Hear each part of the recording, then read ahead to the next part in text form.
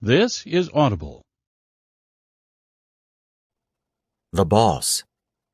Written by Penelope Sky. Narrated by Michael Ferraiolo and Ramona Master.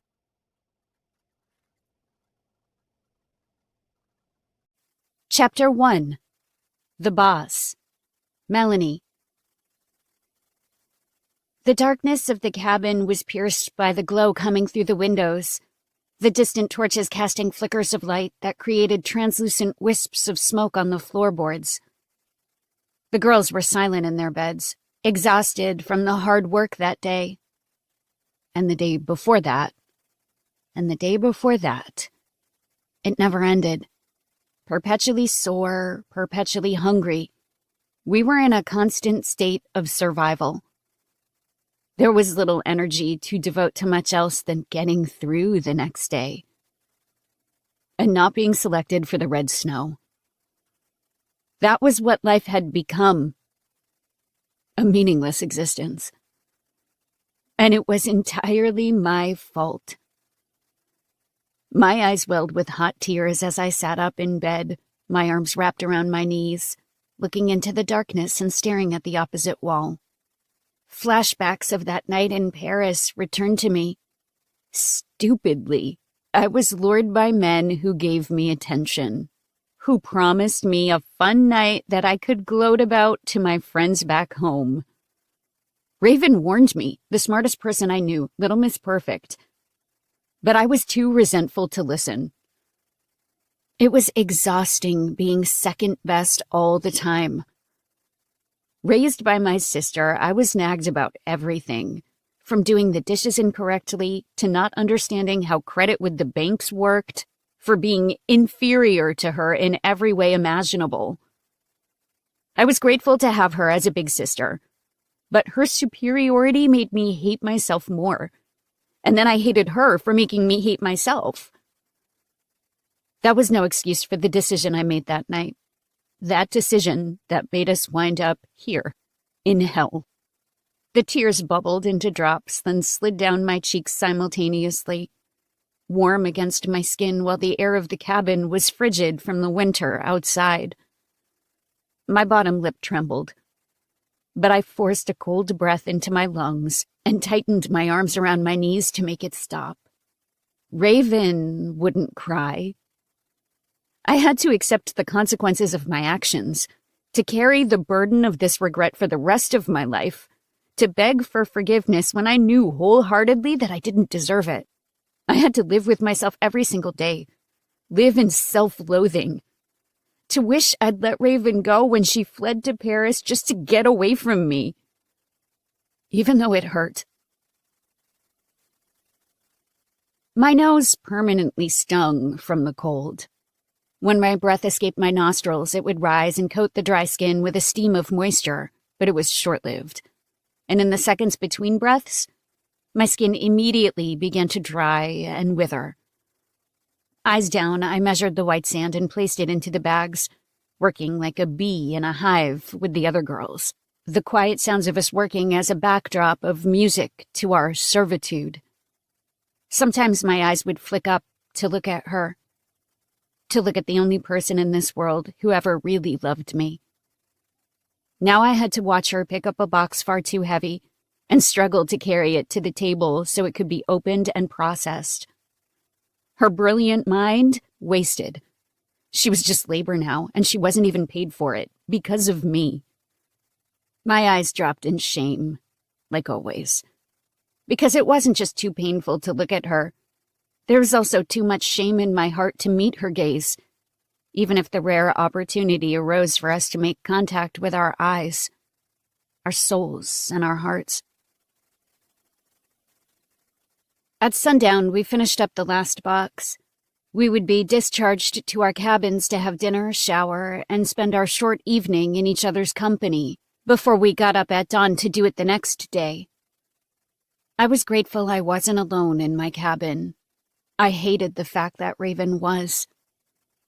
A silent hush fell on the clearing, an abrupt change in energy that was felt by every single person, even though it was unclear what had caused the abrupt shift.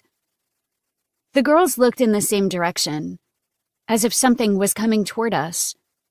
It wasn't Friday, so there was no red snow. Unless there had been a change of plans. Then I saw him. In a black bomber jacket with gray fur down the sides, a man entered the clearing, flanked by his men. He didn't don the guard uniform, and he didn't hide his face. With dark brown eyes and short dark hair that almost looked shaved, he scanned the area with his intelligent and cold eyes. A distinct shadow was on his jawline, the same darkness that filled the shadows in the corners of the cabin. His lips appeared thin because they were pressed together tightly. He carried himself differently from the others, with a sharpness to his posture that made him stand out more than he already did. He was strong, straight-backed, his massive shoulders squeezed in the leather material of his jacket. Tall, muscular, carrying a silent power that reached every corner of this camp. He made his presence known with just his silence, showed his face like he didn't give a damn if we saw it. He stopped in his tracks, scanned the camp, and instead of looking past me the way he did with everyone else, his gaze halted the way his boots halted in the dirt. Right on me. As if tentacles had wrapped around my throat and squeezed, I was unable to breathe. Like a field mouse in the wild, when an owl stared my way, I turned absolutely still in the hope that I would blend into the background. That I would be camouflaged by the girls who surrounded me. That his stare wasn't reserved for me and whatever sinister motives he possessed. The stare continued. My heart raced in my chest, and it felt as if the sound of drums in my ears were suddenly audible to everyone in the clearing, including him. I should drop my gaze and focus on my work. My fingertips still gripped the bag of cocaine I was holding. But I was too scared to do that, literally paralyzed in that moment by that ruthless stare. It was like a spotlight from a chopper, and there was no hope I'd be able to run when that bright light put me on a stage. There was a subtle shift of his eyes back and forth, those earthy colored lenses absorbing information at such an intense rate that he couldn't keep his gaze focused for more than a nanosecond. Furiously, his mind worked, absorbing whatever stimuli flooded his mind with thoughts. Then it was gone. He withdrew his gaze and continued on his path through the clearing, moving past the row of tables and ignoring the stares focused his way from both the guards and the girls. His men flanked him, one on each side, trailing slightly behind him, like he was king of this camp. Or, better yet, the boss. After dinner and a shower, I sat on my bed while most of the girls were gathered near the fire, talking about the encounter with the man with the bomber jacket. Petunia was a veteran of the camp, a 3-year resident. Her life had changed forever when she took a different route home one night. And that was it. She was in her late 20s, strong and able-bodied, working hard every single day to make sure she wasn't next in line for the red snow. He's the boss. I've seen him a couple of times. The boss? Irene had only been there a few months longer than I had. She was still being integrated into this new world of snow-covered cabins, of torchlight that lit the pathways to and from the clearing. The most surprising aspect of the veteran girls was their acceptance. When weeks turned into months, when months turned into years, they molded to this new life, spending their time in the cabin, reading their books, playing their games, like they'd gotten off work after a long day, and were spending the evening at home. There was no discussion of an uprising, of freedom. They didn't even talk about the things they missed, their families and friends, the outside world that was just a few hundred miles away. Raven could never be that way. Not in months, not in years, not in a lifetime. She would never forget the taste of pumpkin-flavored coffee in the fall, the lights of the Eiffel Tower, the picture of Mom on the coffee table in the living room, and she would never forget about me either. and the life I deserved. A life she deserved more. Petunia was in the rocking chair near the fire, drinking a mug of hot cocoa that her guard had given her. Some of the girls had special relationships with the guards, getting extra items through their obedience, or other things. Sometimes a guard would show up in the evening and escort the girls to another location for 30 minutes before he dropped her off again. We all knew exactly why. We just never talked about it. The only way I'd sleep with one of them was in exchange for freedom. But freedom would never be an offer on the table. Petunia spoke again. "He's in charge of the camp." "How do you know that?" another woman asked. Petunia shrugged. "You can just tell." She was right. You could totally tell. Footsteps sounded outside the front door. Heavy boots that announced a pair of guards had shown up to the cabin. It was normally one at a time, so this was unusual. The lock was undone, and then the first stepped inside, scanning the room until his head faced my direction. His face was covered by the garb of the guards, so there was no way to discern his identity. Sometimes I could tell them apart based on their size and mannerisms, but I could never be certain. But I was certain they were looking at me. All the girls turned to follow his stare, to draw the same conclusion. My body tightened in fear because I knew they were there for me, to take me away and remove my consent, to force my servitude in ways I refused to agree to. The fear was like acid in my stomach, but there was no escape from this. This was my punishment for my stupidity, for a situation that could have been easily avoided if I had just listened. "Get your things." He stopped at the foot of the bed. I was still on the bed, still sitting with my knees pulled to my chest, unable to understand the request. The other guard helped himself to my dresser and pulled out my belongings, which wasn't much. He set my boots beside me and dropped my jacket over the bed so I could pull it on. Then they both stared at me. "Why?" The second guard scooped up my belongings into his chest and waited for my compliance. The other just stared. But he never moved to touch me, to try to yank me to my feet and force my obedience, which was odd. When I didn't move, the first guard spoke again. "Because he wants you." I knew who he was. The boss. Chapter 2. A Man of His Word. Melanie.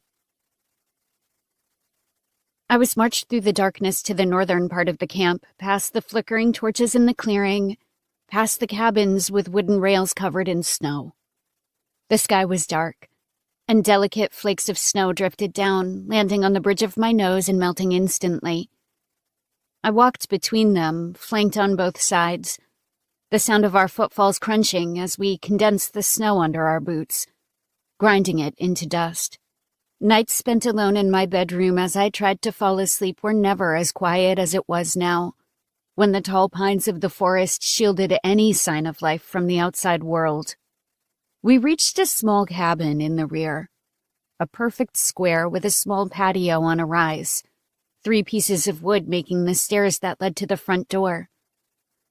There were windows, frosted in the corners from the cold, and a stone chimney that showed smoke rising from the top like it was occupied. The guard opened the door and gestured for me to walk inside. I halted in front of the wooden steps, so afraid that I was actually tempted to run. But there was nowhere to go. To face this sort of cruelty was enough to bring tears to my eyes. To experience my terrible fate before it happened. To become a slave in a new category. It was more demeaning than anything else I'd been forced to do. Crying wouldn't change that. Would probably make him enjoy it more, but I couldn't control myself. I was in utter despair, unable to believe this was my life now. And when I thought about it happening to Raven, it made me cry even more. "Come on," the guard indicated to the door. "Now." I swayed on the spot before I rose up the stairs, passing between the 2 guards and entering the small cabin. My clothes had been placed on the bed. A fire was in the fireplace, and I heard the door shut behind me. Their footsteps never sounded, as if they stayed put. I approached the bed, took a seat on the edge, and then noticed the couch, coffee table, and armchair positioned against the opposite wall. There was an empty bookshelf there as well. In the armchair sat the man I expected to see. The boss.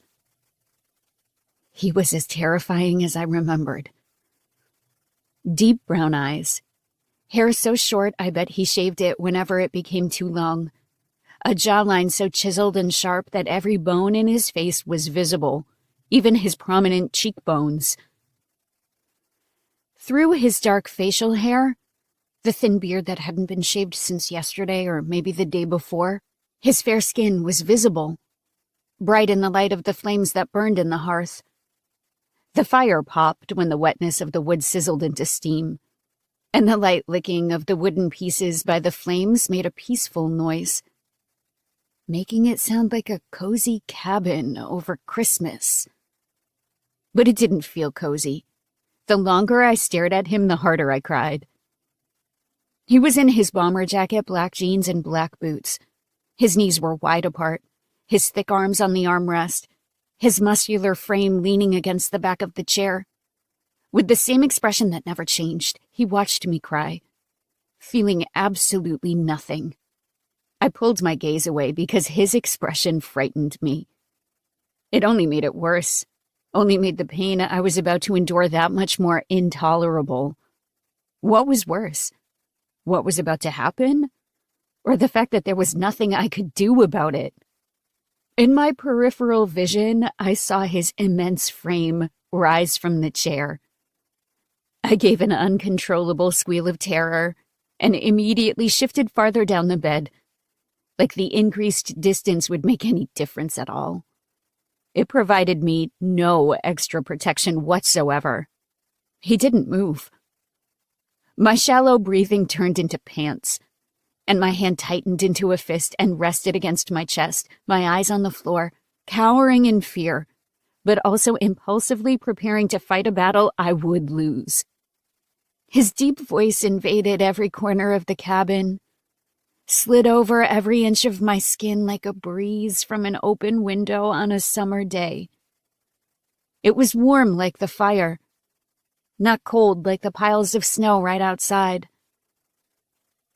"I'm not going to hurt you." I sucked a shuddering breath through my clenched teeth, taking comfort in the promise I had no idea if he would keep. But there was something about him that made his words unbreakable, that gave a high level of credibility. A man like that didn't need to lie, so why would he? But his words could mean less than what I hoped for. He wouldn't hurt me. Didn't say he wouldn't rape me.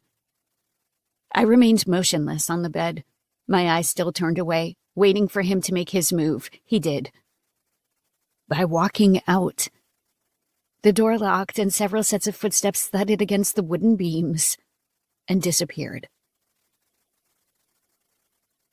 The girls asked questions the next day on the line. Petunia sat beside me, taking the bags I prepared and doing the final measurement before she handed it off to the next person. "Where did they take you?" I kept my eyes down, my voice low, and did my best not to get caught by the guards. A different cabin, I'm by myself now. Why? I'm not sure.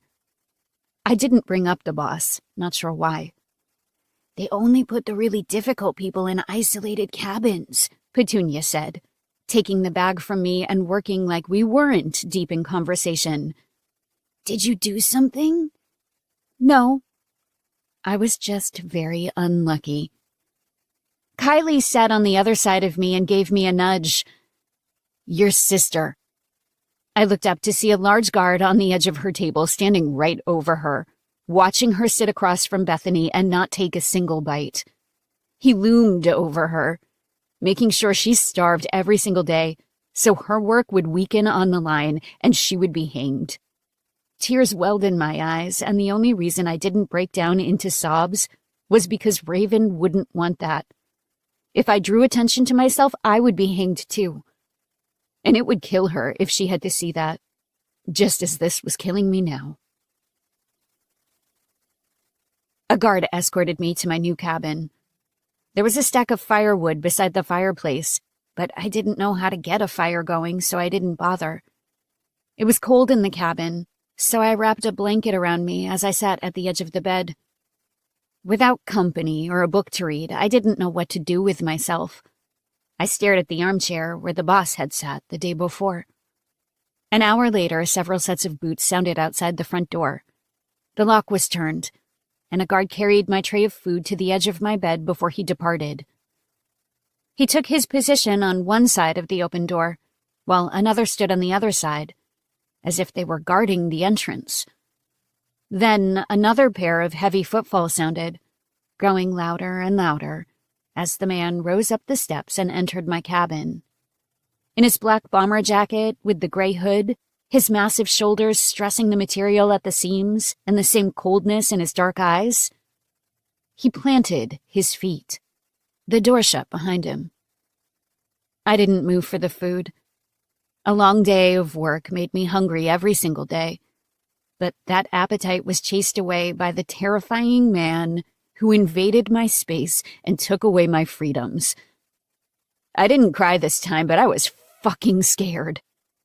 His gaze had the same searing nature as before, like a hot branding iron against my skin. Except his look wasn't warm, but so cold that it burned like dry ice. His jacket was open in the front, showing his black shirt underneath that outlined the discreet lines of his pecs. He was muscular beneath all those clothes, there was no doubt about it, like a bear or something. His invasive look lasted a bit longer before he lowered himself into the armchair across from me, taking the exact same position as before, his hand gripping the armrests, his fingertips curling underneath the wood. His hands were visible, monstrous in size, covered with cords of veins. He hardly blinked as he stared at me, his look constant and piercing, like a knife right between my ribs. Eat. I didn't turn to the tray beside me. I didn't want to drop my guard, not even for a second, even though this would be a match I could never win. My hands tightened the blanket around me, the material covering my appearance and perhaps making me less desirable. You're cold.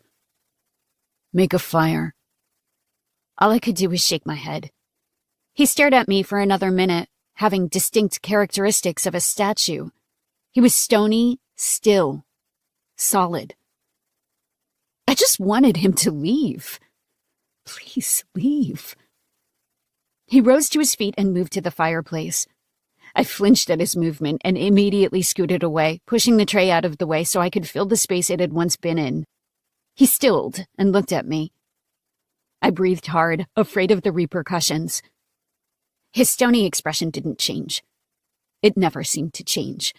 It was impossible to gauge the thoughts of a statue, something lifeless, something created with knives and sharp tools. He continued his movements and grabbed the lighter sitting on top of the fireplace. He bent down, piled the wood into the hearth, lit it on fire, and then stepped back. The flames came alive and immediately filled the cabin with warmth, lighting up the darkness and chasing away the shadows. Except his shadow. He returned to his armchair and took a seat once more. The staring continued. My eyes remained on the floor, waiting for the assault to begin. It never came. 30 minutes of silence passed. My food got cold, but his eyes never strayed from my face. I cleared my throat and forced myself to speak. What do you want? I kept the blanket bundled around me, even though I was actually too warm from the fire.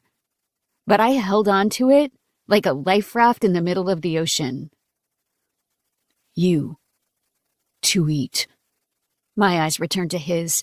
Please, leave me alone. I said I wouldn't hurt you. But that doesn't mean you won't. I couldn't even bring myself to say that disgusting, grotesque word. A word that should be eliminated from society because the act had been eradicated. It should be like smallpox, something that had been wiped from the face of the earth, so it wasn't even discussed anymore. His brown eyes were the same color as the cabin's, a dark, earthy color, with gentle flecks of different colors like gold, amber, and other subtle hues that could be found in the forest. But the intensity of his gaze was not from this world, but deep below, in a place where he would return when his time on this earth expired. I want you. Every word that came out of his mouth was deliberate and simple. He spoke plainly, but very little. But that's not the way I want to have you. Every muscle in my body relaxed a little, holding on to his words like he'd just pardoned me from an execution. I clung to those words, felt the air slowly leave my lungs, felt my eyes close for a brief moment, as the relief I felt entered every single inch of my face. My reaction was uncontrollable, and I could feel the hint of moisture that rose from my throat and entered my eyes. I looked at him again and almost thanked him. But I didn't, because I shouldn't have to. He held my gaze for only a few seconds before it was gone. He then shifted his gaze to the fire. It was the first time he broke contact first. The first time he severed that connection. Eat. Chapter 3. Negotiate. Melanie. Raven was getting worse. With every passing day, she grew weaker. She struggled to carry the boxes to the table, starved until she turned white and weak, a translucent ghost. And there was nothing I could do. I was in my cabin, sitting in the dark and the cold, knowing the boss would visit me once more. He didn't come yesterday or the day before. My food was brought by a faceless guard, and I shivered through the night because I still didn't know how to make a fire. When I tried, I couldn't get the flames to stick to the wood, not the way he could or the other girls in my old cabin had. I knew when he arrived before the door even opened. There were several sets of footsteps. They thudded against the wooden beams as they approached. The door was open, the tray was served, and then the guard took his post outside my room. The boss entered, making the same quiet but powerful entrance as with any time he stepped into the vicinity of other people. His eyes went to the fire first, then shifted to me. He didn't sink into his armchair. The door shut behind him. After several long seconds, he spoke. Why do you not use the fireplace? I was a little less scared of him, so I spoke. I don't know how. I was still in my work clothes because they were a lot warmer than my lounge clothes, and they were warm on the inside from my body heat through the day.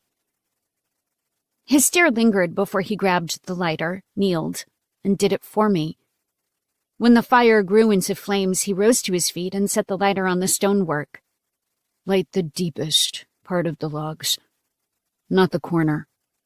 He moved to his usual spot and sank into the armchair, the glow from the flames blanketing his face with golden light.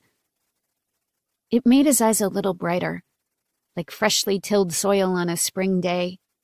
His gaze was reserved for my face. He always wore a stoic and intense expression, but whenever his eyes were on me, it was more pronounced, slight, but deep. He was in charge of this place, had the power to do anything.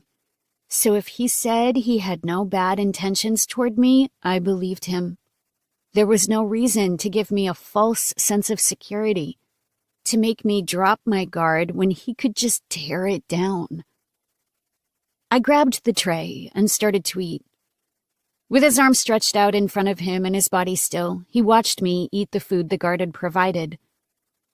A lot of men weren't talkative, but he took it to a new extreme. He seemed to enjoy silence more than a good conversation. I didn't know what else to do besides eat, so that's what I did. I was starving after the long day. We didn't get breakfast. We got 2 meals a day, and that was why the girls slept with the guards to get extra sustenance. I never had much of an appetite, so I didn't need to go the extra mile. The thought of the girls made me think of Raven. She was being starved on purpose, so she would be the next candidate for the Red Snow. I didn't know what had caused the guard to focus on Raven, but knowing her, she probably refused a request or pissed him off, and now she was at his mercy. My mind suddenly became clear as a sunny day after a rain as I looked at him. I have an offer. It seemed to be too much effort for him to react, and his face stayed the same. I'll let you have me the way you want to have me, if you let my sister and me go. His face was a slab of gray concrete. An eternity seemed to pass, and there was no response. A silent no. Okay. If you let Raven go, if I could get her out of here, I would be able to live with myself again. He didn't even blink. Her guard is starving her. I don't negotiate. The look on his face told me the conversation was over. The request had been denied. We were finished. At least I tried. You said you wanted me. Still do. A man had never looked at me like that before. Like he could touch me with just his stare, wrap his fingers around my neck, and slide his hand gently up my shirt over my soft belly when there were 12 feet between us. I just offered you a way to make that happen. That's not how I want to have you. You don't have any other option. He either forced me or gave me something in return. He touched me again with just his look, his big hands in my hair, his body guiding me flat against the bed, his narrow hips sliding between my parting thighs. His weight pressed me into the mattress, and he looked down at me like I was a newfound paradise he would claim in his name. I do. I shook my head. No, you don't. I was terrified to defy him, but the words fluttered out anyway. If he really forced himself on me, I'd just give in and allow it to happen because a fight would be pointless. But knowing that he wouldn't gave me some courage to disagree. He gave me a power that no one else in this camp had given me. I took it and ran with it. He turned his gaze to the fire. I don't need another option. I just have to wait for the option I want. And I will. I worked in the clearing, my fingertips calloused from the constant toil from sunrise to sunset. With our heads down, each one of us worked as if our lives depended on it, because they did. It was Friday. That meant someone would be selected. I hoped it wasn't Raven. Everyone looked up when they saw the boss approach, flanked by his men, striding through the clearing, carrying his massive shoulders beneath his bomber jacket. His breath escaped his nose as he exhaled, creating a cloud of white smoke in front of him. His eyes didn't land on me until he began to pass. He looked at me just as he did in the cabin. The look lasted a moment before it was gone, and he departed. All I should feel was relief at his departure. But there was a flare of disappointment. Ever since he'd taken an interest in me, the guards stopped manhandling me every time they escorted me anywhere. They didn't say a word to me either, didn't taunt me. I'd clearly been designated as off-limits, and I suspected that respect would continue even when he was gone. My nights in the cabin gave me a bit of normalcy, where I had the power to make decisions that were accepted. I shouldn't feel grateful for that, not when he was the reason this camp existed in the first place. But I was. Night descended. My worst nightmare began. Torches were lit. The noose was readied, and the block was set in place for the next victim. The executioner made his way down the aisles, staring down all the women who kept their heads bent in the hope that they would escape his notice. Not Raven. Not Raven. I didn't want anyone to die, but if it had to be someone, please, not her. Then she stood up, The executioner wasn't even in her aisle, but he stopped to turn to her. "No, Raven, stop." Raven stared him down fearlessly, as if she wanted death to come. "I'm the one you want, so let's cut the shit." "No." Tears sprang to my eyes, and I instinctively rose to my feet. Petunia yanked me back down. "There's nothing you can do for her. Stop." All I could do was mask my tears with quiet whimpers, feel the warmth of the liquid coat my cold cheeks. The executioner marched her to the block, secured the noose around her neck, and his eyes shone with mirth, as if claiming the life of someone who deserved to live more than the rest of us were some kind of accomplishment. If only the boss had accepted my offer. "Don't look." Petunia turned my face to her to shield me from the pain. "I'll tell you when it's over." I could hear the moment Raven's weight dropped, hear the tension of the cord, but I didn't hear a sound come from her. I held on to Petunia and sobbed, knowing that my sister was about to be gutted because of me. Because of me. "Stop!" A man's voice rang out in the clearing. I immediately turned away from Petunia to see something I never expected. A guard cut her down, told off the executioner, and saved my sister's life. My fingers wiped the tears from my cheeks as I watched the rope be cut from between her wrists. What? There was a mark around her throat where the rope had burned into her skin, and she coughed into the snow, trying to catch her breath after nearly suffocating. When the guard was finished berating the executioner, he leaned over and extended his hand to her, like they were equals. The look in her eyes was one I'd never forget. Like she was looking at more than her savior, but her friend. "She must be sleeping with him," Petunia whispered, "and it paid off because he just saved her life." When I returned to my cabin, my body was numb. I didn't even see what had happened. Didn't lose my sister. But the incident was traumatizing nonetheless. The guard opened my cabin door and ushered me inside before he shut the door behind him. I stood in the middle of the cabin and looked at the fireplace. The stonework wasn't cold, gray, and dark.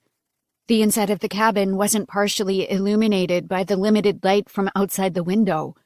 It was bright and warm. A roaring fire burning in the fireplace, waiting for me. The room was cozy, like it had been burning for a while. Like it had been set up just for me. When the boss left the camp, nothing changed. He still had dominion over the place, even in his absence. There was no red snow that night. My sister was spared, but not because of me. When he returned and heard the events that transpired, would he execute her? If he really wanted me, he knew he would have no chance if killing her was his decision. A blizzard came into the camp, a powerful wind that blew a storm of snow that blanketed the grounds with small mountains that were impossible to circumvent. It was impossible to work in the conditions, so we remained in our cabins until the worst had passed. When it did, we were handed shovels and told to get to work. We were spread out everywhere, digging into the snow and carrying the powder to the edge of the clearing. I copied what the other girls did, but I'd never held a shovel in my life. It was heavy and cold, even through my gloves, and my entire back was sore from the work. I was used to sitting in the clearing and doing processing tasks with my hands, not real work like this. Like this. Raven appeared beside me and shoved the shovel into the snow, stepped on it with her foot, and then scooped up a pile of powder. I slowly straightened as I examined her, looking at her neck and the small opening between the metal of her zipper. There were hints of redness, but the bruising had disappeared considerably. She held my look for a moment before she moved. "Keep working, Melanie." I gripped the shovel hard because all I wanted to do was hug my big sister. I wanted to apologize 1,000,000 times, to tell her I wished it had been me instead of her. But there were guards everywhere, and we were never allowed to be near each other except for a random occasion such as this. I did as she taught me and scooped up a pile of snow. We walked together to the edge. I threw the snow onto the growing pile. "You okay?" "I'm fine." She spat out the answer like it was an automatic response. Even if she wasn't fine, she would never admit it, not even to herself. "What about you?" She turned her head to look at me, her brown hair pulled back in a bun, her blue eyes fathomless pools of pain that reached deeper than the deepest ocean. The boss immediately popped into my mind. The man who'd taken one look at me before he'd claimed me for himself. My new residence was an upgrade compared to the old one, but without company. I spent my time in solitude, and that was a lonely experience. Maybe he did that on purpose, so I would actually look forward to his visits. "Yeah, I'm fine." Chapter 4. Shall he? Fender. Nightfall. I entered the camp with my men on either side of me. Torches lit the pathways through the cabins. A storm had passed over the Alps and blasted the setup, but it had been shoveled back to its original form. My eyes scanned as I moved, making sure the place was run to my expectations. It was quiet after a long day of work, the girls locked in their cabins, the drugs safely stored in the guard's cabin. I gave no warning of my visits. There were days when I left, only to return the very next evening, just to remind my guards that this was my camp, not theirs. Their lives were just as expendable as a pig on a goddamn farm. One of my men led my horse by the reins, while the other carried my bag as I was escorted to my quarters. I halted in the clearing and turned my attention to the little cabin in the north, where a glimpse of the firelight was visible through the frosted window. I redirected my route to her cabin. "My dinner will be served here." Silently, the men attended to my horse and carried my belongings to my residence. My boots crunched against the packed snow as I passed through the light of the torches. My eyes focused on the front door of the little cabin. A shadow emerged from the right, but I continued my pace without bothering with a glance. There was no red snow. Magnus stopped it. It was the executioner in the guard's uniform, his face visible because the women were locked away in their cabins. I stopped in my tracks, but my eyes remained on my target. There's nothing that happens in this camp that I'm unaware of. I turned my head to stare him down, to dismiss him from my presence. "You should know that by now." He gave a curt nod, then excused himself. I continued on my way, approaching the little cabin that held the woman who'd caught my attention the instant I laid eyes on her. The light brown hair, the bright blue eyes, the fair cheeks that were as white as the bones of winter. My route was interrupted once more. "Fender." White smoke left my flared nostrils as my right boot rested on the bottom step of the stairs.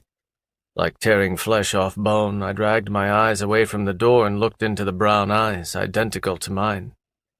His hood was pushed back, his short hair tousled from the wind and the cold, his lithe and athletic body leaner than mine, but packed with a speed I could never produce. White smoke left his nostrils too, increasing in intensity as our eyes held each other. "Return, Melanie." French.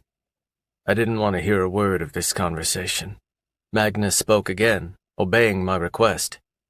"Return Melanie to her cabin." He was the only one who could speak plainly to me, who could say or do anything and escape my cruelty. They say water could be as thick as blood. A lie. Blood was always thicker than water. There was no man who could earn more loyalty than Magnus had as his birthright. "That's rich." His brown eyes shifted back and forth as he held my gaze, the quiet night acting as a buffer around us. "Raven is our best worker. That's not the reason, and I don't care what the real reason is. Like the rest of the guards here, Magnus had found a concubine to facilitate his needs while he was away from his French whores. His shoulders tensed as a long trail of vapor left his nostrils. No woman is worth making enemies, Magnus. I turned away and put my weight on the bottom stair. "Fender." I turned back to look at him. "Let her go." He tried again, even though it was pointless to argue with me, but this woman must have clawed her nails deep into his back. I left the step altogether and came close, my breath moving into his face. "What did I just tell you about making enemies, brother?" It was an idle threat. We both knew it, but I wanted him to give up his endeavor. "This is not who we are." He continued to stand his ground, continued to defy me, like a fucking idiot. "Our ideologies have always been very different. They will remain different." Magnus stayed for another moment, eyes locked onto mine, the vapor dissipating from his nose at a slower pace, a sign of defeat. He abruptly turned and walked off, disappearing into the darkness. I rose up the steps, unlocked the door, and stepped inside. Melanie hadn't been expecting me, judging by the stark white paleness of her cheeks. She was in her lounge clothing we provided, a black tank top with gray pants. Her hair was slightly damp, like the fire hadn't dried it fully since she'd stepped out of the shower. With no makeup on her face, her skin was a blank canvas of artwork. Subtle freckles like stars, lips full and curved like a bow. Beautiful long hair that didn't need hours of preparation and product to shine. She slowly scooted to the edge of the bed as she kept her eyes trained on me. I dropped my jacket and threw it over the couch before I sank into my armchair, planting my feet wide apart. One elbow propped on the wooden armrest so my fingers would cup my chin. It had been a long ride on horseback, and while the tense muscles of my back craved a shower and a soft bed, this beautiful woman was the first thing that required my attention. My hungry eyes needed to soak in her appearance, to remind myself that she was real, that her memory when I was away wasn't an exaggeration. She was still as I stared, staring back at me. The door opened and the guard set my dinner on the coffee table, along with a tall glass of scotch. He silently excused himself, not looking at Melanie because I'd threatened to emasculate every man in this camp if they so much as glanced at her. I scooted forward, pulled the coffee table toward me, and then proceeded to cut through my well-done steak and take big bites before moving to the roasted potatoes and grilled asparagus. She watched me eat. I cut into a piece and held up the fork to her. She eyed it before she switched her gaze to me. I turned the fork in my fingertips and extended it to her. As though she thought it was a trick, she remained reluctant, but then she left the bed, came the closest to me she'd ever come, and placed the meat in her mouth. She chewed slightly, a flash of pleasure coming into her gaze as she handed back the utensil. The girls were fed well so they could work well, but they weren't given steak. I was the only one who was. She sat at the edge of the bed again, this time looking at the fire. I ate my dinner, wiped the plate clean, and then took a deep drink of the scotch, letting that familiar burn ignite, then subdue my nerves. I extended the glass to her in offering. She shook her head. I finished it off. "Please don't punish my sister." Her hands were together in her lap, but she held her back straight as she sat at the edge of the bed, like a Parisian noblewoman. Watercolor paintings were hung in my residences, fine pieces of art that showed French aristocracy, and beautiful lords and ladies were on display. That was exactly what she reminded me of, one of those gorgeous women who should be preserved in an oil painting created by an artist talented enough to capture her surreal beauty. I could stare at her for hours, but always find something new to appreciate. The length of her slender neck was engrossing. The way her collarbone sat on her frame, the way her chin was so sharp in her face that it made a prominently curved line, showing just how perfect every angle of her profile was. My art collection had started as a status symbol, an ode to my noble roots, a history that filled my walls and reminded me of what I'd reclaimed. But in time, I'd begun to appreciate those multi-million-euro paintings, begun to appreciate the famous artists whose work filled my homes and apartments, and that made me appreciate this one-of-a-kind woman. Her work clothes were unflattering, her hair was pushed out of her face so she could focus on her tasks meticulously, and her skin was bloodless because of the cold, but somehow she made Parisian models look like trolls. She made my whores unremarkable. Please. The desperation in her quiet voice brought me back to her request. I don't think about your sister. I was well aware of the situation because I'd been briefed. The situation was over now. Nothing left to think about. She inhaled a breath of relief as she played with her fingers in her lap. Thank you. For the fire. I relaxed into the armchair with my fingers wrapped around my glass, choosing to spend my evening winding down to the presence of her beauty, the sweet sound of her gentle voice, pondering how I would have her when she wanted me to have her.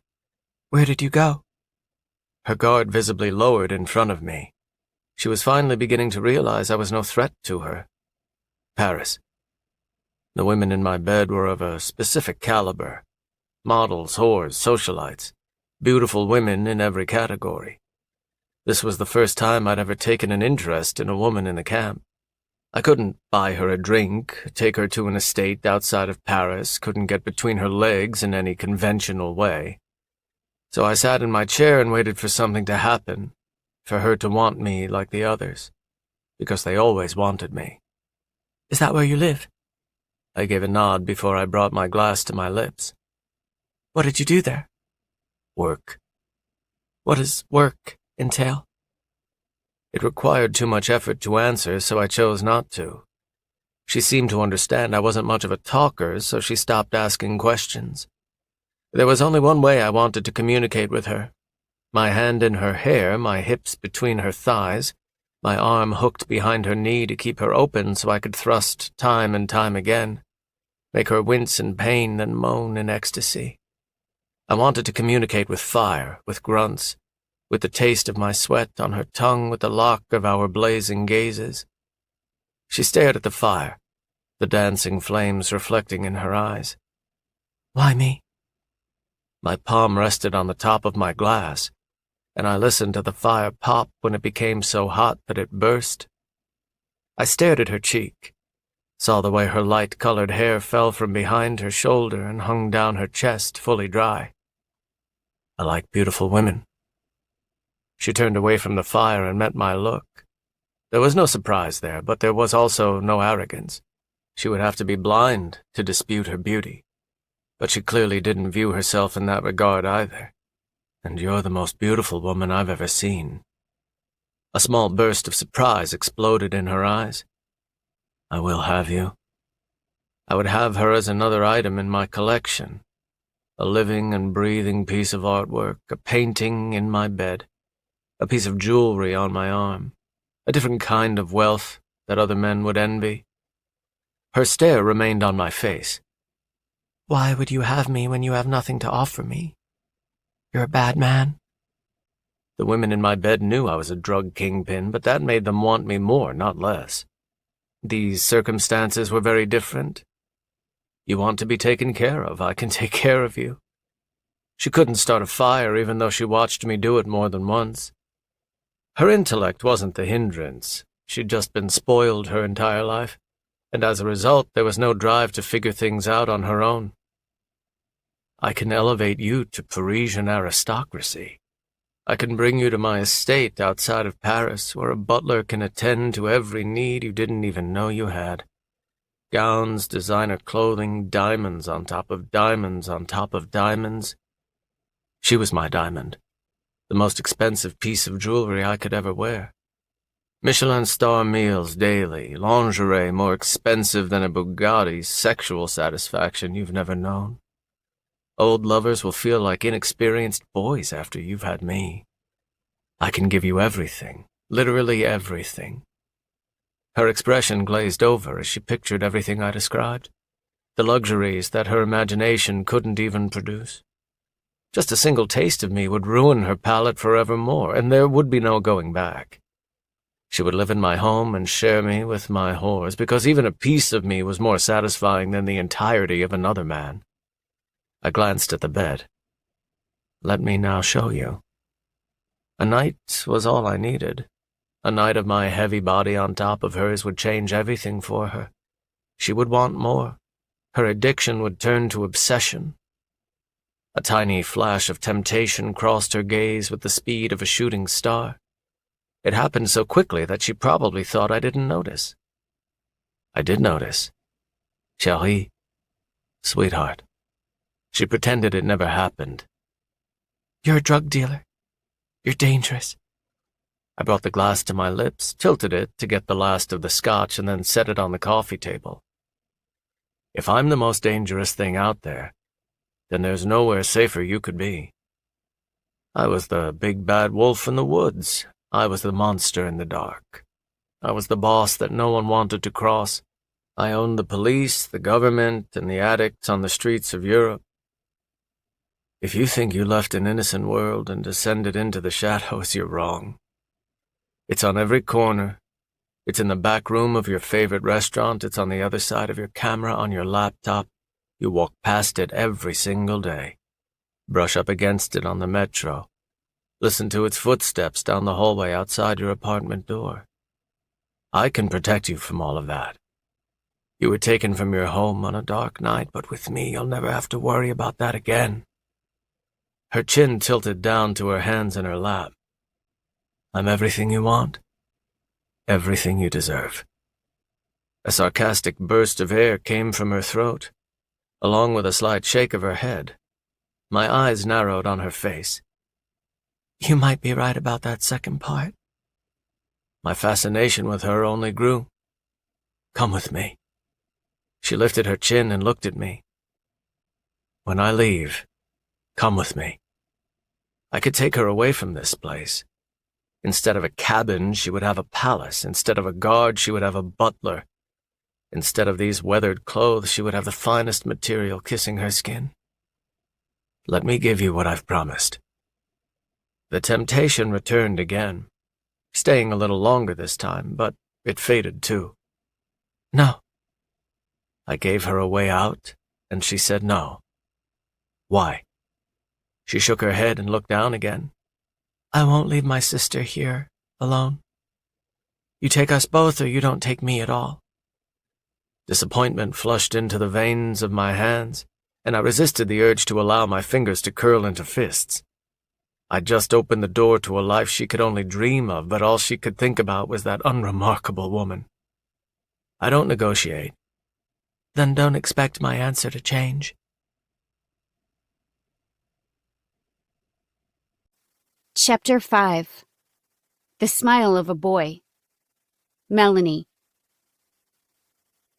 Days blurred together. Just like when the wind kicked up and blew snow everywhere, it made our surroundings blurry.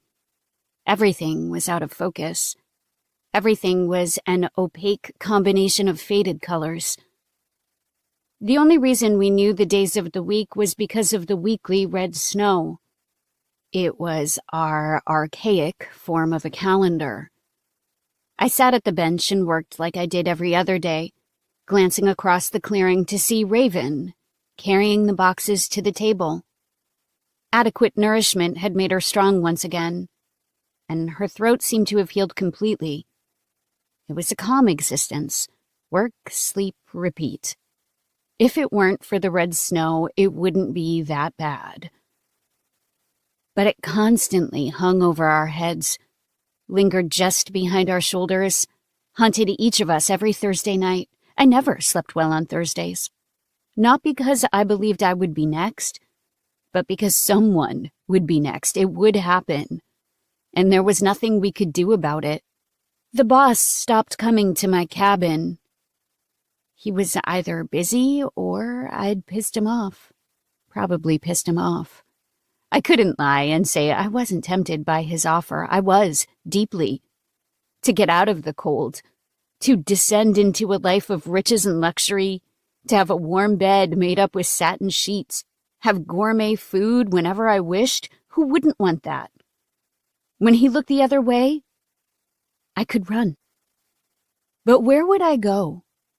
Even if I never ran, it was better than being here. But I could never leave my sister behind. I could never enjoy any of the amenities he described when I knew she was stuck out here, her only ally the guard who seemed to care whether she lived or died. There was nothing I could do for her. I should just take the offer and run. But I'd rather work my hands bloody every day in the cold and look up to see my sister there, to see her face. Another blizzard came into the camp, howling outside the cabin with shrieks that couldn't be drowned out by the fire. Every day after work, my fireplace was roaring with flames. My dinner was delivered, but it was different from what I used to have. It was steak, potatoes, corn, asparagus, fresh bread, a glass of wine, and a slice of pie. I imagined he was eating the same thing, so we were still connected even when he didn't come to me. He tempted me with breadcrumbs, with fine delicacies the other girls could never have. The guards couldn't even have them. I continued to work in the clearing, but I felt like one of the most powerful people in that camp. I was never touched. The guards never looked at me. My cabin was always prepped for my arrival, and he continued to prove that he could give me so much more, if I said yes. When the blizzard passed, I was given a shovel and put to work with everyone else. Digging the shovel into the snow and hauling the powder away was much more physically demanding than sitting on the bench and processing the cocaine. So I dreaded doing it. It gave me a workout that I'd never had in my life, leaving me sore for 2 days afterward. Hours into the day, Raven found me. Discreetly, she came closer and closer, moving into earshot. "You okay?" She always checked on me first. "Yeah, I'm fine. What about you?" I got a pile of snow in my shovel and carried it to the edge while she did the same. "I'm going to get us out of here, okay?" I believed my sister was capable of anything, even the impossible. But I didn't believe that. I kept my mouth shut because I didn't want to sabotage her hope. It was probably the only reason she was still going, the fantasy of freedom. "I've been gathering supplies. When I've got everything, we'll go." I did my best not to have a reaction, so the guards wouldn't realize we were talking. "Raven, what do you mean? We're going to run for it, okay?" "Run where?" I dropped my head as I shoved the shovel into the snow, covering my reaction by letting my hood tilt, then cover the back of my head. "We're in the middle of nowhere. We'll die out there." I heard a bell. "A bell?" "Yes. On the wind.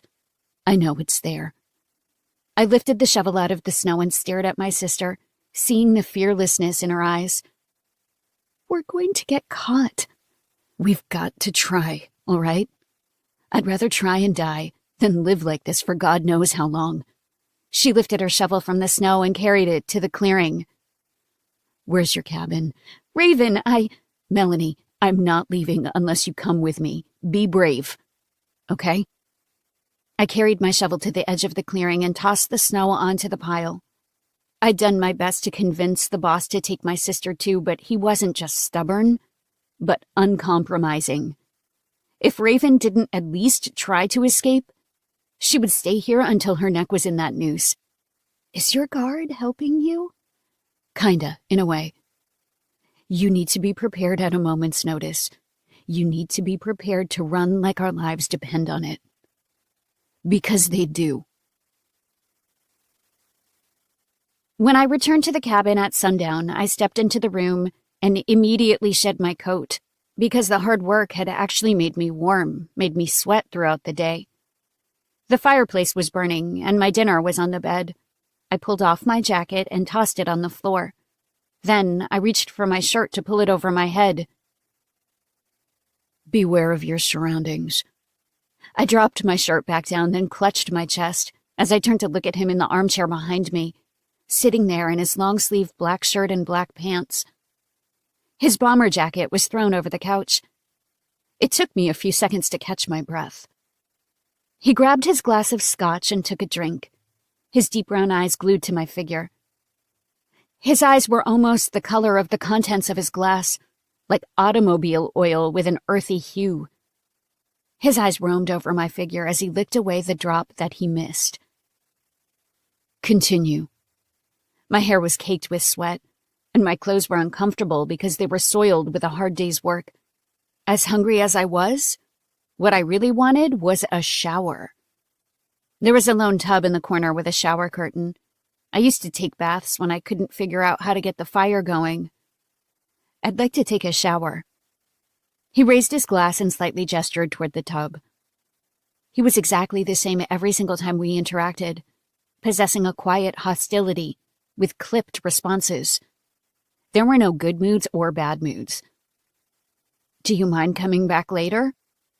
His only response was taking a drink of his scotch. Then can you at least look away? No. I released an annoyed sigh, because I was so uncomfortable in my own skin that I really wanted to rinse off. He drank his scotch and watched me. I grabbed my towel and did a quick change, dropping my clothes next to my bed, then moving to the tub, a black towel wrapped around my body. I turned on the shower head and waited for the water to get warm. He held his glass but didn't take a drink, his eyes piercing me like my appearance in that towel was enough to fuel his attraction. His desire was palpable, somehow in the air like the steam from the shower. It was just a piece of cotton, but he looked at it like it was lingerie. I got behind the curtain and draped the towel over the edge. The warm water hit me, and I felt all my muscles relax with the heat. Felt the clumps of sweat leave my scalp and the roots of my long hair. With the curtain closed shut, I could forget he was there. Have a moment to myself after the long day. When I was finished, I dried off as best I could before I grabbed the clothes I brought with me. I put on the gray pants and the black tank top before I wrapped my hair in the towel. Then I opened the curtain and stepped out. His look had only intensified in the meantime. His eyes were borderline angry, and one of his hands had tightened into a fist on the armrest. It was so startling that I actually stilled before I continued to move to the bed. His eyes followed me. I sat on the edge, then combed out my wet hair so it would be free of tangles.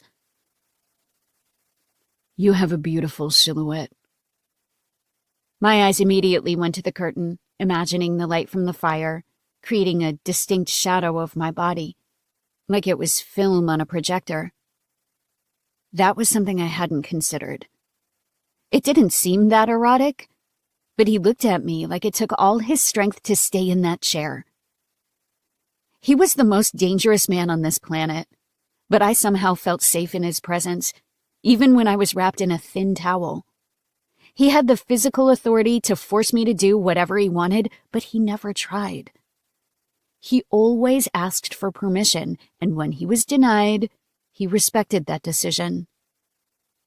He was the reason I was there in the first place, but he also gave me more power than anyone ever had in my life.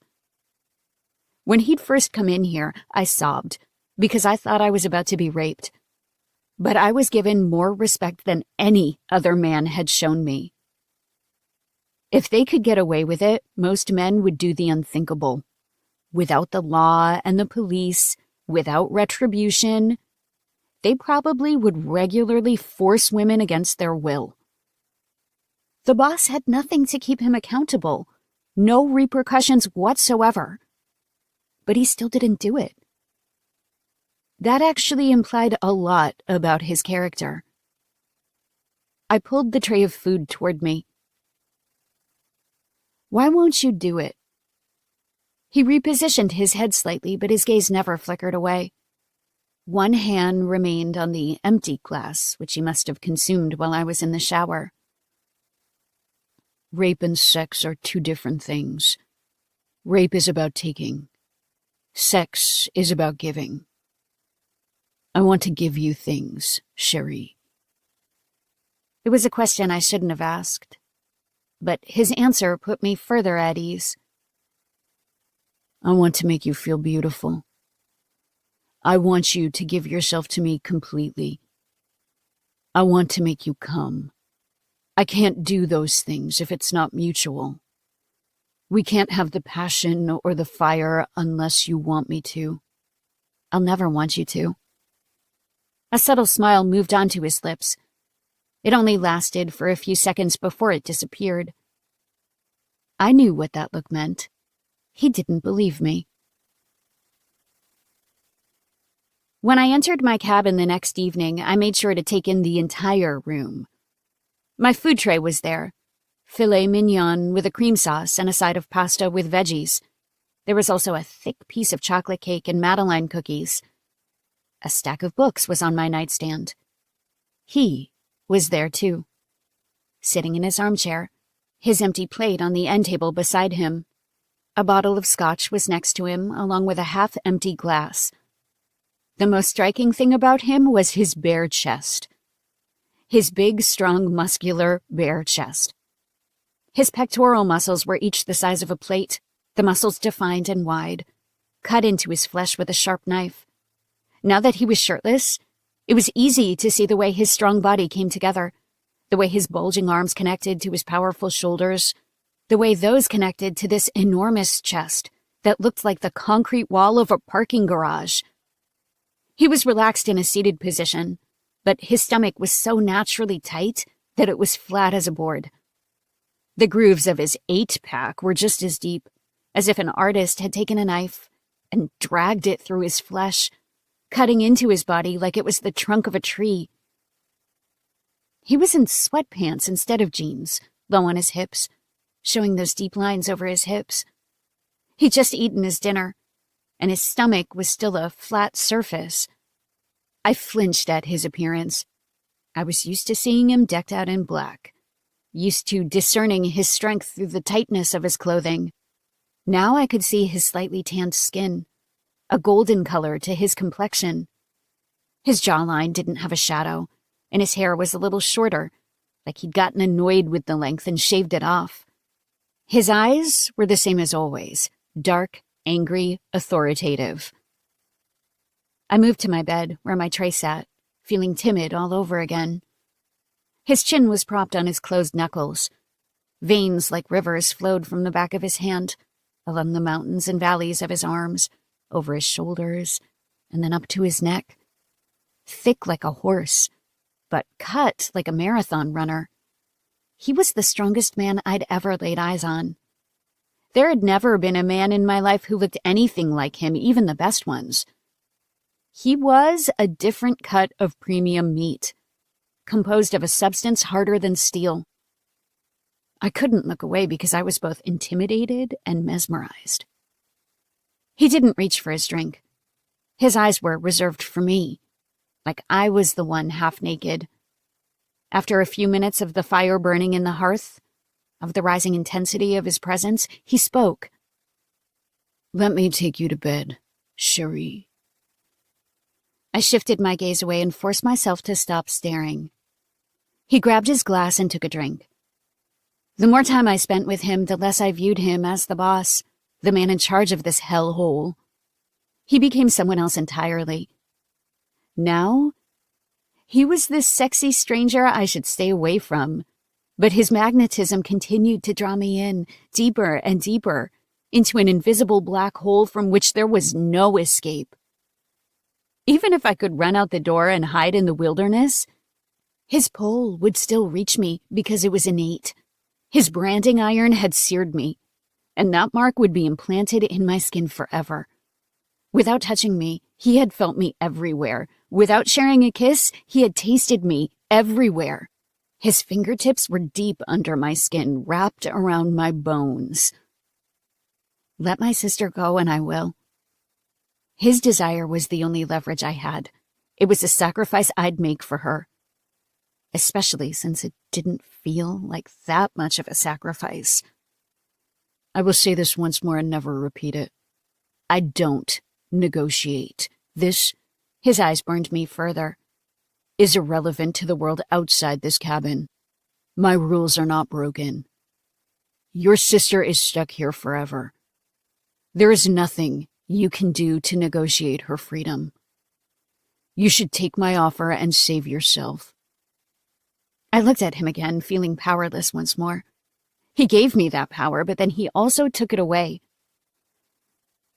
Why would I want to bed the man who's keeping my sister captive? She was never a target of the hunters. You were.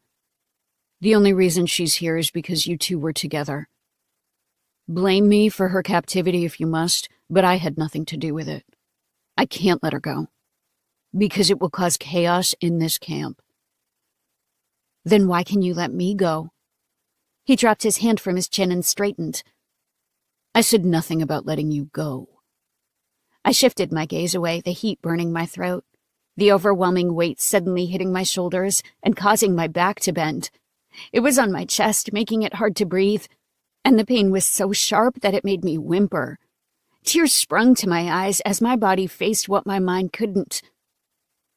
She would never forgive me. And she shouldn't. My hand cupped my mouth as I started to cry, seeing the flames begin to blur as the moisture coated my vision. Flashbacks of that night came back to me with the two men who'd bought my drinks throughout the night, and Raven standing there telling me not to go. I basically told her to fuck off. Girl, you need to chill. Your mind is playing tricks on you. I cried harder, remembering the look on her face as I said that. Stop telling me what to do. I'm a big girl who doesn't need you to take care of me anymore. Her response to that sealed my fate. Because then I just went with them out of spite. Obviously, I still do need to take care of you, because these guys have psycho written all over them, and you're too stupid to see that. I'm sick of this shit, Melanie. I'm sick of you making stupid decision after stupid decision. I'm telling you. I saw that motherfucker outside our apartment, and he's gonna put you in an oil barrel or something. There's a million guys out there. You'll find someone new tomorrow. I covered my face with both hands, sobbing harder, hating myself more as the memory haunted me. The bed dipped beside me, and the air was instantly different. It smelled like pine, like fresh air, like the woods after a rain. He was on the opposite of the fire, but he brought his own heat as if he were engulfed in flames. Cherie. He didn't touch me, kept a foot of space between us. I was swallowed whole by my pain. I wished my next breath would be my last. Cherie. His hands gripped my wrists and pulled them from my face. What did I say? He leaned toward me, closer to me than he'd ever been before. Tell me what I said. He grew more demanding as I didn't answer, even angry. It's all my fault. I pressed my eyes tightly together, so more tears squeezed out. She tried to save me, and I wouldn't listen. She tried to warn me, but I was a fucking brat. I'm the reason she's here, and she won't. She won't forgive me. I lowered my wrists to my thighs where his hands remained, 3 times the size of mine, exerting the gentleness of a feather, like he knew exactly how to touch someone so delicate. His coal-colored eyes looked at the side of my face, drilling deep into my core. The light from the fireplace brightened his face, sharpening the lines of his jaw by deepening the shadows behind the edges. I've tried to apologize a few times, but she won't hear me out. I gave a loud sniff, then reached for a napkin on my tray to blot the tears away. The material balled up in my closed fingertips. She's right about me. She's always been right. It made me angry with her, made me resentful, not because she was wrong, but because she was right. And I hate that she's right. Right about what? I gestured to the fire. That I'm worthless. That I always need someone to take care of me. That I'm an idiot who constantly makes bad decisions, so I need someone to make decisions for me. Doesn't mean you're worthless. Means you have a different kind of worth. I patted the napkin against my cheek, absorbing the final trail of tears. I can take care of you. My eyes stayed on the fire, his hands cupped underneath mine, letting mine rest inside his like they were pillows. You will never feel worthless with me. He moved his face to the crook of my neck, his warm lips coming into contact with my skin. A soft kiss was pressed to my flesh, the same gentleness he showed with his hands. He let his mouth linger a while before he shifted upward into my hair, smelling me, breathing against me. He turned a little bit more and pressed a kiss to the shell of my ear. I closed my eyes and automatically interlocked our fingers. I was at the beach, and my fingers dove into the soft sand, the grain surrounding me until I was buried. His hand gave me a gentle squeeze in return. The events of our lives that shape who we become are out of our control. Accept who you are. That's hard to do when I'm the reason she's here. She's the one who decided to be responsible for you. Never should have taken on the role if she couldn't handle every aspect of it. My eyes started to water again. I knew she moved to Paris to get away from me, so I kind of forced my visit just to be spiteful. It hurts that she moved to another continent just to be rid of me. I meant to confront her about it, but I never did. He was now my confidant, my friend, the man who held my hands and listened to me cry. He was the only person who accepted me as I was, the exact opposite of Raven. His hands continued to cradle mine, keeping them warm next to the fire. If I hadn't been a brat, she would still be in Paris drinking her coffee and going to school. But like always, I came in like a fucking hurricane and destroyed everything. Being trapped in his camp gave me time to self-reflect in a way I never had before. It forced me to look inward, to pick myself apart and acknowledge all my flaws, my mistakes. I like hurricanes. My eyes left the fire, and I slowly turned to look at him, to see his face so close to mine that his gentle breaths spread across my skin. Instead of pitch-black darkness of space, his eyes were warm like coffee, the fire highlighting the little flecks of gold in his gaze. Tornadoes, earthquakes. I like them all, and I can handle them. He came a little closer, then purposely looked down at my lips. Like they were my eyes, he gazed at them with the same intensity. His hand left mine, then gently grazed my cheek, before sliding into my hair, pulling it back from my face so he could see all of me, take in the watery eyes, the blotchy cheeks, my ugliness. His eyes lifted to mine. Let me handle you. My mind was empty of consciousness, and I felt like part of the elements. I felt like the fire, the air, the snow on the ground outside. There was a contentment to my heart that felt so comfortable, a peace that was stronger than an entire bottle of wine. My hand rose automatically, and with my fingertips outstretched, I inched closer to him, like I was feeling for something in the dark. My palm flattened against his strong chest, hitting a slab of concrete that had been sitting in the summer sun all afternoon. A rush gave me a nanosecond of vertigo, because so much was channeled into my body at once. Lust, desire, raw and unbridled attraction. But there was more. Safety, security, peace, trust, friendship. How could I trust this man when he was the reason I was there? How could I have complete faith in his word when he broke the law? How could I feel this? Now his eyes were dark again, the restraints in his gaze tightening as he resisted. His breathing sped up, his breath blanketing my face more often, his chest rising and falling at a quicker rate. But he continued to give me all the power. The final say in the matter, a no, while it would make him flush with disappointment, would also make him depart. My hand slid up his chest to his shoulder, feeling the mountains of muscle there, the hot skin. My fingers slid down his arm over the individual hills, valleys, and the rivers of his veins. My hand followed one vein in particular, tracing it all the way to the hand that was sunk into my hair. His stare was unmoving like the mountains, as if time had paused and everything was frozen.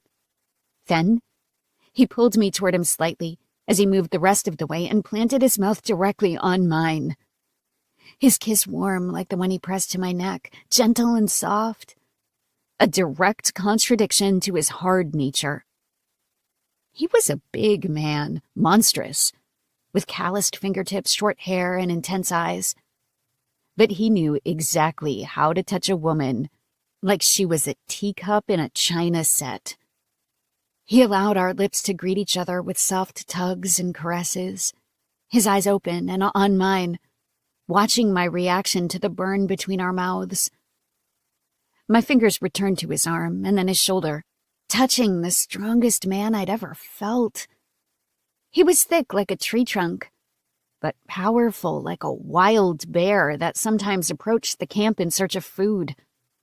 His kiss deepened, his hand fisting my hair, giving me a breath that expanded my lungs. His head turned left to right, taking my mouth at different angles, giving me purposeful kisses that he'd practiced in his mind as he'd sat across from me in that armchair. When his tongue met mine, it started off gentle, too, getting to know my mouth little by little, his breathing increasing the more acquainted we became. The sound of the fire drowned out the sounds of our kisses and breaths, but soon it faded into the background as our passion cupped our ears like headphones, throbbing like the bass from a loud concert. He lowered me to the bed as he moved on top of me, pressing me into the thin mattress with his immense weight, dwarfing me with his size. He pulled his mouth from mine and looked down at me. His eyes quickly shifted back and forth between mine, his gaze dark once again, with a burning intensity that almost made him appear angry. With a single arm, he scooped me up by the waist and repositioned me on the bed, so my head hit the pillow at the top. The world faded away, and it was just the two of us. I watched him stare at me in a way a man had never stared at me before. It made me feel transparent, like he could see completely through me, see my heart, my flaws, my shortcomings, and didn't care about the information he found. Whatever I lacked, he would provide. I didn't think about anything except the two of us, in this moment, man and woman. His hand slid underneath my top and lifted it as he planted his face against my belly, kissing my soft stomach, dragging his tongue over it as he moved farther up, to my chest, and then the area between my tits. His hand spanned my entire stomach, could crush me if he decided to squeeze. My eyes naturally closed at his touch, because I'd never been worshipped by a man like this, as if every part of my body deserved to be kissed, as if there were more to my body than the area between my legs. The bed dipped farther and farther as he positioned his weight directly on top of me, his hand pushing my top higher until it rose above my breasts and revealed my large tits.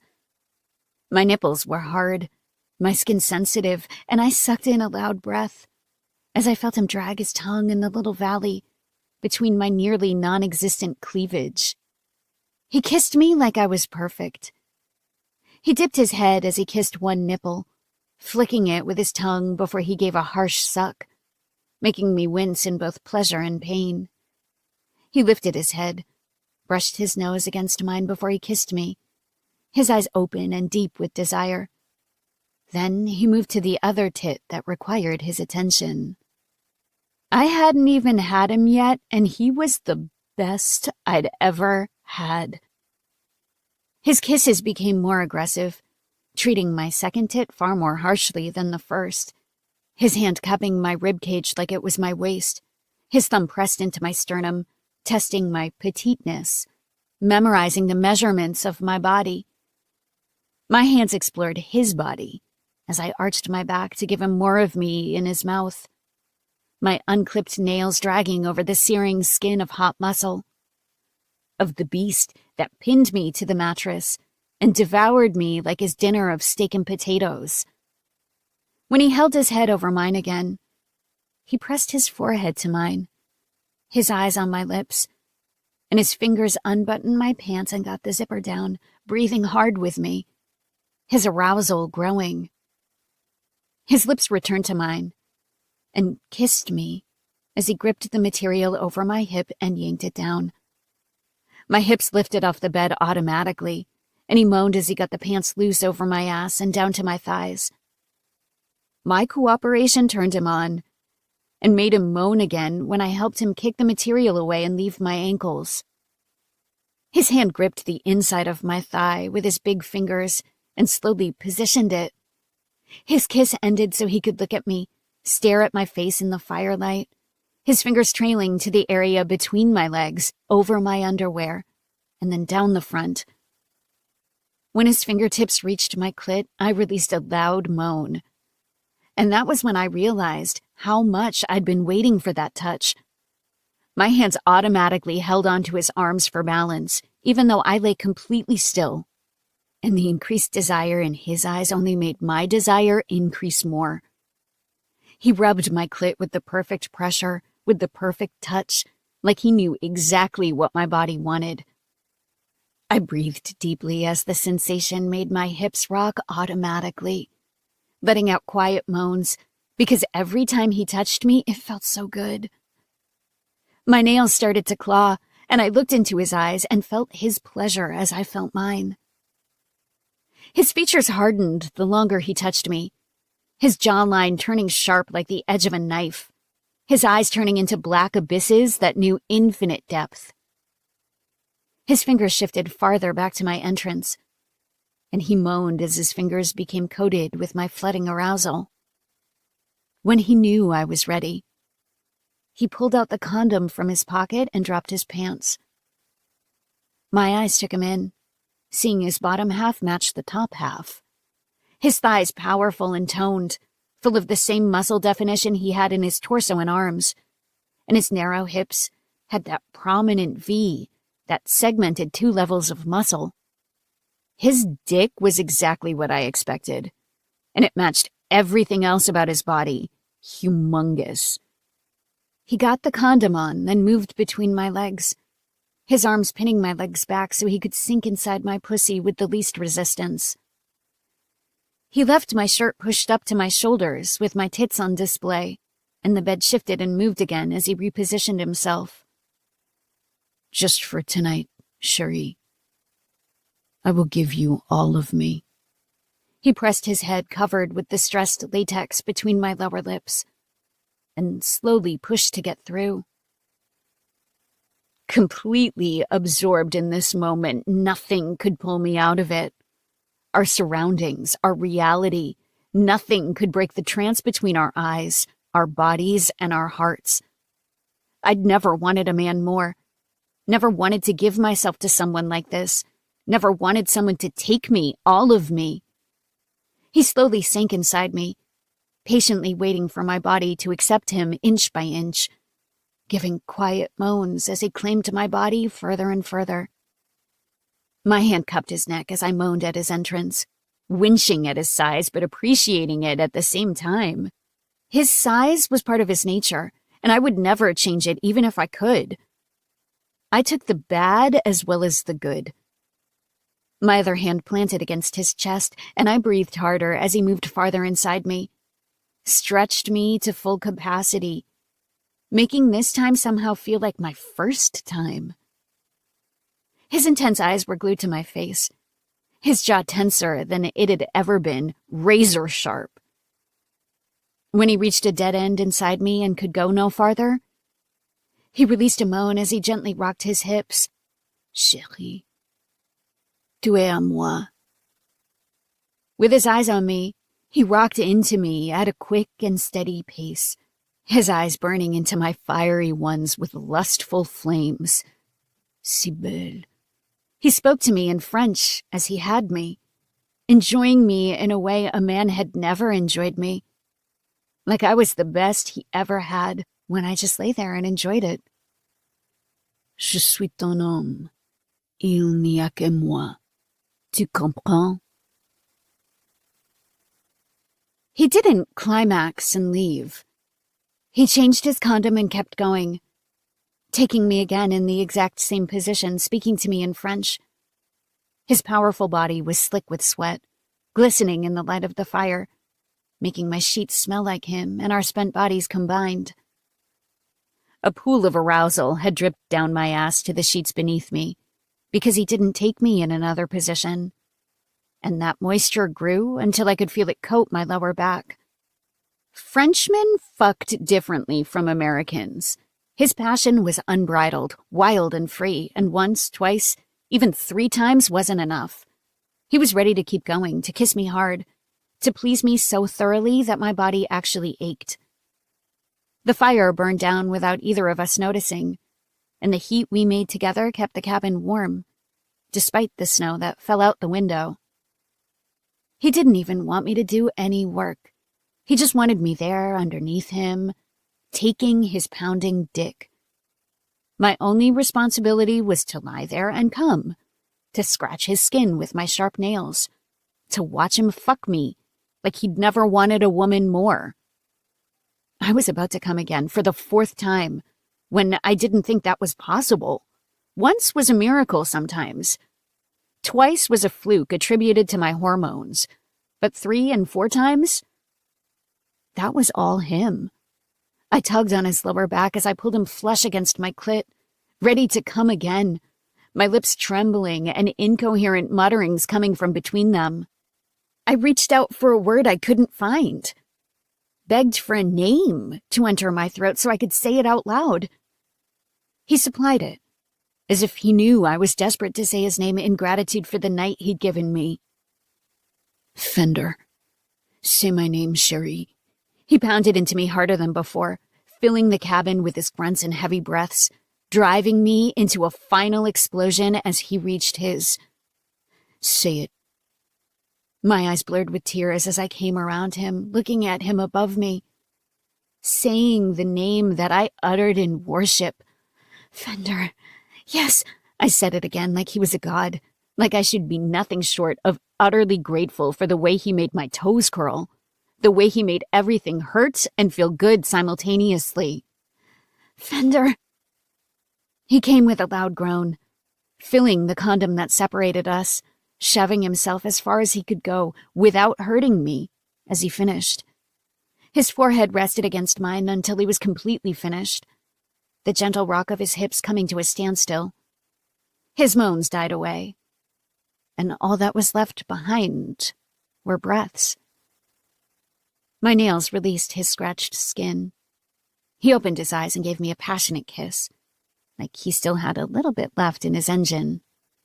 It had tongue, breath, possessiveness. He pulled himself out of me and rolled off me. I winched when he left my body, aware of the soreness now that the passion was gone. He pulled off the condom and tossed it aside before he immediately got dressed, like he had no intention of sleeping beside me. I was so tired that all I did was turn over and pull the sheets over me. I didn't even care about the stain that my wetness had left behind. My body and mind were both exhausted, and I just needed sleep. He didn't seem to have brought a shirt or a jacket, so he pulled on his boots and prepared to leave. But he hesitated. I heard him stop, my eyes on the dead fire, unsure if he was looking at me or had something to say. His bootsteps sounded as he moved to the fireplace. He kneeled, added more logs, lit them on fire, and made the cabin brighten once more so I would stay warm for the rest of the night. Good night, Cherie. Chapter 6. Soft Graves. Fender. I stepped into the infirmary and stared down the only doctor I had on duty. He looked at me from his chair, then quickly rose to his feet. What do you need, boss? He approached the table between us, his eyes slightly fearful, like he didn't know if I was there to berate him for something. Birth control. He didn't have any reaction at all, even though I'd never made that request before, and the only people who did were the guards that had relationships with the girls. Not romantic relationships, barter relationships. They gave them medicine, desserts, books in exchange for pussy. It was the only currency used in the camp. Wordlessly, he unlocked one of the cabinets and pulled out a pack before he set it on the table between us. Footsteps sounded behind me from the door that I'd left open. I took the pack and slipped it into the pocket of my jacket before I turned around. Magnus stood there, his hood up and his face unseen. I didn't need to see his face to recognize him. I could feel him, could discern him based on his energy alone. His emotions and thoughts were like visible words in the air, and they were palpable, absorbing directly into my skin. He knew exactly what I'd placed in my pocket, and he disapproved. A wordless conversation passed between us. I stared at where his eyes were located, and his invisible stare drummed into my face. When he didn't speak, I stepped around him and exited the cabin. He came after me and joined my stride, but he didn't address what he'd seen. I didn't give her the pills beforehand because I knew she wouldn't take them. Pills were unreliable unless she wanted to take them. After last night, I knew what she would do. We walked past Alex, and I stopped to look at him.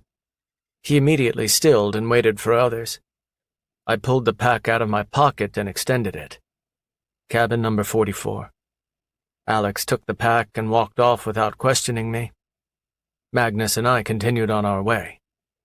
"What is it?" I asked the question as we walked side by side. He was quiet as he headed into the headquarters. I stopped in my tracks and stared him down. He looked at me through the darkness of his hood. "Have something to say to me? I have shit to do today." Magnus looked away and continued to walk. I joined him.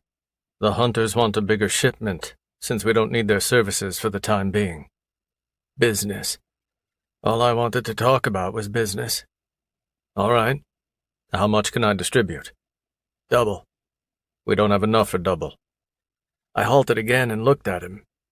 "I told you to increase the shipments, and you know that's not easy." "Then make it easy, Magnus. When I leave, I will speak with Bartholomew." Magnus nodded. "And when I return, I expect the shipments to have been increased. Do whatever is necessary." I moved forward. "We can't compromise the quality of the product. If we demand, then don't compromise." I stopped again and stared him down more aggressively, because he was wasting my goddamn time with these excuses. "We don't negotiate, Magnus. Get it done." When I headed to her cabin, I went alone. I didn't need my men anymore. I didn't need them to stand outside and listen to her come.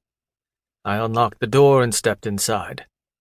She was on the floor, leaning against the bed, her legs out and her ankles crossed, reading one of the books I'd had the men drop off for her entertainment. I provided everything she could possibly need to be comfortable. She looked up from her book, her expression different than it used to be, as if she'd been expecting me, and if I didn't show up, she would have been disappointed. Her fingers gently pushed the book closed. My eyes went to her nightstand, seeing the packet that had been dropped off earlier. A pill was missing. Good. I moved to the couch and dropped my jacket before I took a seat and loosened my boots. She sat in the light of the fire, the glow of the flames painting her in a golden hue that made her even more beautiful than she was. Her blue eyes were like sapphires, her slender neck a landing strip for my tongue. Her beauty was timeless and special, once in a lifetime, so hypnotic that a night of passion was barely hors d'oeuvres. When the boots were gone, I pulled my long-sleeved shirt over my head. Her change of expression was subtle, but there was a flush of her cheeks, a desire to repeat what we had the night before. I got to my feet and dropped my pants, letting my cock free. I stopped in front of her, my hard dick pointed directly at her face, waiting for that mouth to open and that tongue to stick out. "Why are you still dressed, Sherry?" It started with me on top, my hips between her soft thighs, my bare cock inside her wet and perfect pussy, her cream building up behind my crown and at the base of my dick. My arms were hooked behind her knees, and I fucked her exactly the way I did last night, like that didn't even happen, like I didn't need her in another position because I loved to look at her face. Her eyes watered every time she came, and the convulsions she made were sporadic and uncontrollable. as if my dick gave her so much ecstasy that her body could barely tolerate it. Her tits shook slightly as I thrust inside, and now she looked at me like I'd successfully claimed her as mine, and I deserved her. We were skin on skin, and it was so good, as if I hadn't fucked her for hours the previous night. It felt like the first time I had her, the first time I really got to feel her at this intimate level. My dick memorized her channel like a blueprint, and I knew it like the back of my hand. I came inside her with a deep grunt, filling that tight little pussy with every drop of my seed. And then I thrust through my own cum and kept going, adding another load a short time later, and then another. We ended up on the floor, my back against the bed, her little body bouncing on my lap, moaning and screaming in pleasure, dropping down on my dick over and over as if she could handle my dick like my favorite whore. The fire roared in the hearth nearby, providing heat we didn't need, and that made her beautiful skin shine with sweat, highlighted the sexy curves of her perfect body. My hands gripped her ass and guided her up and down when she got tired, when she ran out of air and had to pause to catch it once again. One hand moved to her neck, and I held her there as I moved her up and down, my eyes on her, smelling her cum, my cum, and the slick sweat all over our bodies. Sex was always hot, always sweaty, always a workout for every muscle in my body, but it had never felt this goddamn good. She rocked her body the way I showed her, moving up and down, but also doing this sexy shimmy with her hips that I liked. And it felt good for her too because she clawed at my chest as she came again, more tears dripping down and then landing on my chest. I'd pictured this moment the first time I saw her. I'd pictured this heat, this passion, this very moment before I heard her speak. Beautiful women were a dime a dozen in my world. They were everywhere in Paris, but none held a candle to this woman riding my dick now. She became a fantasy I was desperate to turn into a reality. She became a prize I had to earn. She became the one thing I didn't have, the one thing money couldn't buy. Her breath slowed once she was finished, her nails slicing into my shoulders less. She flipped her hair and kept going, wanting to drive me into giving her another mound of cum that would just drip out once more. Slow. I gripped her hips and controlled my thrusts, taking it down to a fraction of what it had been before, our bodies slowly gliding past each other. My arm circled her lower back, and I pulled her into me, making her arch her back farther, stick out her ass. My other hand covered both of her ass cheeks, gripping them together in a single grasp because she was the size of a twig compared to me. Her arms hooked around my shoulders, and she brought herself closer, our faces just centimeters apart, her hips giving long and exaggerated rocks to take my dick at this pronounced angle. I rested the back of my head against the bed as I looked into those soft eyes, saw the moisture glimmer on her eyelids, saw a woman so satisfied but still so desperate. This was how I wanted to come, nice and slow, looking into her gorgeous features as I filled her with a final load. I breathed a little harder, a little deeper, and clenched my jaw as I felt the momentum approach. She started to moan when she felt it coming, when she felt my dick harden just a little bit more because it released. I pulled her down as far as she could go while I gave it to her. She moaned louder, like my cum inside her made her want to come too. She loved taking my loads, loved feeling me inside her, loved feeling it drip between her thighs. "You like that, Shelly?" I asked with a grunt. Her arms circled my neck harder and she released a quiet moan. "Yes." I finished with a moan and continued to stare at her. My dick slowly softened, but I didn't move her off me. I didn't wait for her to move because I didn't want her to leave. I wanted to stay this way, just like this. She stayed in place, her pussy not wanting to release the best dick she'd ever had. I was a man of my word, and I proved that 1,000,000 times over. She dropped her gaze and ran her hand down my chest. When the heat passed, the glaze over her eyes faded away, and reality slowly came back to her, like a slow fog rolling in over the mountains and into the valley.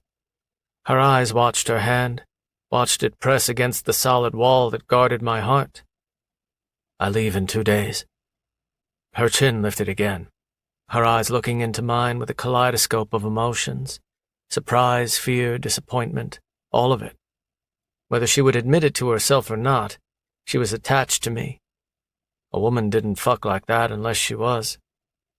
Come with me. Her answer had always been no. This time it would be yes.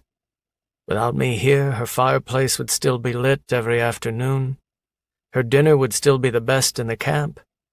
The men still wouldn't look at her, but she wouldn't have me. She wouldn't have this. And this was just the beginning. Her hand slowly dragged down my chest and her eyes fell to my chin.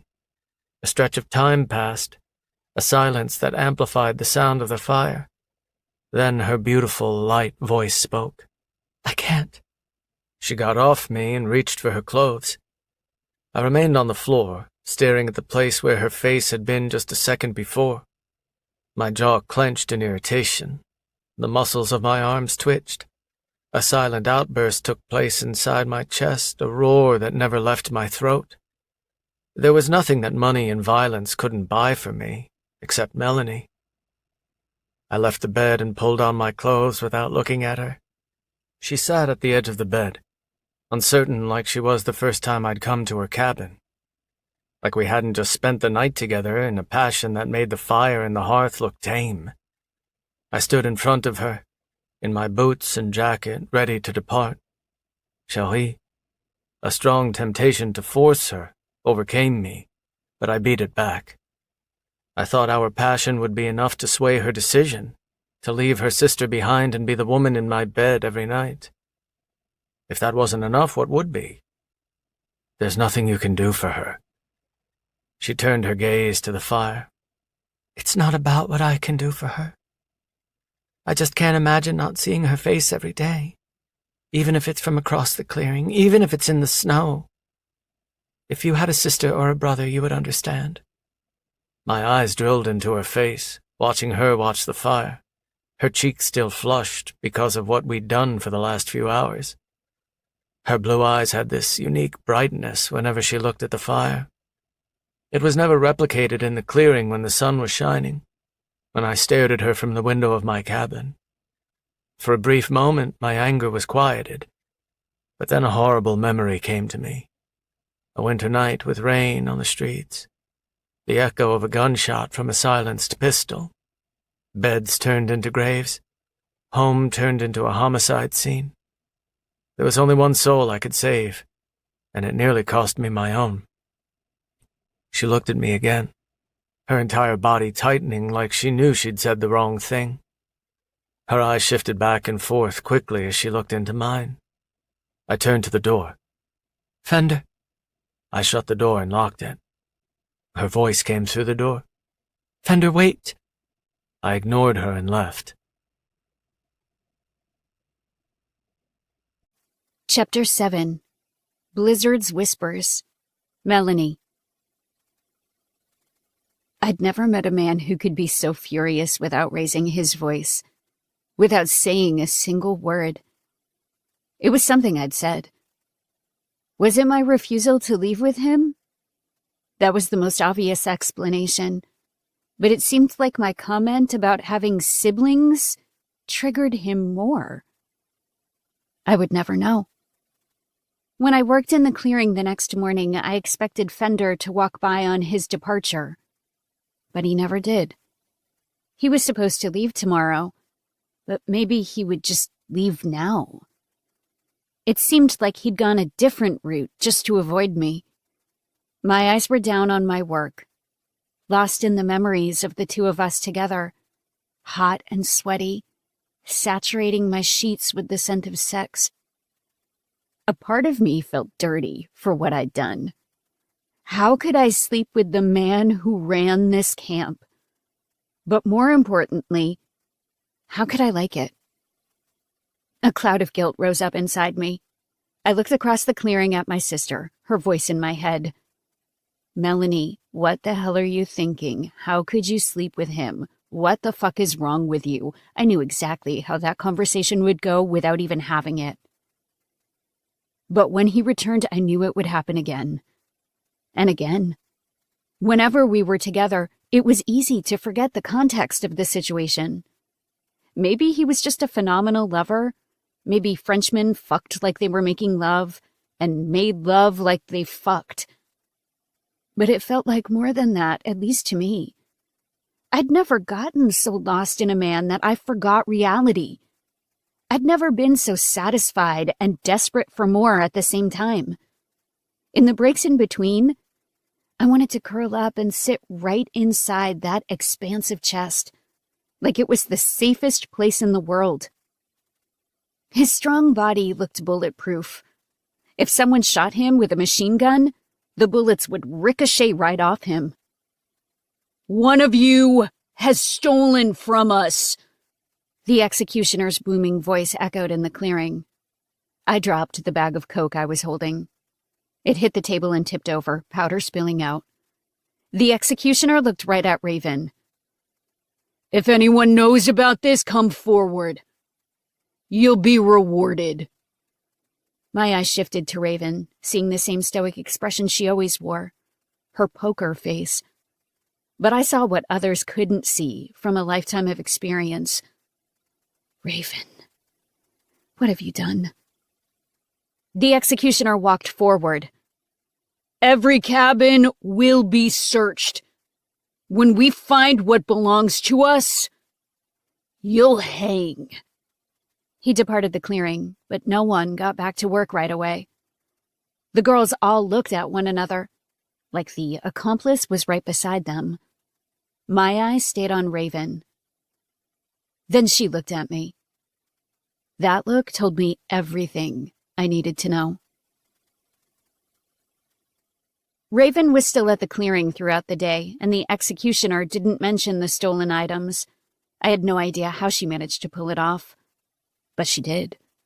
That told me our escape was imminent. Any moment it could happen. Fender didn't come to me again, even if he was still in the camp. And that told me he was truly pissed off by what I had said. Was it over? For good? There was a twinge of pain in my chest, and that made me hate myself more. The lock clicked. And then the door opened. Fender stepped inside in his typical attire, and his expression was as hard as ice frozen solid. His jawline was covered in thick facial hair, like he'd stopped shaving the last time he saw me. It gave him a wilder look, like he was part grizzly. The clothes didn't come off. He didn't take a seat, and he seemed to have no intention of staying. "I'm leaving." "But it's dark outside." "Change your mind." With an unblinking gaze, he stared me down like an enemy rather than a lover. My heart was split in two because of my conflict. Raven was about to run for it, and let's be real, I wouldn't be able to help her odds. If she died, I'd die too. I may as well take Fender's offer. He promised me a beautiful life, but that wasn't the only reason I wanted to go. He was the reason I wanted to go. All I did was give a subtle shake of my head. His eyes hardened deeper than they ever had. Even though we'd probably die out there, I had to die with her, then leave her behind. "How long will you—" He left. The door locked, and his footsteps faded. I closed my eyes and hated myself for wishing I could go with him. I hated myself for missing him. I hated myself for the fact that there was even a choice. Two things I wanted at the same time. I looked at the fire and took a breath, unsure of what would happen in the next few days or weeks. Whether I'd be alive, whether I'd be dead, whether I'd be free. A knock sounded on the door. No one ever knocked. My neck actually ached because I turned my head so quickly. "Raven?" "Shh." Raven's hushed voice was on the other side. Oh my God. I rushed to the door. "Come on. Don't be a bastard right now." She used some kind of tool to pick at the lock. A click sounded, and the lock came free. Oh, thank God. She opened it and looked at me, a bow slung over her back with a pack, 2 flashlights in her hands, her hair pulled back. She was ready to take on the wilds, to leave this camp and run to her freedom. Or death. Oh my fucking God. I couldn't believe my sister had managed to accomplish all this. And while I was terrified in that moment, I was also proud. I was proud that she never gave up, ever. Raven kept her voice low, even though she was inside the cabin with the door closed. We've got to go. Got to get a head start before the storm hits. I looked around my cabin, feeling the hesitation like chains on my ankles. If I stayed there, I would be warm and comfortable. Fender would come back and take me with him. I wouldn't be out there in the snow with nearly no chance to survive. And if we got caught, Raven would be killed, and I wasn't sure what would happen to me. There were a million reasons to stay put. But my love for my sister was a stronger reason than all those other ones. I'm not sure if this will make you feel better or not, but I'm scared too. She didn't look scared. Not when she was decked out for the wilderness, not when she broke into my cabin just minutes after Fender left. My eyes shifted back and forth as I looked into hers. She pulled the flashlight out of her pocket and placed it in mine, along with a bottle of water and a plastic bag of nuts. We can do this. Did you get a horse? She shook her head. It's bolted. How far can we get on foot? I whispered, even though no one was around. We just have to hide from them. They'll eventually give up and we can take our time. Raven, we won't survive long enough to take our time. I'm going. Are you coming with me or not? I hesitated again. Don't make me leave you here. But I will. It wasn't a bluff. If there was a chance of freedom, she would take it even if I wouldn't. I watched her look at me like she assumed my answer would be no. Like I wouldn't be brave enough to do this. I would never be brave. Not in my nature. But she made me brave. All right. I put on my boots, pulled on my jacket, and then opened my drawers to stuff my pockets with the extra food I had, since Fender gave me everything I could possibly want. I had extra water, so I took that too. Okay, let's go. Raven wrapped her arms around me and hugged me for the first time since Paris, giving me that maternal warmth, giving me love that I didn't deserve. She squeezed me tightly. We're gonna make it. I clutched her harder and felt my eyes water. All I could do was nod. Let's go home. This was a mistake.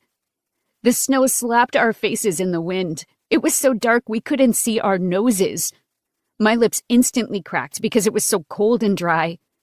We continued to move forward, but we had no idea where we were going. Raven pretended to know, but I knew it was a lie. She would fake it until she made it. She'd always been that way. The snow was different from the mounds that arrived in the camp after a storm. It was as tall as we were sometimes, and we had to push through it and hope we wouldn't suffocate. Our flashlights were practically useless. Clouds covered the starlight because we were in the middle of a blizzard. A fucking blizzard. But Raven said it was our best chance because they wouldn't be able to find our tracks. They wouldn't be able to find our bodies either. Raven, we have to go back. We aren't going to die, she screamed into the wind so I could hear her. And even if we do, we'd die if we went back anyway. Not if they don't know we've left. I'd rather die out here than die there. She kept going, pushing through the snow, trying to conquer the unconquerable. It was impossible to gauge the passage of time. We seemed to be out there for days, but the sun never came up. Minutes felt like hours. We were moving so slowly that I doubted we were gaining much ground. When they realized we were missing, they would catch up to us in an hour. We shouldn't have done this. I faltered behind her because I didn't have the strength or the grit to keep up. We're going to make it, Melanie. We're going to die, and you know it. She turned back to look at me, her hair blowing everywhere in the wind. But she still wore that ruthless expression. She wouldn't admit defeat, even as she experienced the final beat of her heart. Her eyes flicked past me and her face changed. I followed her look. Torches. Fuck! She grabbed my arm and tugged me. Come on! We moved as quickly as we could across the field of endless snow, waist deep. Our flashlights were turned off so they wouldn't see us, so we blindly pushed through the snow, getting closer to the dark outline of the trees. We finally breached the tree line, and the snowdrifts were a little lower here since most of it was caught up in the branches above. Run! Raven led the way, leaving a trail of footprints that they would see when they arrived. I kept up as long as I could before a stitch entered my side. Wait, I can't! I stopped and bent over, heaving for air. Yes, you can! Raven came back to me and tugged on my arm. Come on, Melanie! I pushed her hand off and breathed through the pain in my waist. I'd never been athletic, never been one for a hike, barely went to the gym. I was a couch potato. And now I was out in the middle of nowhere in a fucking blizzard, and she acted like I was weak. I knew we'd be captured. I knew we would be taken back to the camp. Fender would probably protect me, but she would be hanged. She would be stabbed until her guts spilled onto the ground and stained the snow. The image brought me to tears. I'm so sorry. We don't have time for this. She flashed me an angry look, immune to my tears. Raven!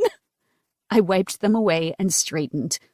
I couldn't die without earning her forgiveness. Or worse, I couldn't survive if she didn't, and carry that for the rest of my life.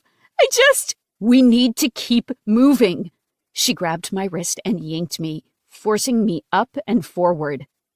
I yanked my hand away, heartbroken and angry. You're never gonna forgive me, are you? We were on death's doorstep and we both knew it. We had an hour, if we were lucky, before we were captured. And she was still so angry with me that she couldn't forgive me. Not even if it was the last chance she had.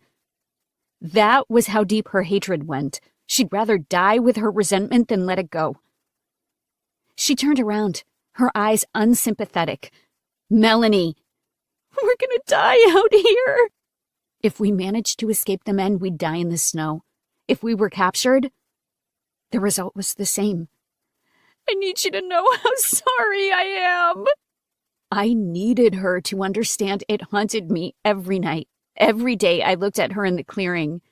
Every waking moment. Except when I was with Fender. He was the only thing strong enough to give my heart a break from its mental torture. I do know you're sorry. She still didn't have the look she gave me in the cabin when she hugged me, when she loved me. Her expression now was packed with endless layers of resentment and pain. It was full of accusation and, even worse, shame. I was on the verge of tears, afraid this would be the last meaningful conversation I would ever have with her. I need you to forgive me. My eyes watered and tears dripped, hot for just a split second before they turned ice cold and slid down my cheeks. Raven turned around and continued to walk, leaving her answer in the wind.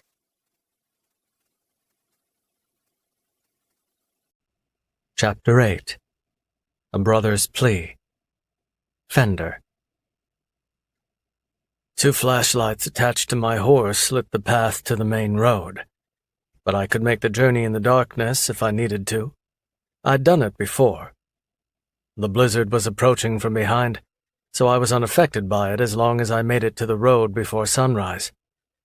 The wind did pick up subtly, stinging the back of my neck, above my collar, and below my hairline. My satellite phone rang in my pocket, the only source of communication from the camp when I was in Paris and elsewhere. I fished it out and answered it. What?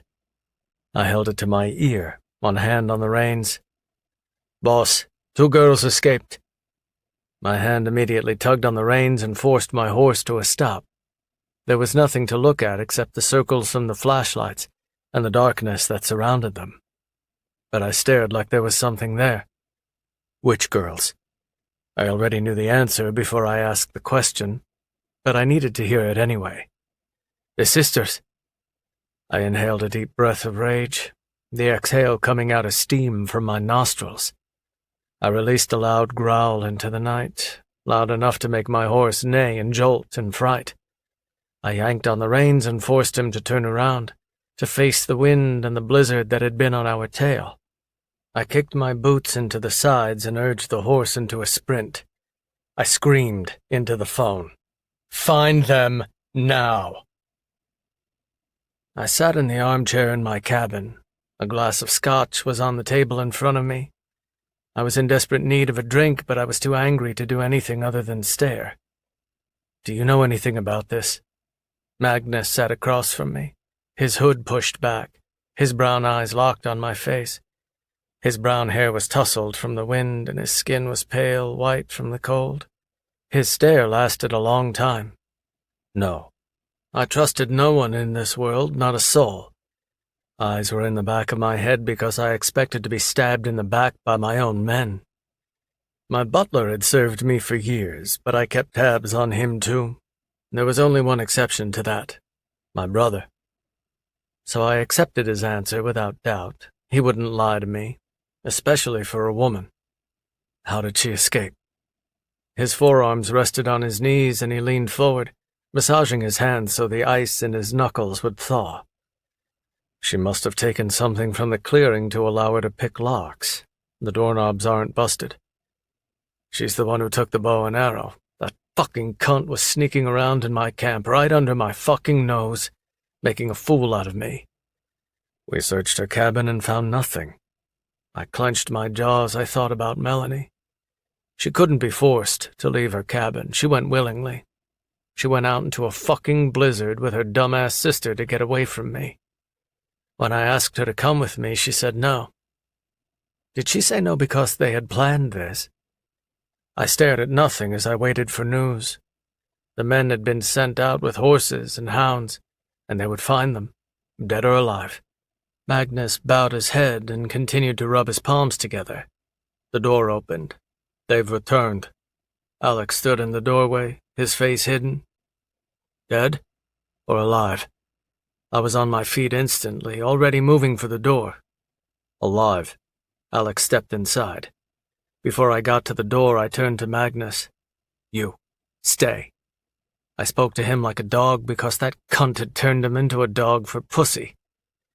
His eyes shifted back and forth as he looked at me, his face indifferent, but his panicked eyes giving him away. "You don't want to watch your whore hang, right?" I turned away and listened to Alex close the door behind me. I marched through the snow and approached the clearing, desperate to hang that bitch who dared to mock me. No one escaped this camp, and I would prove that now. I wouldn't let my brother's interference change her fate, not this time. The girls were pinned to the cold ground, their wrists bound behind their backs. I approached Melanie on the ground, her cheek against the snow with her eyes on her sister. My boots thudded against the earth, then I stopped directly beside her. She could sense me before she even looked at me.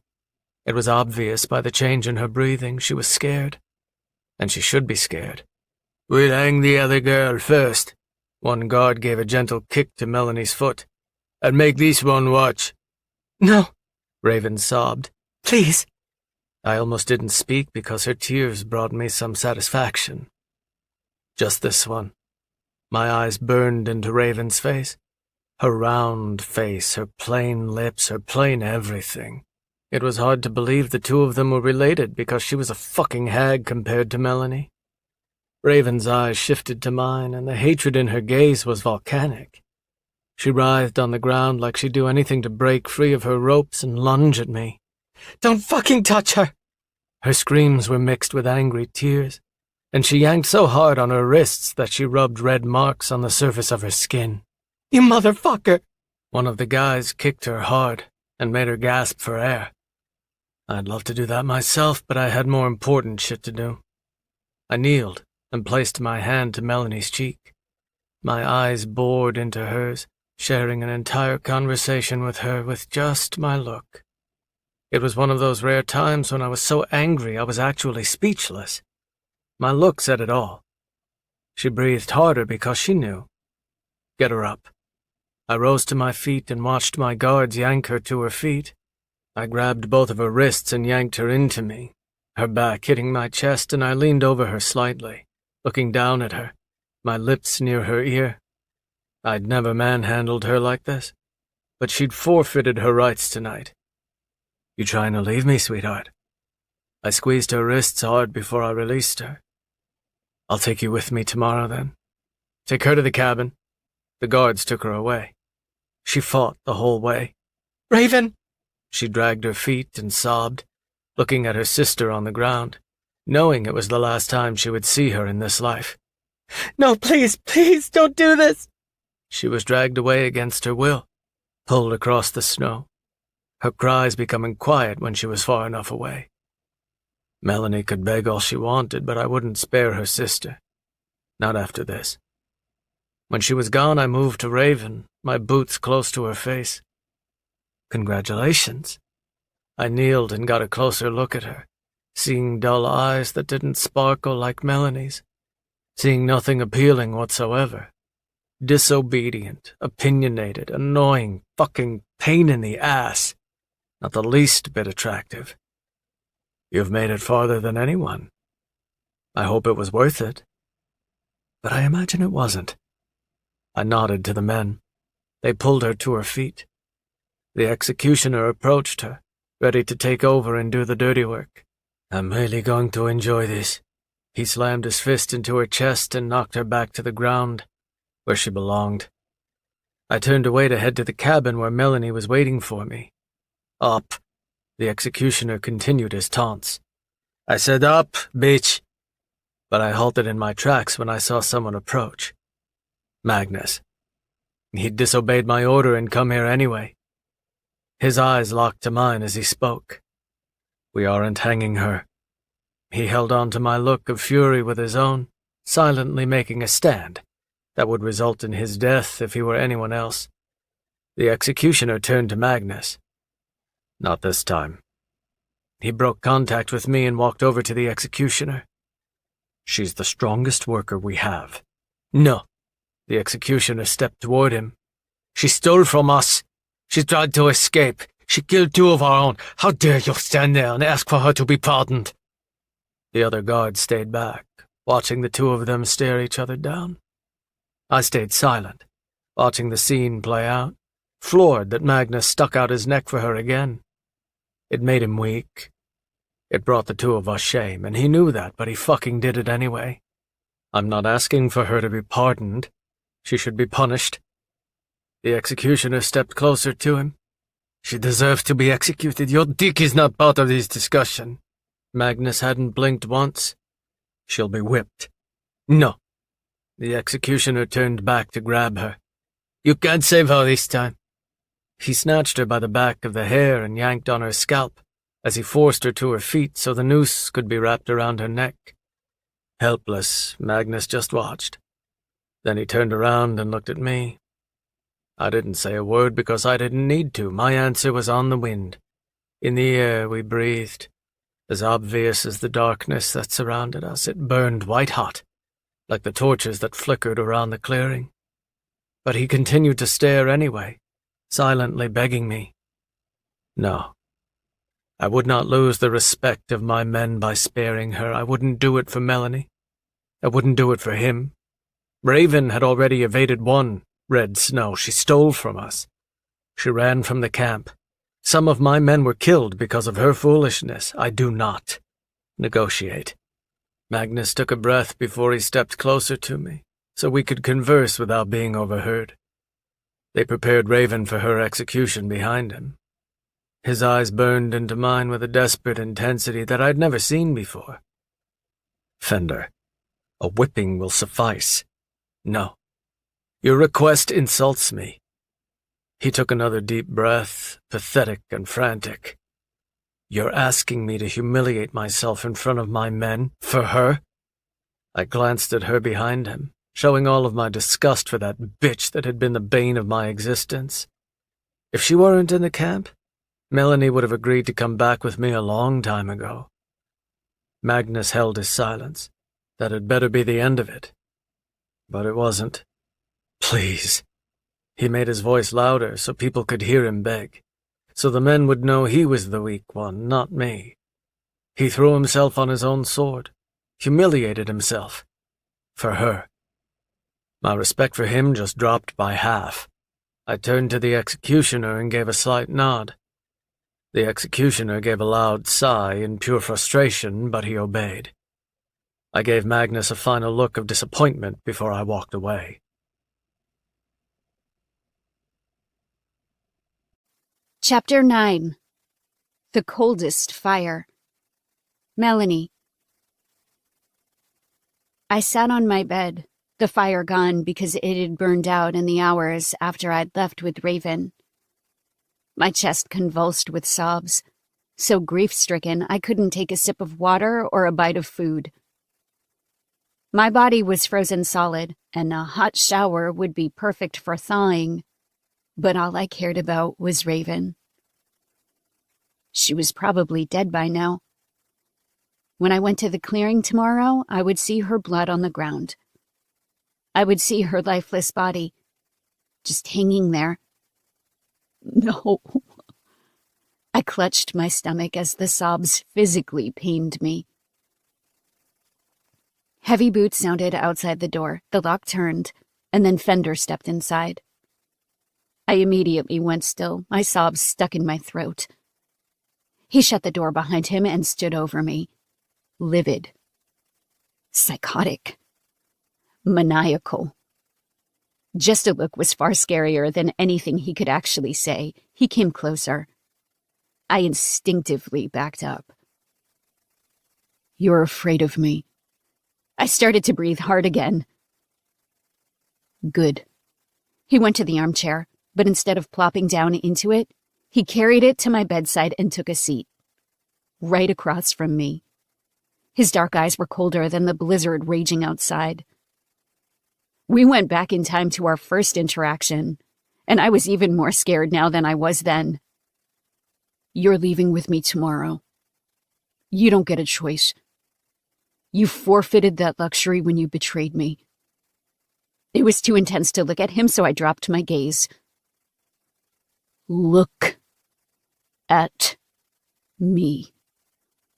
I immediately obeyed, my eyes still watering in grief. I didn't betray you. Did I say you could speak? Now I realized just how well he used to treat me.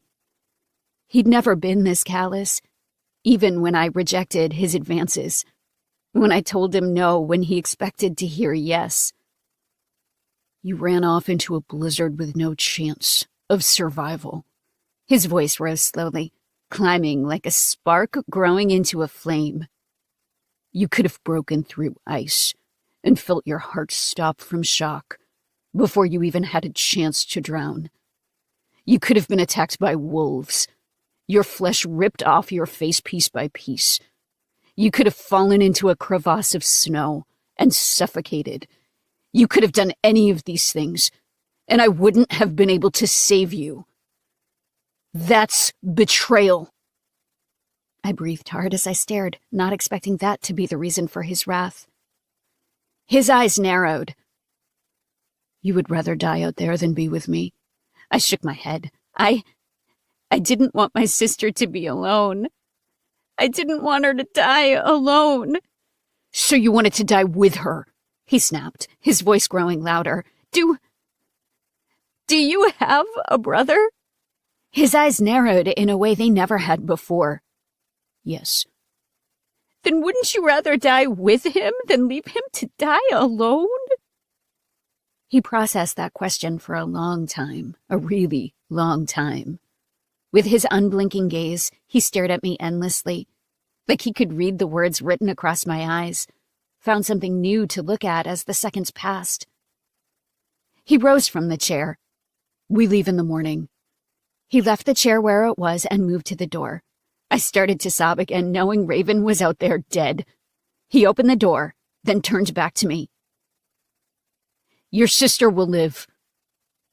I gave an involuntary gasp, and new tears flushed my eyes.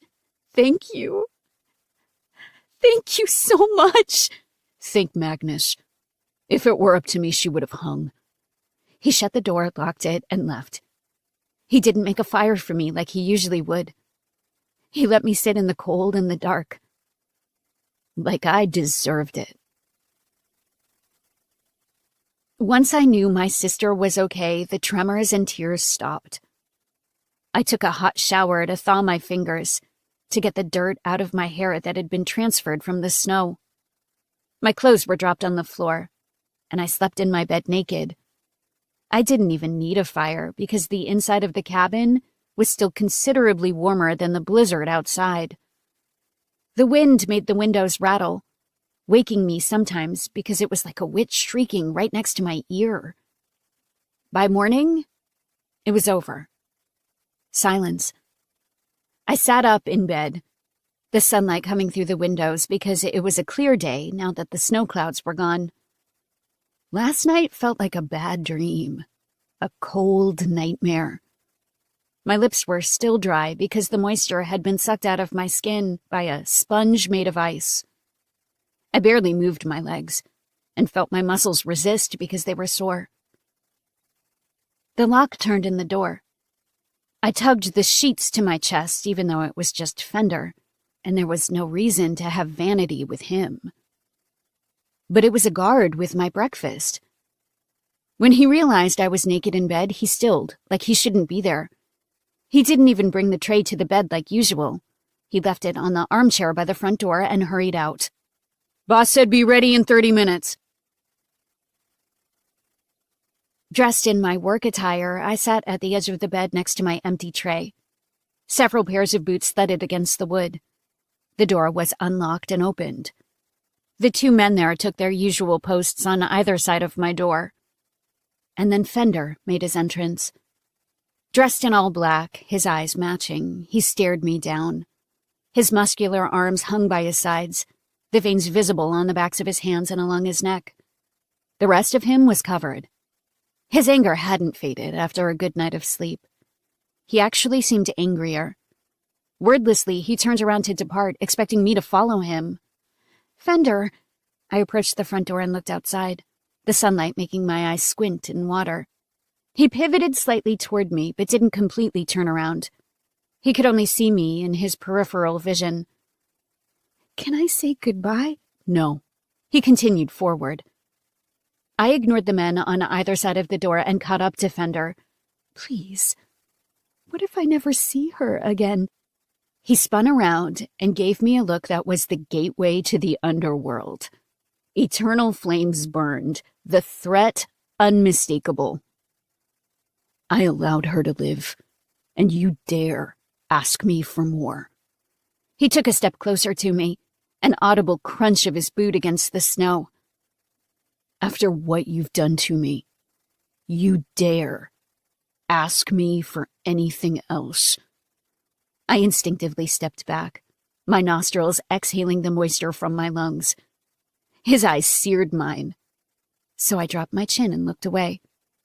The contact was too painful, too blazing hot. It was like looking directly at the sun. He took the lead, walking ahead of me, his two men positioned on either side of me from behind. In a perfect triangle, we walked, moving through the camp, past the clearing. Blood wasn't visible under the noose, because none had been spilled last night. The girls weren't at the benches yet because they were still getting ready for the day. I should only feel relief that I was departing this place forever. But since a part of my heart was still there, it was like leaving home. Because my sister was home. We moved to the front of the camp where I'd arrived all those weeks ago. A black horse was there, saddled and ready to go. Fender climbed on, then looked down at me. I just stood there. I've never ridden a horse. He stared down at me for a couple seconds, his hostile look exactly the same, and then he climbed back down. "Left foot here." He tapped the metal opening where it was supposed to slide in. "Grip the horn." He instructed me by putting my left hand on the horn of the saddle and my right on the back of the saddle. "Swing your leg over. Go." He gripped my hips and lifted me, guiding me up like a father putting his daughter on a pony at the fair. Now I was on top of the horse, having a clearer view of the camp because I was so tall. Fender guided me to the back of the saddle, then climbed in front of me. He took the reins of the horse in one hand, Hold on. He dug his heels into the sides of the horse, and we took off at a run. Oh my God! I squeezed him hard and pressed my cheek into his back, holding on for dear life. Can you slow down? No, I'm late. Because of you. After a long ride, we made it to a main road. There were men there ready to take the horse into a stable to rest. There were also cars tucked inside a wooden structure covered with ivy and bushes. On the left were 2 expensive sports cars. The rest were work trucks and cars I used to see on the road every day. Gray like rain clouds. The car Fender chose was sleek and curvy, a type of car I'd never seen before. I didn't even know what kind it was. We got into the seats and he started a powerful engine that was like a small explosion in the beginning before it faded into a gentle purr. He turned on the radio, carefully backed out until he made it to the main road and then floored it. It was like riding the horse all over again. Fender took the road hard, pushing the car to a speed that would kill us instantly if he lost control of the wheel. My arms covered my chest, and I disappeared into the seat, watching the world fly past us so quickly it was just a blur. The trees, the grass, the sky. It was all a streak of color. You might get pulled over. If I asked him to slow down, he wouldn't, even if I was scared. He glanced at me, one hand on the wheel while the other relaxed on the center console. He gave that slight smile, like he knew something I didn't, and then focused on the road again. Hours later, we were in Paris. I couldn't believe it. My visit had been short, but the beauty had been so profound, the culture potent, the food exquisite, that it felt like home now. It was the last time I was normal, so it held a special place in my heart. There wasn't snow on the ground here, but a light rain dotted the front windshield. People walked on the sidewalks with umbrellas over their heads, a hot coffee usually in their other hand. We took a bunch of smaller streets and maneuvered around roundabouts until we headed away from Paris, into the countryside, into a landscape as beautiful as the city, just in a different way. Then we approached tall iron gates that immediately opened as we approached. Armed men were on the inside, and they stepped away when they recognized Fender's car. The view of the property had been obstructed by high walls made of stone, green ivy growing over the surface, with resilient white flowers drinking the drops of rain. A long road wrapped around the property and approached a 3-story palace. Palace might not be the right word, but that's how it looked to me. A pond was in the center with a fountain, and large lily pads floated over the surface, raindrops making indentations in the smooth water like bullet holes. Fender slowed down as we took the car around the pond and approached the grand front entrance to his home. Was home even the right word? He brought the car to a stop but left the engine on. I looked through the raindrops on my passenger window and saw a man standing underneath the front portico, in a tuxedo. Another man in a suit immediately went around the front of the car, as Fender went around the back like he was the valet. I opened the door and stepped into the rain, my hair immediately losing volume from the moisture on my scalp. I walked up the stone steps and underneath the portico roof, approaching the man in the tuxedo. He gave a slight bow. C'est merveilleux de vous revoir, sire. What? Fender barely gave him a glance over before he nodded to me. English. Melanie doesn't speak French. The butler turned to look at me, and his greeting was not warm or kind. He pressed his lips tightly together and looked at me like a wet cat that had shown up on his doorstep. He sucked on the inside of his lip before he met my gaze again. I see. Fender stepped through the grand doorway. She's the lady of the house. Service her the way you service me. He disappeared farther into the house until he was gone from view. I stayed outside like I needed approval from his butler to step inside. Based on the look he gave me, I wouldn't get that anytime soon. He crossed his arms over his chest and rested 2 fingers against his temple. Like he had a migraine, he gave a long and drawn-out sigh. His Highness did not tell me he was bringing a guest. I'm quite unprepared for... He pointed down at my clothing. This. I dropped my gaze, feeling embarrassed by my appearance. I'd gotten used to it during the course of my captivity and didn't think twice about it. But out here in the real world, I really did appear homeless. Wasn't sure what Fender's fascination was if his butler didn't even want me in the house. You want me to take off my shoes? He gave a nod. That is a good start, yes. He stood there and watched me remove my muddy boots, pure disgust on his face. We need to get you some clothes. He released another annoyed sigh. Immediately. Gilbert escorted me to my bedroom on the second floor. But it wasn't really a bedroom as much as private quarters. A 4-poster bed made of gold was against the wall, with a bluish-pink duvet and ivory sheets. A mass of decorated pillows were on top, and a nightstand was on either side matching the bed. Curtains of the same material as the duvet covered the windows, and floral wallpaper was on the walls. A private living room had a tea set on the coffee table, which didn't have a speck of dust, even though Gilbert hadn't expected me to occupy this room.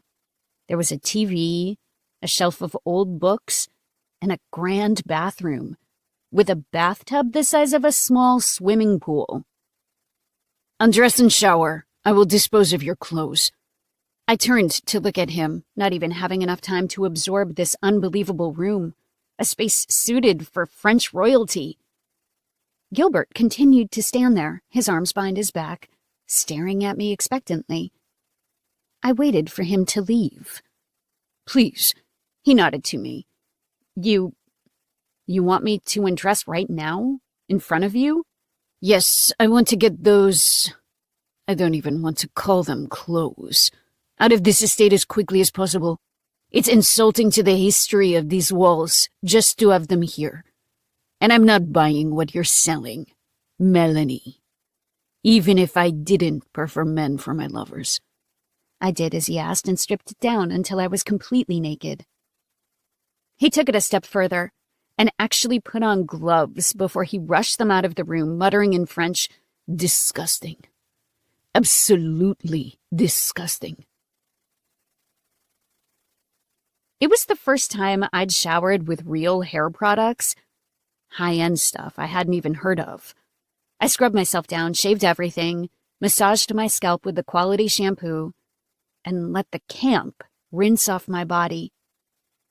When I dried my hair, there was an assortment of brushes and hair products available, prepped for any guest who might stay. But I couldn't imagine Fender having a guest, unless it was a woman, and she would probably have her own clothes. For the first time, I was actually able to style my hair, give myself a blowout, get the shine back into my strands. My face was free of makeup, but I actually could see a glimmer of my old self in the reflection. I stared for a while, my thoughts immediately going back to what I'd left behind. I hoped she was okay. I stepped back into the bedroom and found clothes on the bed. Gray sweatpants and a black t-shirt were there, big enough to make a poncho for a horse, so I assumed they belonged to Fender. I put them on and had to tighten the drawstring and make a double knot just to keep them up. The shirt was more like a blanket, but it felt like heaven against my skin, because it was the first time I was able to feel clean cotton against my skin. Our work clothes were only washed once in a while, so it was rare to feel a shirt against my skin that felt this weightless, that smelled like nothing except the faint hint of soap. I took a seat on the edge of the bed, unsure what else to do with myself. Leaving the room didn't even cross my mind, because I hadn't been allowed to vacate mine at the camp, ever. The door was always locked. But my bedroom door was actually open, and I could see the hallway. I still didn't move. I wondered where Fender was. Would he come to talk to me soon? Or would he ignore me for a while because he was still angry with me? Voices sounded from down the hallway, Gilbert's French-accented words loud and booming. "Thank you for coming on such short notice. Most gracious." A woman's deep voice responded. "When Fender calls, we come." Gilbert stepped into the room first. "Melanie, come here. Stand straight." I hopped off the bed and approached them. The woman walked in with a younger man behind her, who held a clipboard and a pen. She looked at me the exact way Gilbert did, visibly disturbed by my appearance, which was saying something because I looked a lot better than I had earlier. She turned to stare at Gilbert, as if this was some kind of mistake. Gilbert shook his head. She rubbed her hand absent-mindedly into her chest as she looked at me. Oh, dear. I stood there, humiliated once more. She pulled out a measuring tape from her pocket and wrapped it around my waist, taking a series of measurements. "We'll need everything, Pierre, the full makeover." Pierre started to take notes. "Already on it." I spent the day in my room, sitting on the terrace and admiring the grounds of his estate. There were always a dozen men down by the front entrance, guarding the premises with guns. The lawns and grounds were immaculate, with freshly trimmed bushes and beautiful flowers, bright even in the coldness of winter. It was like a watercolor painting.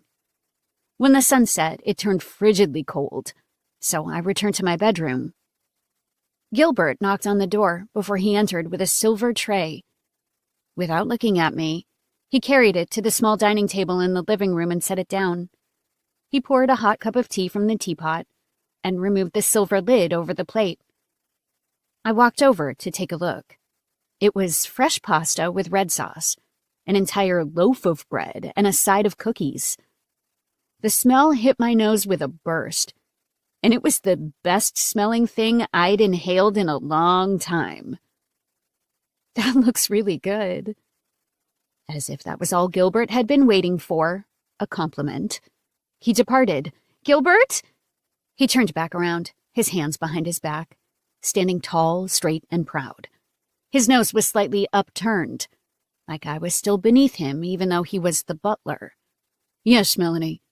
"I'd like to see Fender." We'd arrived that morning and I hadn't heard from him. I imagined he had been served the exact same dinner just minutes before mine. "Absolutely not." He shook his head. "He's very busy with work. Can't be disturbed." I felt like I was still in the camp, only able to see him when he wanted to see me. "Could you tell him I'd like to see him?" "I can pass along the message, but as I said, he's very busy. You can expect to hear from him tomorrow." He gave a slight bow before he took his leave. "Place your tray outside the door when you're finished." He departed and left me alone. I was in a palace now, surrounded by luxury and gourmet food. But it felt the same as the camp, like nothing had changed except the one thing I didn't want to change: seeing my sister. The next morning, I had barely finished my breakfast when Gilbert stepped through the open door. "Put everything in the closet. Makeup in the bathroom." I left the living room to see what the commotion was. A dozen people, all finely dressed, entered my bedroom, carrying designer clothes and heels, placing them in my empty walk-in closet. Another group of people entered my bathroom, setting up makeup stations and an array of skincare products.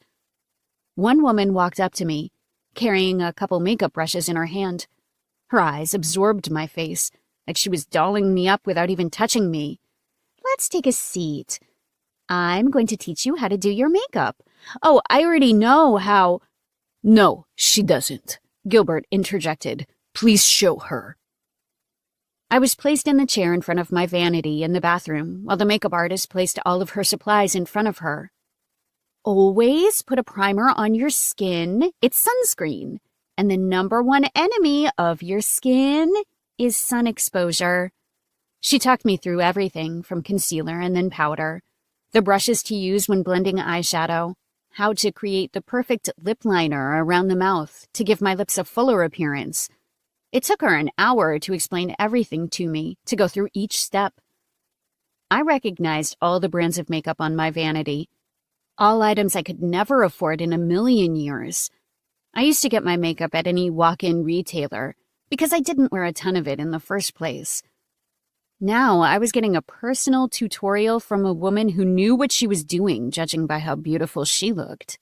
Another girl did my hair, curling my strands into spirals before brushing it out, adding more product to give it that bounce and shine. Over the course of an hour, my appearance was transformed until I could barely recognize myself. I'd been looking at my plain face at the camp for so long, my eyes washed out without eyeliner or mascara, my lips blending into my cheeks because they were cold and lifeless. "What do you think?"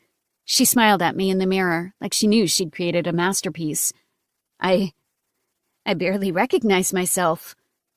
"Couldn't agree more," Gilbert said as he walked by, holding a pink dress in his hands. "But yeah, it's lovely." I'd never felt prettier, never felt cleaner, never felt more privileged. I looked like those models on social media, on the cover of magazines at doctors' offices. People had always said I was the pretty sister, but I never saw the difference between us the way other people did. But with my makeup like this, I really did look far more beautiful than I ever had. "Put this on." Gilbert held up the dress behind me. Am I going somewhere? That looked like a dress for a special occasion. Gilbert's eyes narrowed as if I'd said the wrong thing. "A lady is always dressed to go somewhere, even if she has nowhere to go. Now, up." I left the chair and moved to the center of the bathroom. "Can I get dressed alone this time?" "Yes, but we want to see." Gilbert waved everyone to the door. "Everyone out." They filed out, and I shed Fender's clothes before I put on the pink dress. Subtle designs inside the material, indistinct florals that gave the dress texture but not an obvious pattern. It was sleeveless and tied over my stomach, before it flared out slightly. It had been altered to my measurements perfectly, and with my hair and makeup done this way, I looked like I'd stepped into a completely new life. I looked like a countess or something. "We're coming in." Gilbert opened the door and came first, looking me up and down with that critical eye. Then he raised his hands in celebration. "We did it, ladies and gentlemen. Look at her." He flipped his finger in the air. "Spin, now." Awkwardly, I turned in a circle. He gave me a look of approval as he crossed his arms over his chest. "Miracles do exist."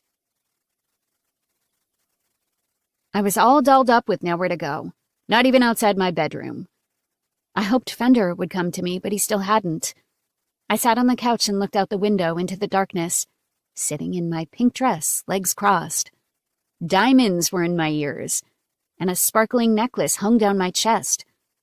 I was lavished with the finest things in life, but it only made me feel lonelier. At the camp, I could talk to the girls in the clearing. Fender visited me at night. Occasionally, I'd get a short conversation with Raven, but now I was totally alone. All I had was Gilbert, who chose to spend his time ripping me apart like I wasn't good enough. Gilbert's voice sounded from the door.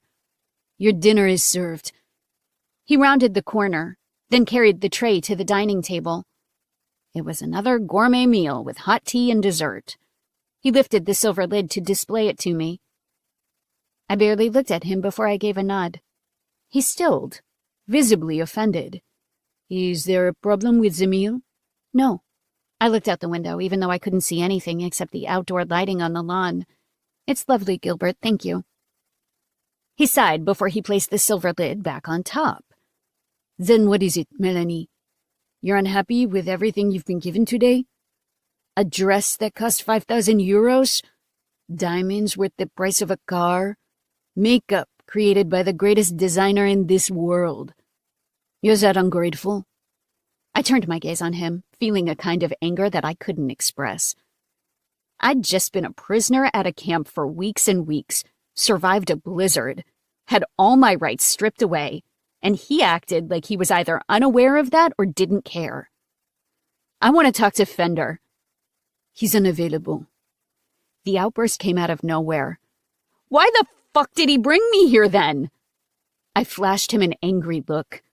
I'm just supposed to sit around and wait for him to come fuck me? That's my life now? Because that's not what he promised when he offered to bring me here. I silently excused Gilbert by looking out the window again. He stood there for a few more seconds before he left. Enjoy your dinner. I didn't touch my dinner. I wasn't used to having 3 meals a day, so I didn't need that much food. Everything was delicious, and I wanted to eat every crumb on my plate, but my stomach had shrunk in my captivity. I was thinner than I'd ever been, realizing how petite I'd become when one of the personal shoppers said I was a 00. I remained on the couch sitting in the dark when I heard the door open and close. Gilbert didn't announce himself. That was how I knew it wasn't Gilbert at all. I rose from the couch and turned around. There he was, in black sweatpants that hung low on his hips, bare feet on the hard wood, his chest muscular and strong like the last time I saw it. He'd had dinner, but his stomach was chiseled and tight like his muscles were permanently flexed. He was like a grizzly bear. His size doubled just by his muscle mass alone. That meant he must dedicate hours to the gym every single day, because no one just looked like that without sacrifice. A man didn't have ripped arms the size of my head unless he pumped iron like his life depended on it. He was a behemoth because he chose to be. The hostility in his gaze slowly evaporated the longer he stared at me, as he took in my new appearance, my curled hair, my flawless makeup, the dress that had been altered to fit me like a second skin.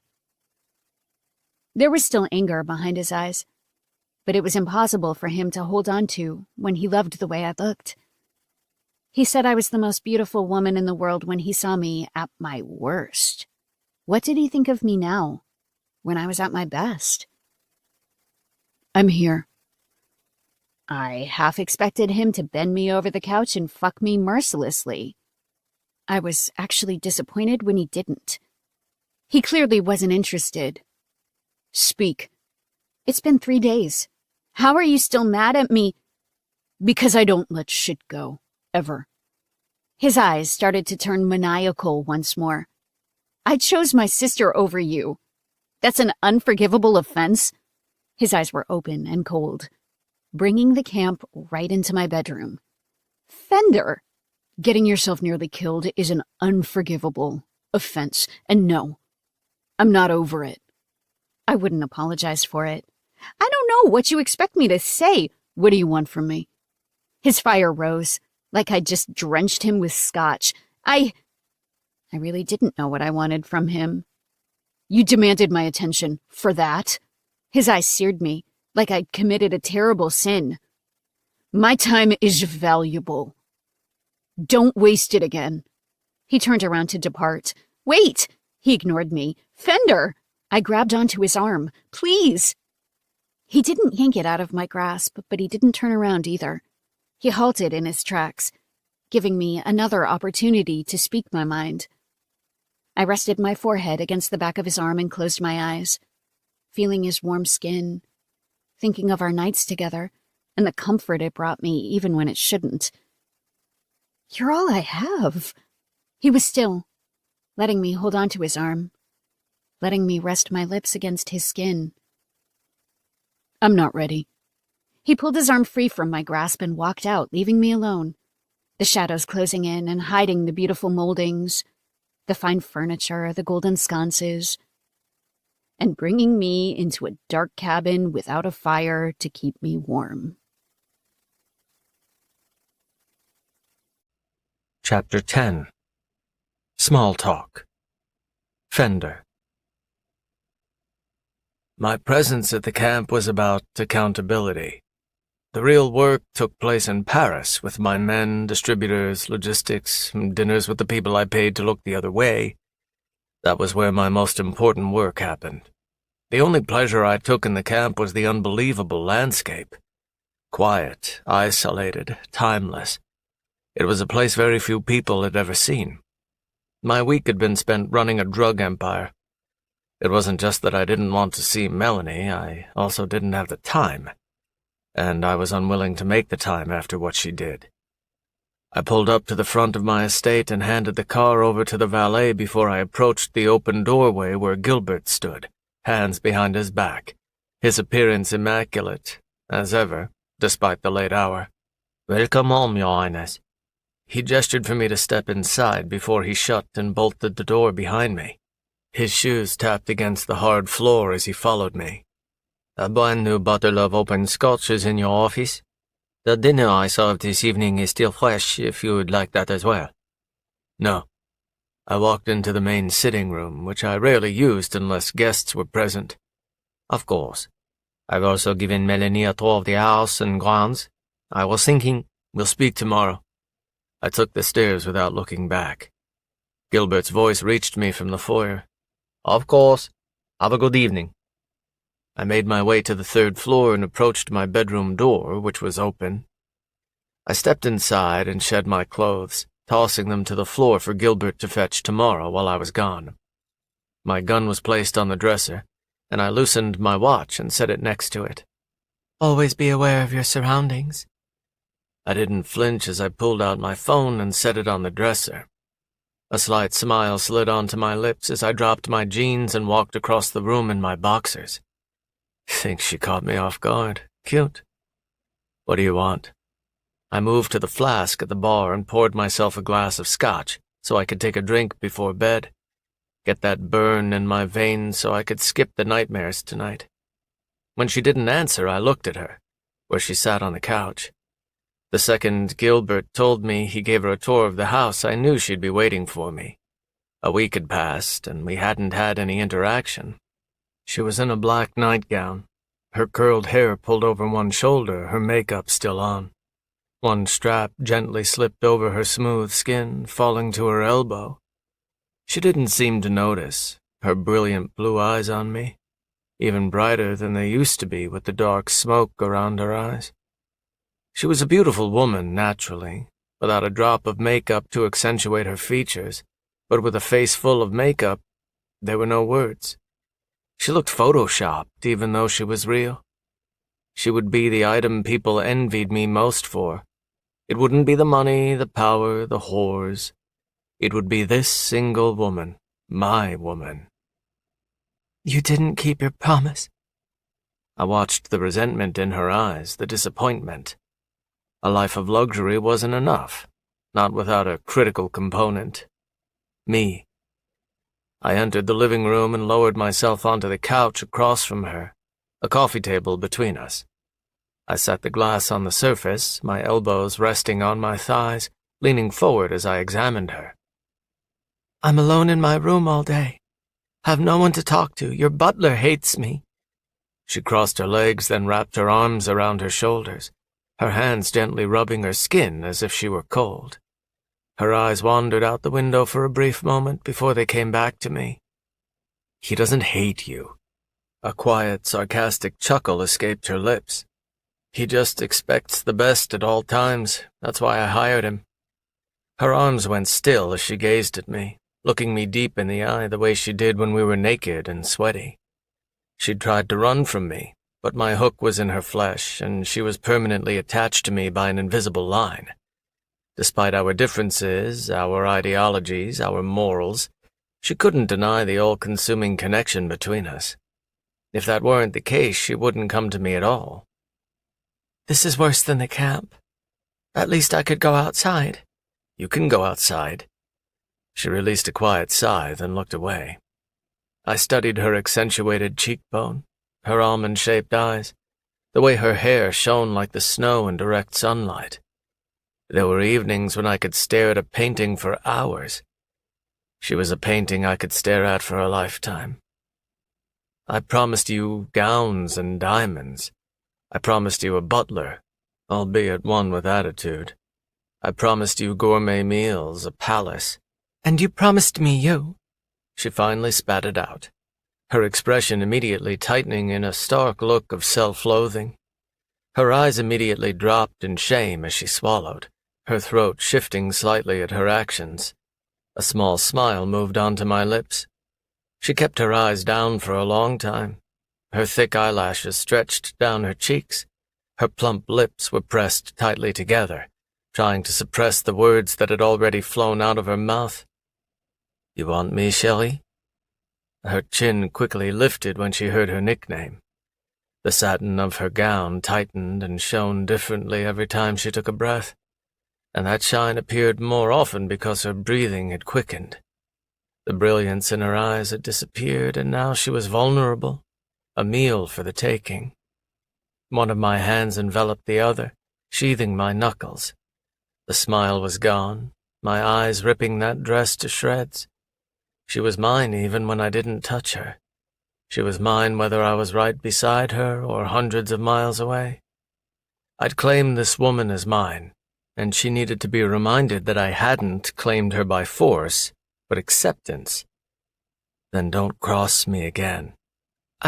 Don't cross me. Her nightgown was a small bundle over her stomach. The straps had fallen down her arms and revealed her tits, and I shoved the material over her hips when I got her on her back, my hips between her thighs, my arms pinned behind her knees.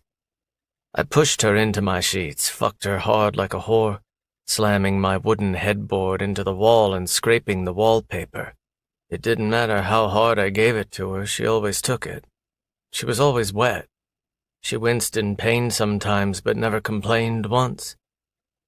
Her nails anchored into my flesh and held on, making me bleed whenever she came, and the tears that streaked from her eyes to her ears made her makeup run. She handled my sighs like she was paid to enjoy it. Her hand cupped my cheek and she kissed me, tasted the sweat that dripped from my forehead to my jaw, gave me her tongue as she moaned into my mouth. The cuts on my back burned when the sweat poured in, but the pain got me off because of the woman who inflicted it. I could have her any way I wished, but I was so eager to fuck her every time I looked at her that this always happened. I got between her legs and looked at her face as I conquered her, like I was bedding a queen after I'd killed her king, and she liked it. My eyes drank in her appearance, watched the tears streak every time she came, watched her lips tremble before the uncontrollable moans rose to my ceiling. I watched her open like a flower, drop her walls and give me her complete vulnerability. When we were together like this, the camp didn't exist. Her sister didn't exist. We were just a man and a woman, burning in each other's fire, scarring our skin with third-degree burns that we didn't even feel in the moment.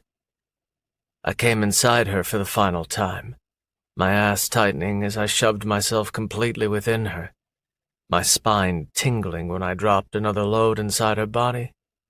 Skin to skin with her, it felt like pleasure in its purest form, the ecstasy that could only be created when there was nothing between us. She winced and gave a quiet cry when I forced myself deeper. There was nowhere for me to go, but I did it anyway, my dick out of my control. But she drew me into her body anyway, like my release was more important than her temporary discomfort. I finished with my face pressed into her neck, kissing her as the last wisp of pleasure faded, as my dick softened because it had finally had enough. I pulled out of her, then rolled over, getting to my side of the bed and immediately closing my eyes. Her breathing quieted over the next few minutes. She continued to lie there, her skin shining from my sweat, my cum between her thighs and on the sheets beneath her. When her breaths became quieter and drawn out, I knew she'd fallen asleep. My eyes opened and I looked at my lit bedroom, the windows a mirror because they reflected the light coming from the sconces and chandelier. A million things went through my mind, all the shit I had to do tomorrow, an email I got from Magnus right when I walked through the door.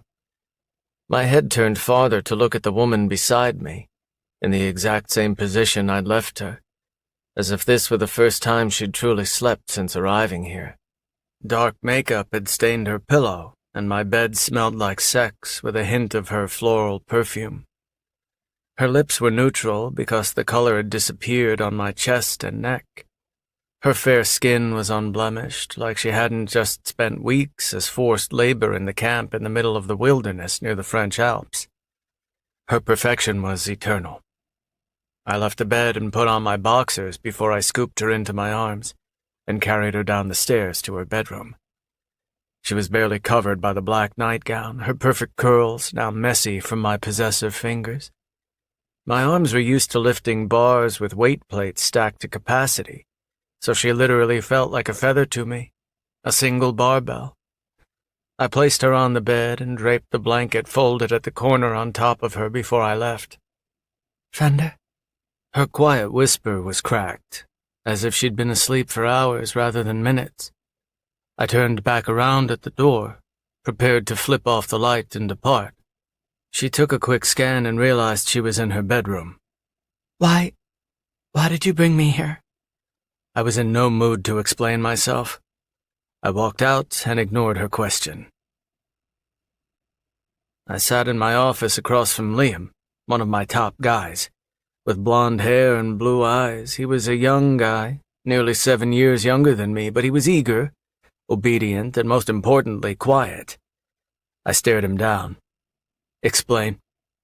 I sat in my leather armchair with gold buttons in the stitching along the sides, my large carved desk in front of me, windows all along the wall from one corner to the next.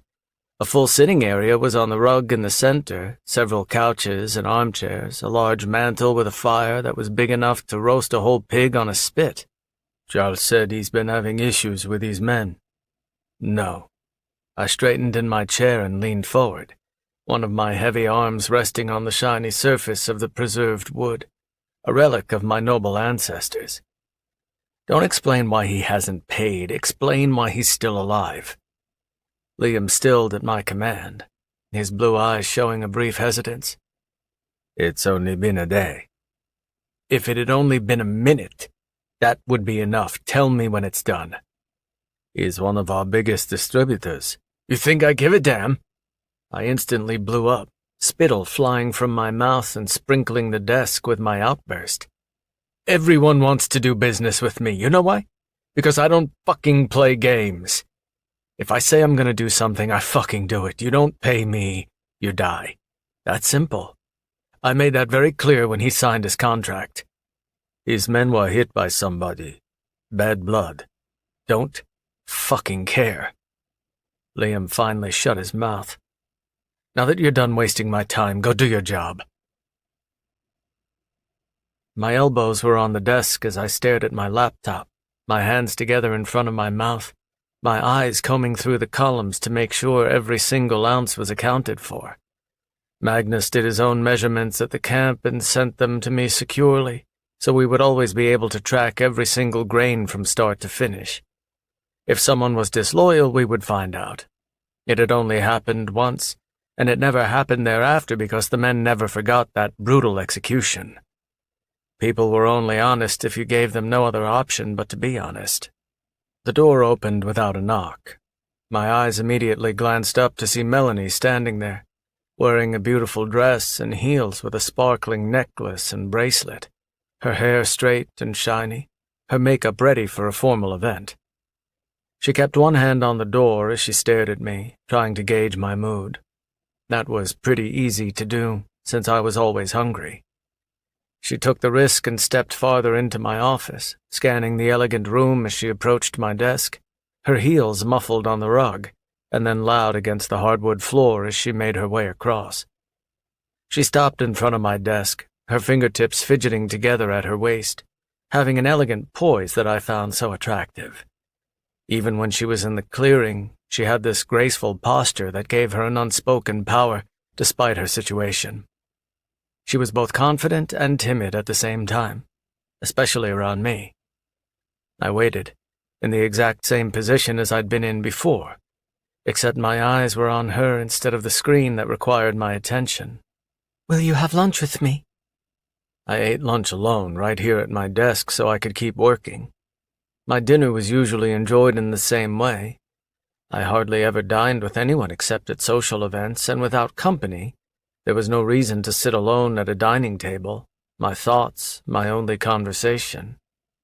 I didn't want to spare the time to eat with her now, but when her appearance was so hypnotic, it was difficult to say no. I could stare at a bright screen with spreadsheets and emails, or I could stare at the most perfect thing ever created. My only answer was a nod. We sat at the dining table in the garden room, where the window showed the rose bushes and tulips. The different seasons gave birth to different kinds of flowers, so new ones were constantly cycled in to mask the dead ones. Right now, the pink roses were in full bloom despite the winter season. It was a clear day, so the sun came through and highlighted the water drops on the petals and leaves from the rain that came in the middle of the night. She sat across from me, eating with proper manners Gilbert must have drilled into her back perfectly straight and off the padding of the chair. Lunch consisted of sandwiches, a salad, and a side of fruit, along with homemade bread. Melanie must have enjoyed tea because Gilbert had placed a teapot in the center of the table and gave her a vintage teacup to enjoy it. He didn't bother to bring me one because I only drank tea on formal occasions. She ate quietly across from me, her eyes down most of the time, sometimes on the garden outside the window, which she clearly admired. My eyes stayed on her the entire time, grabbing my sandwich without looking, taking bites as I took in her features for the 100th time. It was the first time she and I had had a meal together. In her cabin, sometimes I would eat, sometimes she would eat, but never at the same time. How's your day going? She buttered a piece of bread with the homemade jam my pastry chef made, then took a bite. I wasn't a fan of small talk, so I shrugged, doing the bare minimum to participate. You seem to work a lot.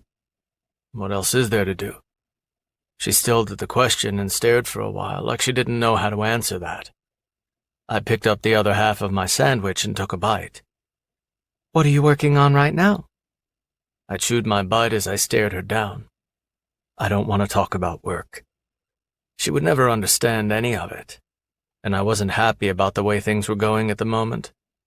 Okay. She took a drink of her tea. Does your family live in Paris? I paused at the question momentarily, flashbacks playing across my mind. As much as I tried to scrub those memories from my brain, they were permanent. They didn't live in Paris, but they were buried in Paris, and my father's body had been thrown into the ocean, to be forgotten, not to be remembered by anyone. I don't want to talk about that either.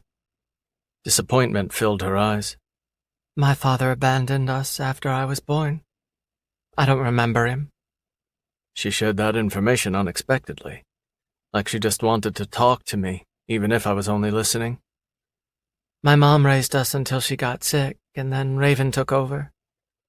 I finished the bite in my mouth as I listened. My eyes dropped for a moment as the clarity struck me. Raven was like me, taking care of her sister the way I took care of Magnus. Dead mothers and worthless fathers. I'm sorry. Her eyes softened at my comment, because I would never say something I didn't mean. Thanks. I took a piece of bread and slathered it in butter before I took a bite, eating with polite manners since she did as well. If I were alone, I wouldn't bother. Too much work when my energy was reserved for more important things. How did you spend your time in America? I knew nothing about her as a person.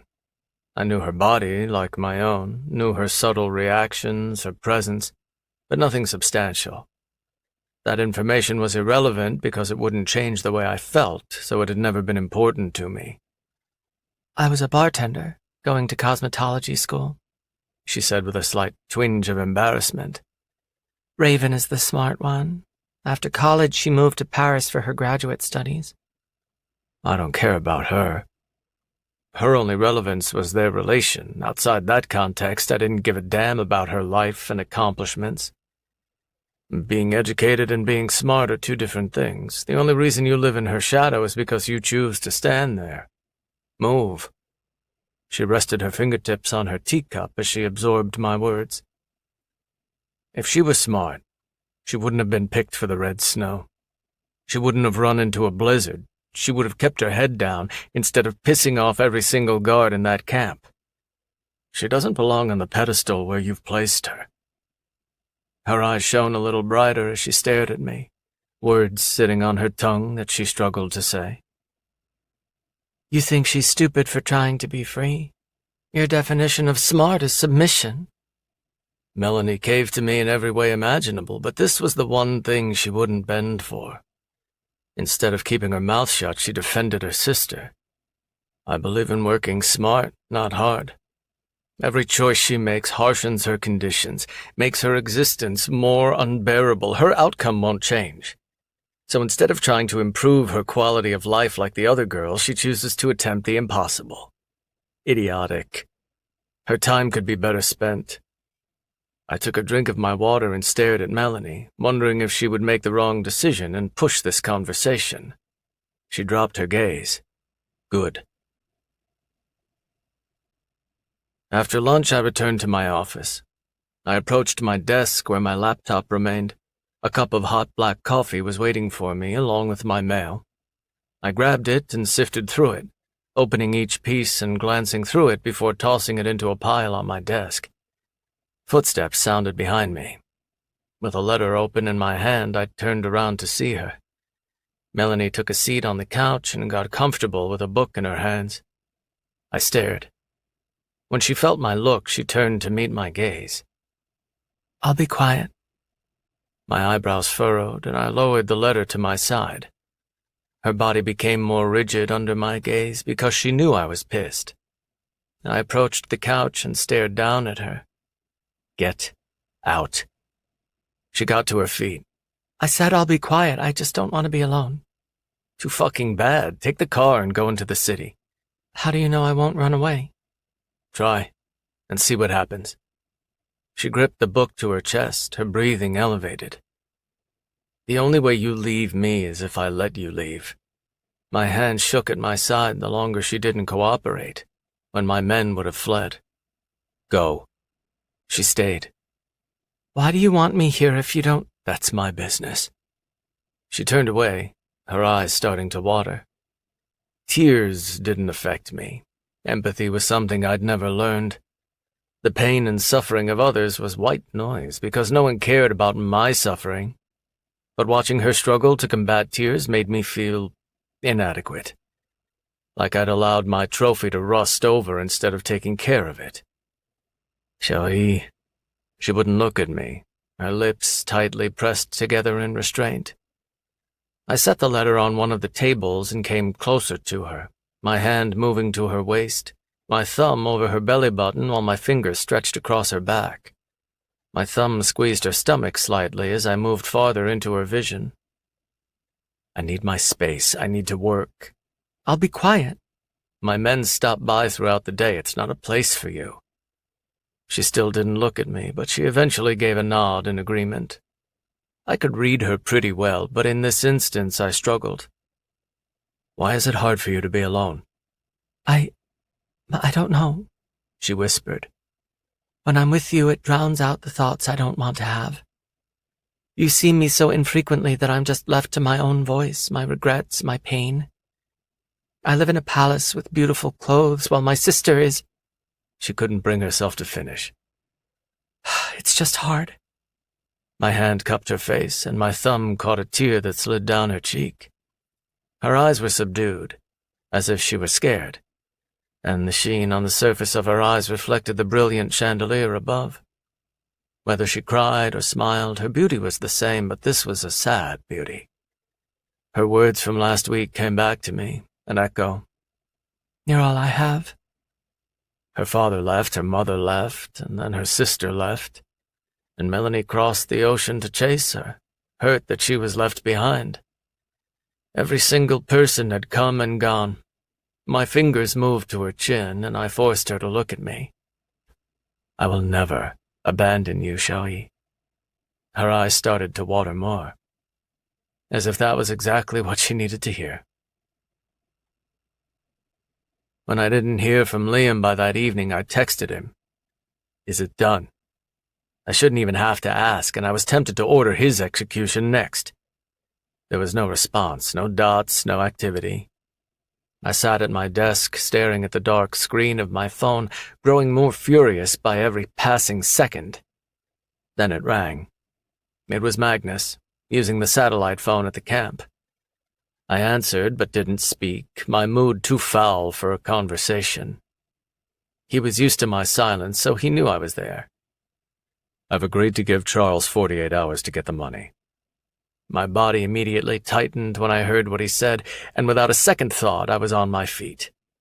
I moved to the windows, looking out into the darkness like I could somehow see him hundreds of miles away.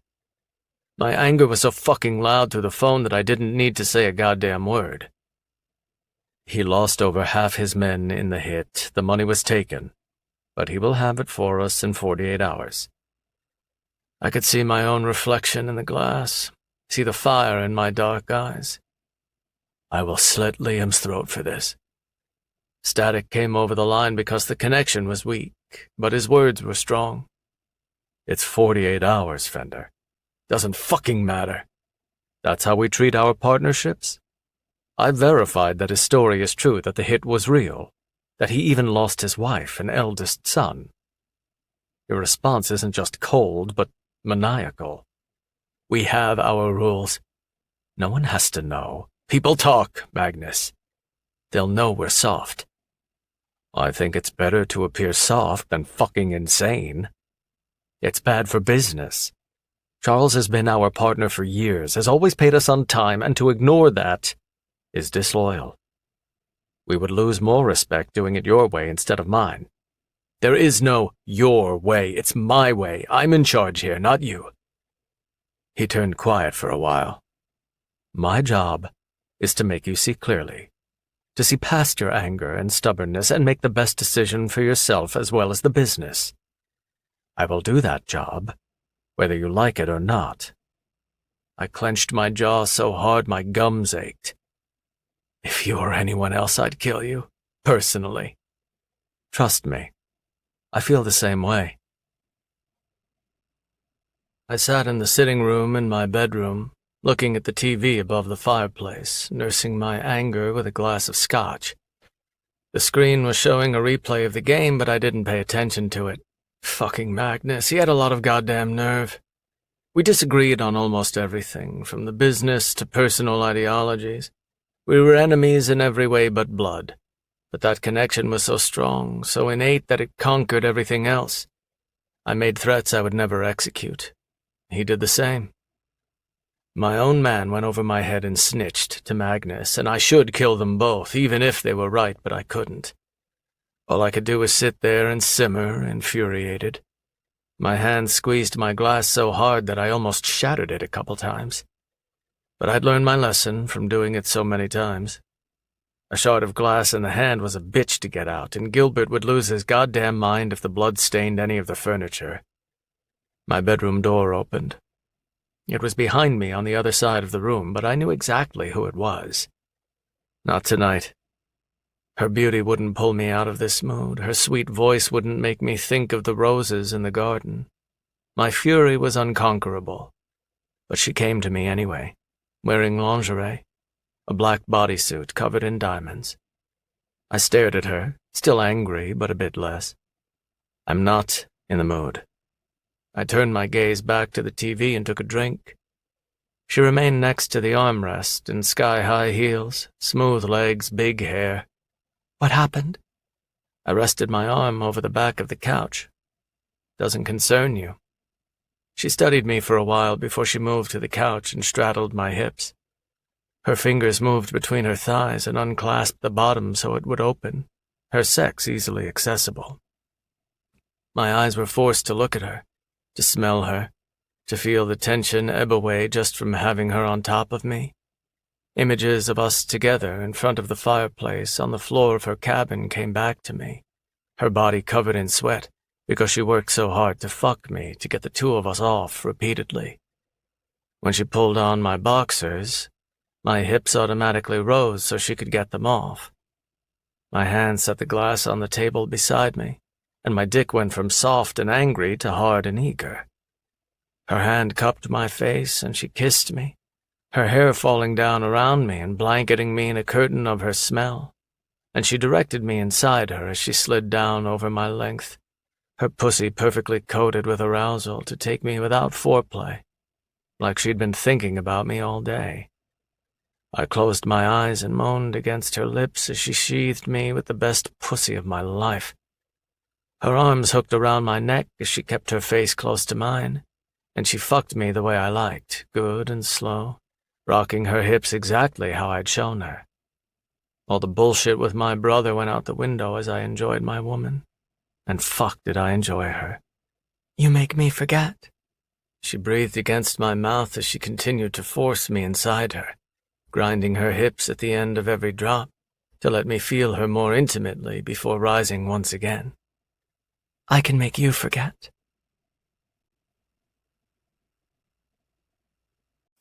Chapter 11. Fidelity. Melanie. We spent most of our nights together, but I always woke up alone. He would either carry me to my bedroom, or he would leave mine after I fell asleep. I didn't demand a change because I knew I would never get it. When he'd brought me here, I'd expected something more. I expected him to want me all the time, to have me by his side constantly. But our relationship was the same as it had been in the cabin, where he would visit me when he felt like it, then ignore me the rest of the time. I should be grateful to be spared, but my solitude was far more horrific than his company. Everything had been taken from me, and even if he was the one who took my sister away, I couldn't bring myself to hate him. My relationship with him somehow felt separate from my captivity, which didn't make any sense. I shouldn't feel affection for him, but I did. To everyone else, he was the boss, the man in charge of a vile camp that claimed the freedom of innocent women, including my sister and myself. But to me, he was the man who didn't force me to do anything. He waited for my consent. He took care of me when other men would consider me high maintenance. He was surprisingly soft at times, always caring about the tears I shed, when he didn't seem to care about anything else. He always had something nice to say about me when no one else ever did. Fender left that morning and he hadn't returned. He never told me where he was going, and I didn't try to ask. I tried to keep myself busy by taking a walk through his grounds and admiring all the flowers he'd bothered to upkeep. He seemed like a man who didn't care about that sort of thing. Then I walked through the house and admired all the paintings on the walls. There were a lot. His home had to be 20,000 square feet, and every wall had some kind of piece, something evocative and beautiful. I moved from one to the next, seeing watercolors and lily pads that reminded me of the pond in the front of his estate. Melanie, lunch is ready. Gilbert was never pleasant toward me. When he spoke to me, it was like giving an order. When he spoke to Fender, there was more than just an employee kissing the ass of his boss. There was genuine affection there, genuine respect. He immediately walked off without waiting for a response. I looked at the painting for a moment longer before I walked to the dining table in the garden room, my favorite place to have lunch. Gilbert set the plate in front of me, and the serving was different from usual. It was much smaller, and there were no desserts. He must have noticed my quizzical expression because he said, "You're gaining weight." Like that wasn't rude at all, he grabbed the teapot and set it on the table along with my lunch. Did Fender say that? No, I am. How do you expect all your clothes to fit if you're getting bigger every week? You can always take something in, but never out. He shook his finger, and you shouldn't wear those beautiful designer clothes unless you're worthy of them. Why do you hate me so much? I blurted out the question because I was exhausted by his hostility. Fender told you to service me the way you service him, but you're constantly insulting me when I've done nothing to you. He looked down at me over his nose, like nothing I said meant anything to him. He said to service you. Said nothing about liking you. He walked off and left me there to sit alone, to stare at my small lunch of a salad and a side of fruit. Everything I ate was wonderful, something to look forward to. But now I didn't have an appetite. Gilbert brought dinner to my room. Is Fender home? There were other workers in the house, housekeepers and chefs, but they only spoke French. I had no one to talk to besides Fender, so days without interaction felt like an eternity. He set the tray on the dining table. Yes, but he can't be bothered right now. I stayed on the couch and swallowed my disappointment. Enjoy your dinner, he excused himself. Wait. I rose to my feet and turned to look at him. He turned back around and didn't hide his annoyance, but he obeyed my request. Can I have dinner with you? Sometime? A slow, bewildered expression came into his face. Staff never dine with their masters, and even if I could, I wouldn't. He turned around and walked off. I shouldn't care what he thought about me, but since he was the only person I interacted with, it really brought me down, made me feel worse about myself than I already did. I'd been nothing but polite to him, but he continued to treat me like I was worthless. Maybe I should take a drive to the city, have dinner in a cafe or something, just to be around people who would have no reason to hate me. When I made it downstairs, I searched for Gilbert to ask for the keys to a vehicle. I'd never driven in Paris, but as long as I drove slowly and took my time, I should probably be fine, I think. Gilbert was nowhere to be found. Footsteps sounded behind me on the stairs. Bring my car around. Fender's deep voice sounded from the very top, and his footsteps became louder as he descended toward the bottom floor. Gilbert was behind him. Of course, sir. Which vehicle would you like this evening? Cheery and kind. The excitement was in his voice, like he lived for these interactions with Fender. Surprise me. Fender made it to the bottom, dressed in all black, in a sleek black leather jacket. His hair was styled when it was normally ignored, and he wore a black watch with a gold case around it. When he noticed me, he walked up to me but didn't embrace me. He had this look on his face that clearly said, "What do you want?" I got a better understanding what he said when he didn't say anything at all. Wanted to take a car into the city. Gilbert joined us and walked past, trying to disappear. Not tonight. As if the conversation was over, Fender headed to the front door. Why? He continued to the entryway and ignored me. Something about the whole thing pissed me off, so I followed him. Where are you going? He reached the front door but didn't open it. Out. He wasn't dressed like he was doing something for work, but some kind of social event, and that made me feel betrayed. He was going out without me, and the only reason for that would be because of women. I'm talking to you. I was tired of the back and forth, of his affection and then his coldness. He could be so good to me and then so indifferent. He stilled, then turned around, giving me his gaze and attention.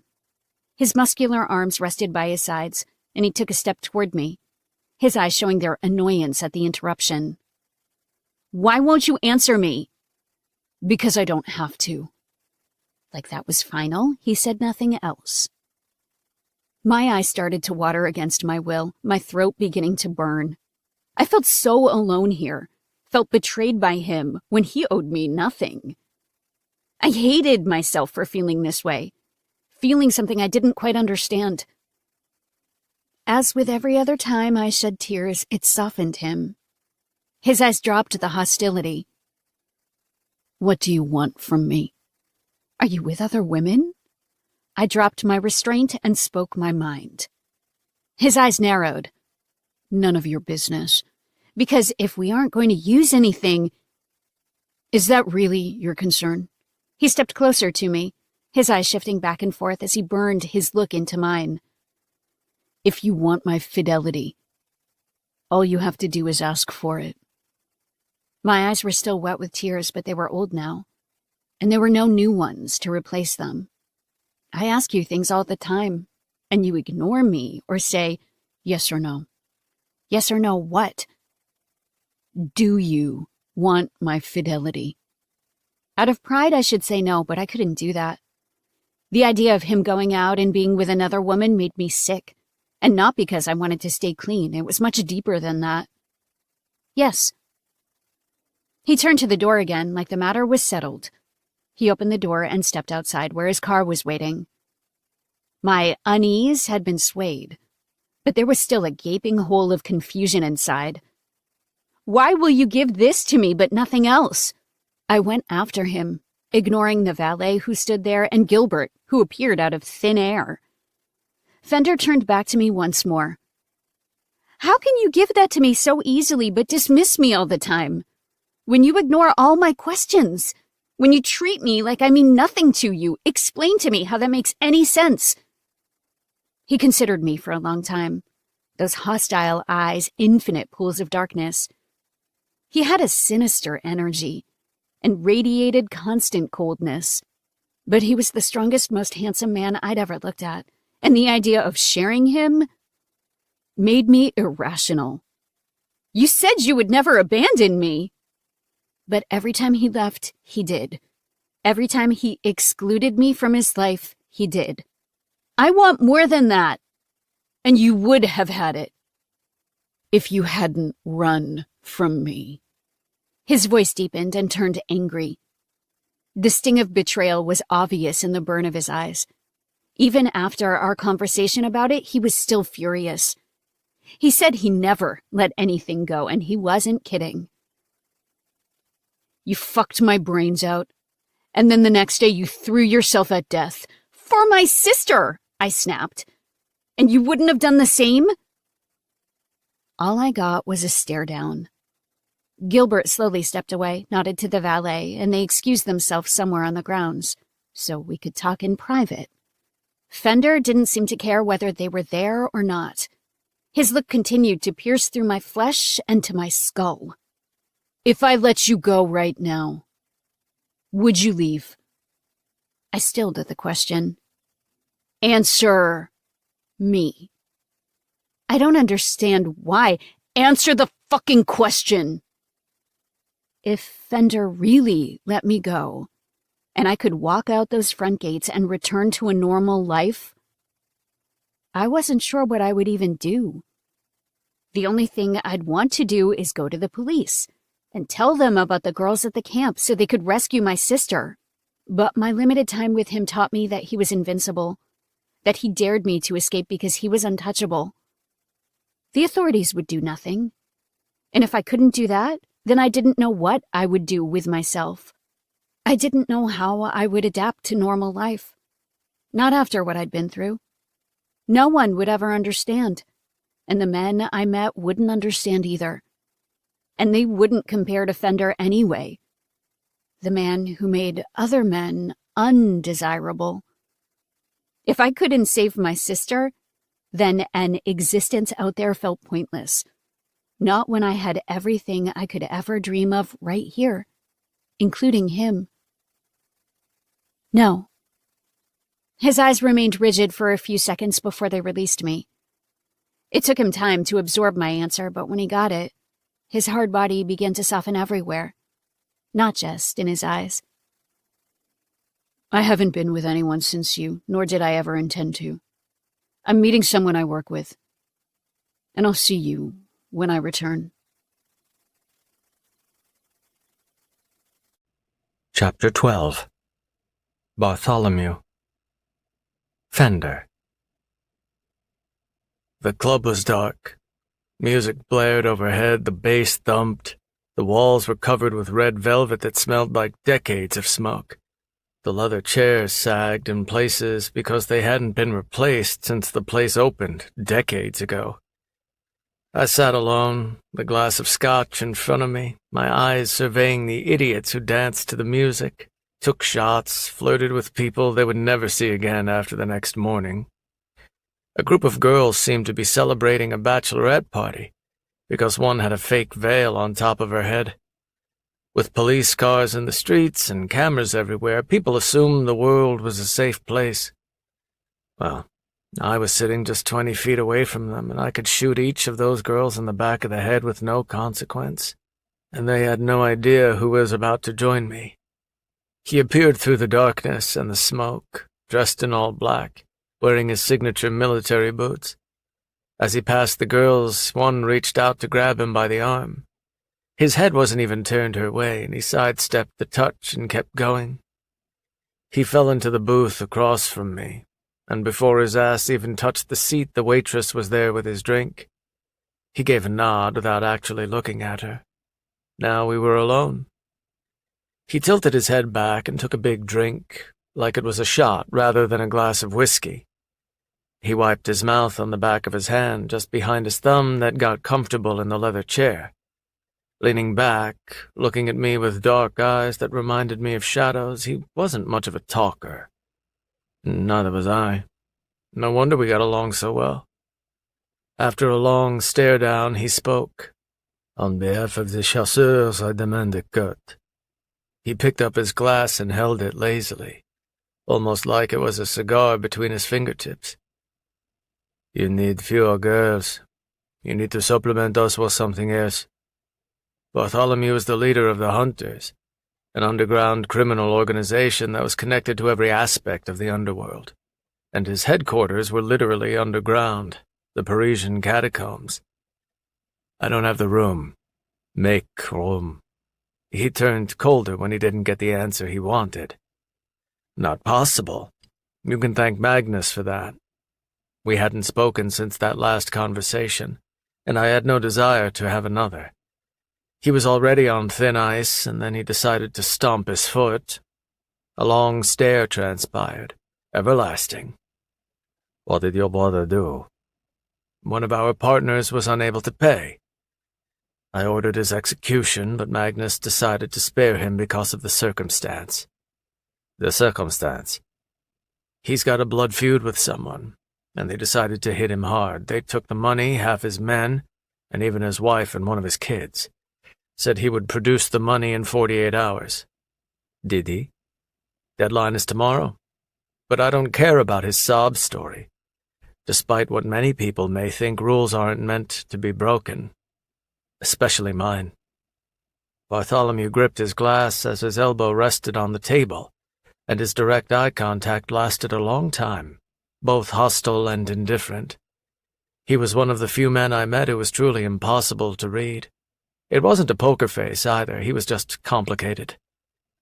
No, they're not. I wouldn't have spared him either. I've always liked you, Bartholomew.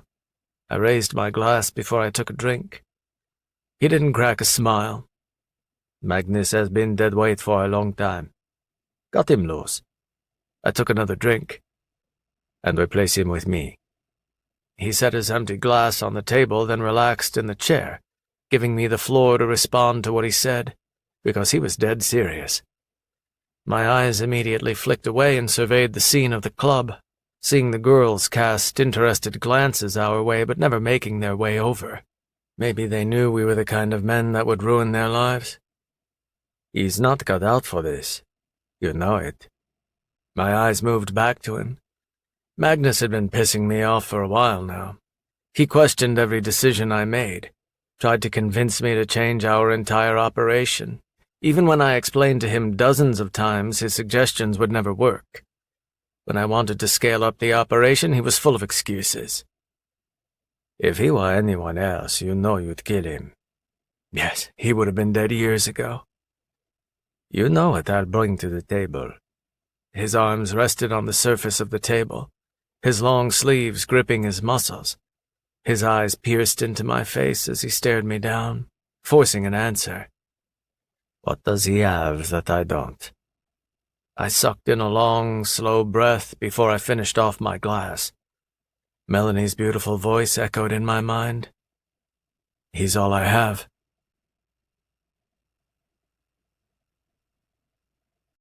Chapter 13. Take the Fall. Melanie. I looked at the clock. 2 a.m. Fender said he would see me when he returned, but he hadn't appeared. I spent my night on the couch watching TV in a language I didn't understand and failed to learn. And when my eyes grew heavy from waiting, I decided to go to bed. My room was cleaned every day when I had lunch in the garden room, so it always had a 5-star hotel experience when I walked inside. The flowers were changed regularly, The sheets always so soft, and the vaulted ceilings made it seem like a palace. Just my bedroom alone. I pulled the sheets back and slipped inside before I turned off the lamp on my nightstand. A little bit of light always came into my bedroom because I kept the curtains parted. I hadn't had curtains at the camp, so I was accustomed to looking outside as I closed my eyes and went to sleep. I was used to the moonlight, the distant flickers of nearby torches, the sound of the wind as it rattled the glass in a storm. It felt like I'd just closed my eyes when footsteps sounded on the hard wood. They muffled when he reached the large rug around my bed. Clothes dropped. Boots hit the floor. My eyes opened as I sat up to look at him in the dark. He stood beside my bed, shirtless, his immense size making him appear like a monster that had crawled from underneath my bed. He dropped his jeans and boxers. He hadn't changed into sweatpants in his bedroom before he appeared, which meant he came straight here. He threw the sheets off me and yanked me to the edge of the bed, dragging me with a hard tug that made me suck in a breath in surprise. I was in a nightgown, my makeup off, because I'd assumed he would never come. He shoved my dress to my hips, then dragged my panties over my ass and off my legs. When I say I'm gonna do something, I fucking do it. He positioned me on the edge, leaned me over, and shoved himself inside me, making me gasp in surprise. Be ready for me, always. His hand slid into my hair, and he fisted it as he fucked me that way, his eyes on mine, his look hard and possessive, his dick pounding into me like this was the first time he'd had me since we'd left the camp. I grabbed onto his tree trunk arms and shook with his thrusts. Oh, God. He fucked me to a record-breaking climax before he released, giving a loud groan in my face. But like always, that wasn't the end of it. His dick stayed hard as if he took pills on a regular basis, and he kept going, slowing it down, his fist relaxing in my hair and moving to my neck, touching me gently, his eyes turning soft and tender. He came closer to me, his body warmer than the sheets that had rested on top of me just minutes ago. Chérie. He started to speak to me in French again, which he hadn't done in a long time. Tu es vraiment magnifique. His thumb brushed over my bottom lip as he looked at my mouth, still pushing himself inside me. His fire had rekindled, his passion roaring like a forest fire that destroyed everything in its path. Every touch was searing hot, his kisses purposeful and full of gentle caresses, his deep breaths filling every inch of my enormous bedroom. Tu es à moi, à moi. He thrust inside me. À moi. He did it again. À moi. When the sex was over, he usually got out of bed immediately. This time, he stayed. His arm was wrapped around the small of my back, keeping me flush against him, my leg hooked over his hip, my wet sex against his stomach. His face was pressed against mine on the same pillow, and his eyes were closed. But his pull on my back remained, like I might slip away if he let go. My tits were against his powerful chest, and he smothered me with his masculine warmth and scent. It felt even better than sex, to close my eyes with him next to me, holding me. I'd slept alone in that cabin, and there was always a little anxiety, because a guard could open the door at any moment and demand something from me. But with him there, I knew no one was getting through that door. There wasn't a single thing in the world that could touch me now. I shouldn't feel safe with him, I understood that. But in reality, I'd never felt safer in my entire life. His hand left my back and slid between my shoulder blades, into my hair, and he gave me a soft kiss on the mouth. I opened my eyes and looked at his dark eyes, saw their special softness, saw the way he looked at me like I was the single most important thing to him. My entire body softened to a deeper level, invisible weight leaving my shoulders. Then he left the bed, grabbed his clothes, headed to the door. Where are you going? I sat up in bed, my skin forming bumps because the cold hit me like a winter breeze coming through an open door. My nipples hardened, All the relaxation I'd felt a moment before disappeared. He turned back around. I don't sleep with people. As if that was final, he headed to the door again. Wait! He didn't stop this time. He opened the door and looked at me over his shoulder. It's not you, Sherry. I spent my morning reading, and when lunchtime arrived, I went to the garden room to eat alone. Once I took a seat, Gilbert silently placed everything in front of me, still hateful as ever. He didn't give me a greeting the way he did with Fender. He didn't even try. I would just eat in my bedroom, but the view of the garden was so beautiful, and I needed a change of scenery. Otherwise, I would lose my mind stuck in my bedroom all day. Gilbert lifted the teapot and poured the lavender-flavored tea into my teacup before he excused himself. Footsteps sounded behind me, loud and quick, moving with purpose. Your Highness, Gilbert's voice turned a little frantic at the unexpected visit.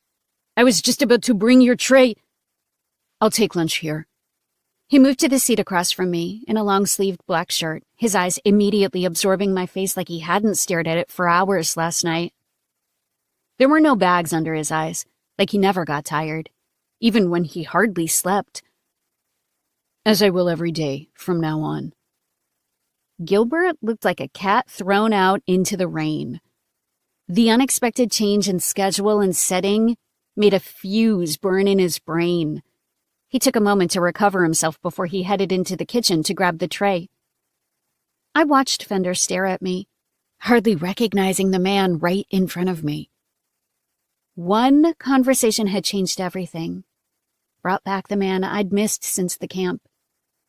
His eyes didn't burn with resentment and bitterness.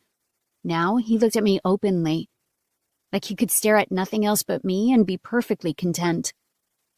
Gilbert returned a moment later and placed Fender's lunch in front of him, which was different from mine. He had a big portion of pasta, a salad, more bread, and desserts. A glass of water was placed next to his food since he didn't drink tea. Anything else I can get you, sir? Gilbert had composed himself once more, overcoming the shock of Fender's decision. Fender dropped his gaze to my meal, which was a salad with a small piece of salmon on top. Gilbert. Yes, he asked eagerly. How may I service you? The look he gave Fender was full of so much enthusiasm that he would obey any command that Fender gave. If Fender told him to jump off a bridge, he would consider it a great honor and do it. The interactions I witnessed were limited, but it was very clear that Gilbert's entire existence was dependent on Fender's satisfaction. Her meal is different from mine. He shifted his gaze to Gilbert. Why? Gilbert instantly breathed harder at the eye contact, faltering for a moment when he was the recipient of that stare, but not out of fear. Another reason altogether. Sir, I just thought I'd been gaining some weight. I cleared my throat. I thought I needed to cut back a bit. Fender stared at Gilbert for another moment before he slowly turned to face me, his dark eyes regarding me with suspicion. Gilbert glanced at me. Fender started to look angry, as if he knew I was lying. He turned back to Gilbert. Melanie and I will have the same meals. Is that understood, Gilbert? Gilbert held his breath and nodded. Of course, sir. He turned to leave. And that starts now. Gilbert stilled, then turned back around. Sir, the chef will wait. He grabbed my plate and held it out to Gilbert without looking at him. His eyes were on me, still angry, like I would get punished for this when we were alone together. Gilbert hesitated before he took the plate. Of course, right away. He excused himself from the dining room in a hurry. Fender pushed his food across the table in front of me. Eat. My heart raced so quickly in my chest, and my blood pressure immediately spiked. It made it hard to hear because of the loud thumping noise. My eyes even began to hurt. I'll wait for your... I said eat. I immediately grabbed the fork and spun it inside the pasta, which was still steaming, because it was just prepared by the chef. His lunch looked way better than mine had, and my mouth could sense the taste before the food was even in my mouth. I just didn't want Gilbert. You're the lady of this house. You will eat as such. You will enjoy every single luxury that I've worked for. If you've gained weight, I haven't noticed. If you continue to gain weight, I still won't notice. Do you understand me?" He spoke to me like he did his men at the camp, issuing orders in expectation of complete obedience. I gave a slight nod. Yes. He nodded to the food. "Shuri." I still held the fork, the steam rising up and filling the air with the scent of fresh pasta, with hints of olive oil and basil. I spun my utensil around and caught the noodles before placing it into my mouth. My tongue flooded with the incredible goodness that made me close my eyes for a brief moment. His eyes were glued to my face, watching every little reaction I had like it was fascinating. That was how we spent the next few minutes, me eating and him watching. Gilbert returned moments later with the food and set everything in front of Fender. Fender ignored him and stared at me. Gilbert studied Fender's face, hoping he would meet his look, but he never did. "I'm very sorry about the mix-up.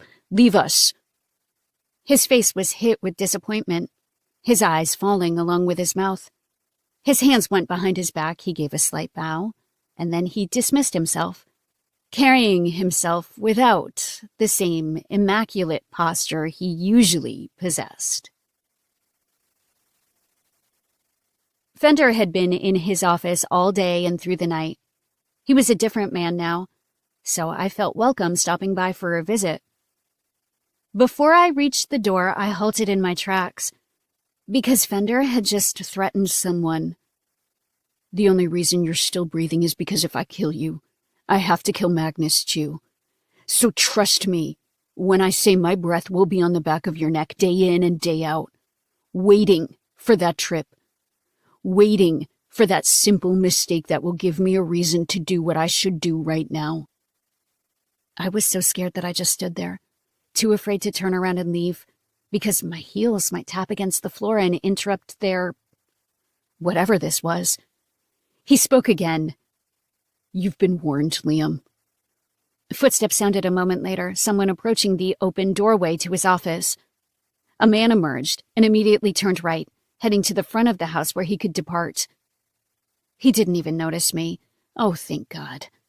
My hand braced against the wall for support, like I'd been the one just threatened. I lifted my knee so I could pull off my heel, and I wouldn't make a sound as I walked away. "Shuri." I stilled, my fingers against the designer's shoes. Fuck. How did he know I was there? I lowered my foot back to the floor, took a breath, and then emerged into the open doorway. He leaned against his desk in his black sweatpants without a shirt, his feet bare. His muscular arms were crossed over his thick torso, and a large hearth on the wall adjacent to him blanketed him with a flickering glow. Those magnetic eyes were on me, pulling me toward him with an invisible force, the earthy brown color visible because of the way the firelight hid his features. My fingertips came together in front of my waist as I entered his office. My heels barely tapped against the hardwood floors because I moved so slowly, prepared for him to scream at me for what just happened. I wasn't eavesdropping. I came by... "I'm not angry." "Really? Because you look angry." His eyes kept their intensity, but a slow smile crept on to his lips. It happened rarely, like an animal assumed to be extinct emerging in the wild for a brief second before it ran off again. He was so handsome when he smiled. I stared at it, knowing it would be gone any second. Then it disappeared, gone, like the fire just went out in the hearth. He pushed off the desk and straightened as his arms came to his sides. "That's just how I look." He stopped when he reached the front of the seating area, as if he expected me to move the rest of the way and come to him.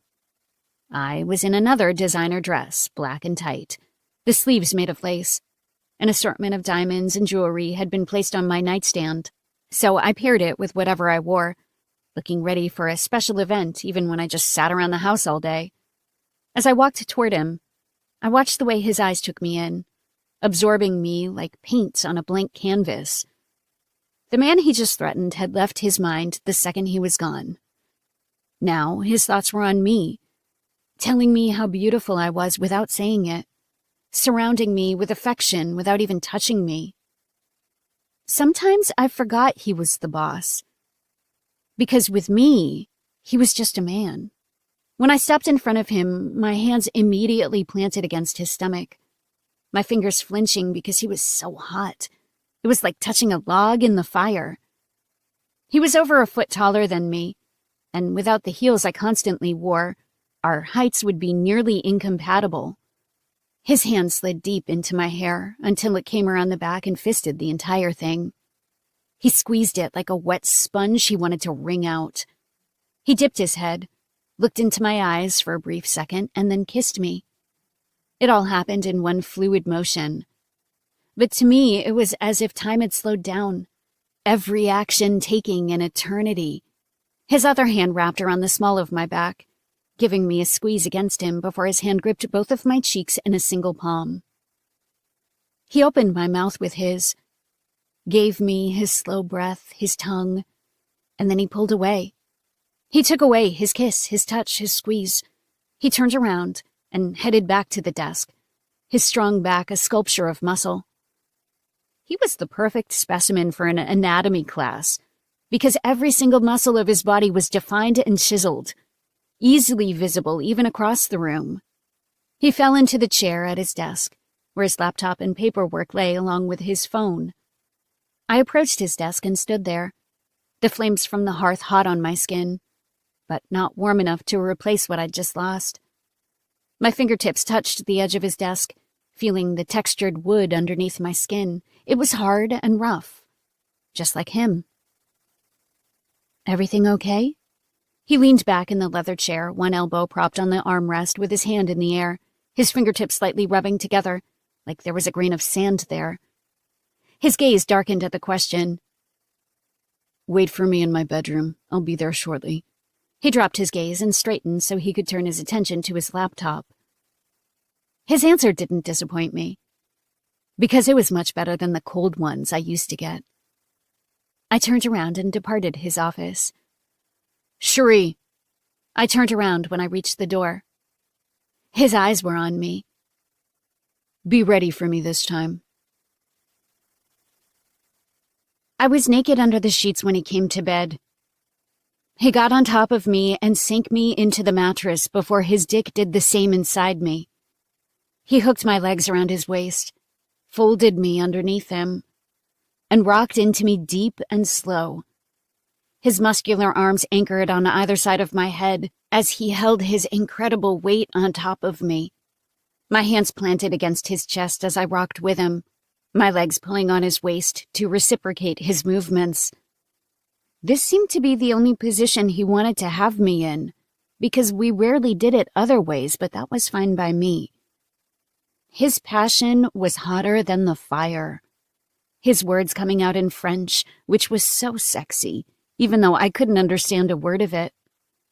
My hand slid into his short hair as I brought his mouth to mine, kissing him and feeling a little explosion inside my belly just from his mouth. He made me writhe every time we were together, showed me how sex was supposed to be, that my experiences up until this moment weren't experiences at all, just false imitations, like a knockoff handbag. He suddenly slowed way down, his French endearments coming to an end. "Cherie." My thighs squeezed his hips because I was desperate to keep going, so close to that climax that would make my hips buck entirely on their own, my brain haywire and electrocuting the rest of my body. His hips stopped, his dick rock hard and sunken deep inside me. "Tell me." Sometimes, in his intensity, he looked angry, but he was just passionate, desperate for me. He started to rock his hips again, moving through my copious wetness that forced the housekeeping staff to change the sheets daily. My ankles dug into his ass as I pulled him inside me, wanting the thrusts to get harder. "I don't want to share you. Ever." He gave a quiet moan as he thrust into me harder. "I want to be your only Cherie." He pumped harder, his eyes deepening into a new level I'd never seen before. I got lost in the moment, got lost in the sweat and the heat, and I said what came to mind. "You're the only man for me."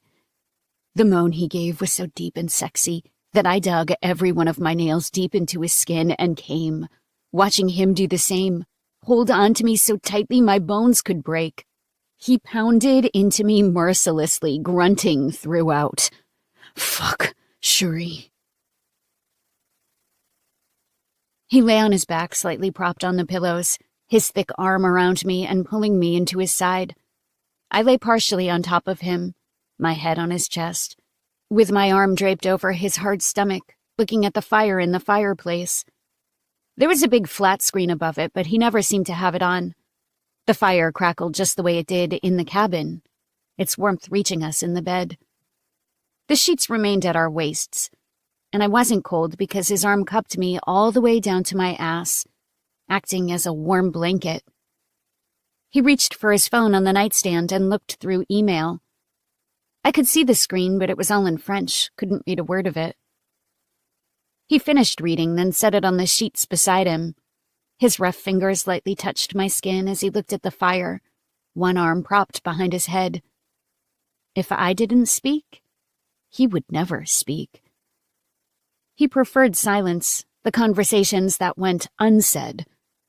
Sometimes his hand would glide to the back of my neck, his fingers delicately moving through my soft hair, handling me with a gentleness that continued to surprise me. "How did you learn English?" His fingers continued to move. "English is a requirement in French education." I wish French were a requirement in American education. Then I could understand what he said in bed, could understand what he said when he spoke to other people around me. "I could teach you." "Yeah?" "Or have Gilbert do it." I released a loud sigh. No, not Gilbert. Even after I covered for him, he refused to speak to me. He continued his tirade of hatred. Sometimes people liked you no matter what you did. Sometimes people hated you no matter what you did. He fell into the second category. Fender read between the lines, listened to words that were never spoken. "He doesn't hate you." "He totally hates me. It's fine." "You're the woman of this house. If he treats you as anything less, I will remind him that he works for you as much as he works for me." He turned his chin to look down at me, his fingers continuing to run through my hair. I said it's fine. Leave it alone. "Why?" His voice deepened. "You think I'd allow anyone to disrespect you? Let alone in my own goddamn house? It's fine because I know why he hates me." His fingers stopped moving. "Why, Shuri? Tell me why anyone would hate a woman such as you. Beautiful like my rose garden. Soft like its petals. Quiet like the opening of the flowers in the spring." It was such a beautiful description that I faltered before I replied. It didn't seem like something a man like Fender would say. Dark, rugged, marching through the snow in a bomber jacket with murder in his eyes. It only reinforced what I believed, that he was more than what he seemed. I propped myself up on my elbow so I could face him, my hand planted against his muscled ribcage for balance. "Because he's in love with you." Fender had no reaction. His eyes remained on mine, not blinking or moving.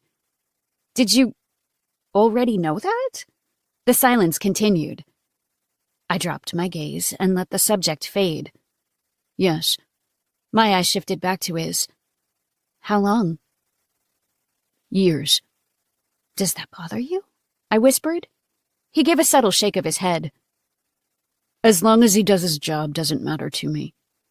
"Am I the only woman to ever live with you?" I already suspected the answer, because Gilbert hated me for a reason. And that reason must be because I was special. I was different from the others. "Yes." My finger traced the lines between his segmented muscles absent-mindedly, my eyes shifting down to watch my movements. I didn't think about the other women who had been in his life because I didn't want to. I had no idea what kind of love life he had. If he'd had relationships, been married, just one-night stands, I really had no idea. I just knew he'd had a lot of sex because he was good at it. Can I ask you something personal? Or will you... You can ask me anything, Shuri. My eyes lifted to meet his again, my fingers halting. He gave me everything I wanted when he let go of my indiscretion. It felt like a relationship. Husband and wife without marriage. The two of us together in passion and commitment. I couldn't lie to myself and pretend it wasn't the best relationship I'd ever had, even though it was wrong. Do you have relationships like ours, or... I've never taken a woman from the camp. I've never fucked a woman at the camp. I've never wanted a woman the way I want you. Never been committed or monogamous. I've never had a woman the way I've had you, with nothing between us except each other. The women I occupy myself with are whores or socialites, but they feel the same to me. And the only difference is I pay for one and not the other. My eyes dropped once again, looking at where my finger lay between two groups of muscle. His promiscuity was satisfied with a single woman. Me. And I didn't see how I'd earned that. He was the one who was the fantastic lover. All I had to do was let him have me. I understand why he hates me then. After I fell asleep, he carried me to my bedroom and placed me on the mattress. When he pulled the sheets and duvet on top of me, it woke me up, because the cotton was cold, not warm like his body. I opened my eyes and looked at him over me. He stilled as he looked at me. His eyes shifted back and forth before he leaned down and kissed me on the mouth. Good night, Shuri. Before he could pull away, I grabbed his forearm. Stay with me. I didn't want to stay in this cold room alone. I wanted to be in his bed, with the fire slowly dying down, with his immense size heating the sheets throughout the night. I wanted his big arms around me, acting as a cage that kept me enclosed in his safety. His eyes didn't soften at the request like they did when I asked for him in other ways. It's not you, Shuri. Don't ask me again. He gently pulled his arm away from my grasp. If you want me in a way you've never wanted anyone else, then why? I'd become entitled now that he gave me things I asked for. But this was something I wanted more than the trivial requests I made. His eyes turned annoyed, like he just wanted to go to bed and not have this conversation, but he didn't bark at me. I can't let my guard down to anyone. This is the final time I'll address it. Do you understand me? No, I don't understand. Let your guard down. I was actually hurt by the statement. Do you think I'd ever hurt you? He'd put his gun on the dresser and I never took it. I could find a weapon in any room and fight back if I wanted to. But the thought never crossed my mind. Not only was that not me, not who I was, but I had no desire to ever lay a hand on him. He held my gaze for a long time, his eyes shifting back and forth, his breathing growing deeper. It's not you, Shuri.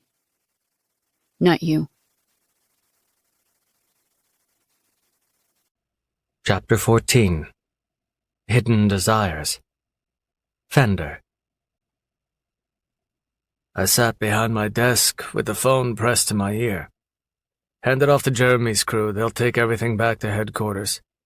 I hung up without saying goodbye, tossing the phone on the surface. I had to return to the camp, so I rushed to finish up my affairs. Gilbert entered with a couple folders. "Sir, Pascal just dropped these off at your request." He set them on the edge of the desk. "I've made all your arrangements for your departure. The President has requested a dinner with you when you return. Shall I go ahead and schedule that?" Yes. "For 3 it is?"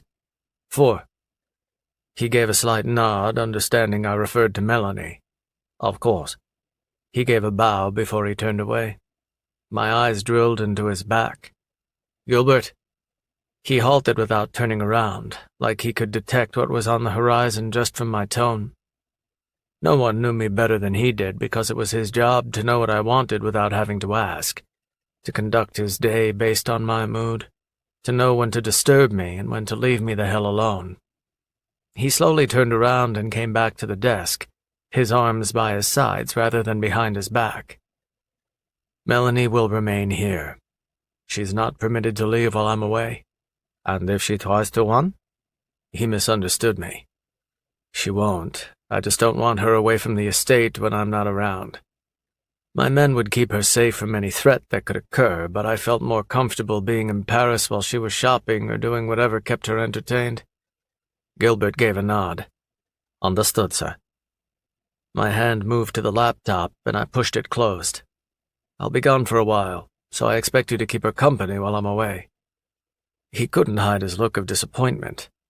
The feeling was too raw for him, too difficult to swallow. He was the consummate professional, remaining jubilant even in my worst moods, but this was the one request that was too difficult. I have many assignments that require my attention, sir.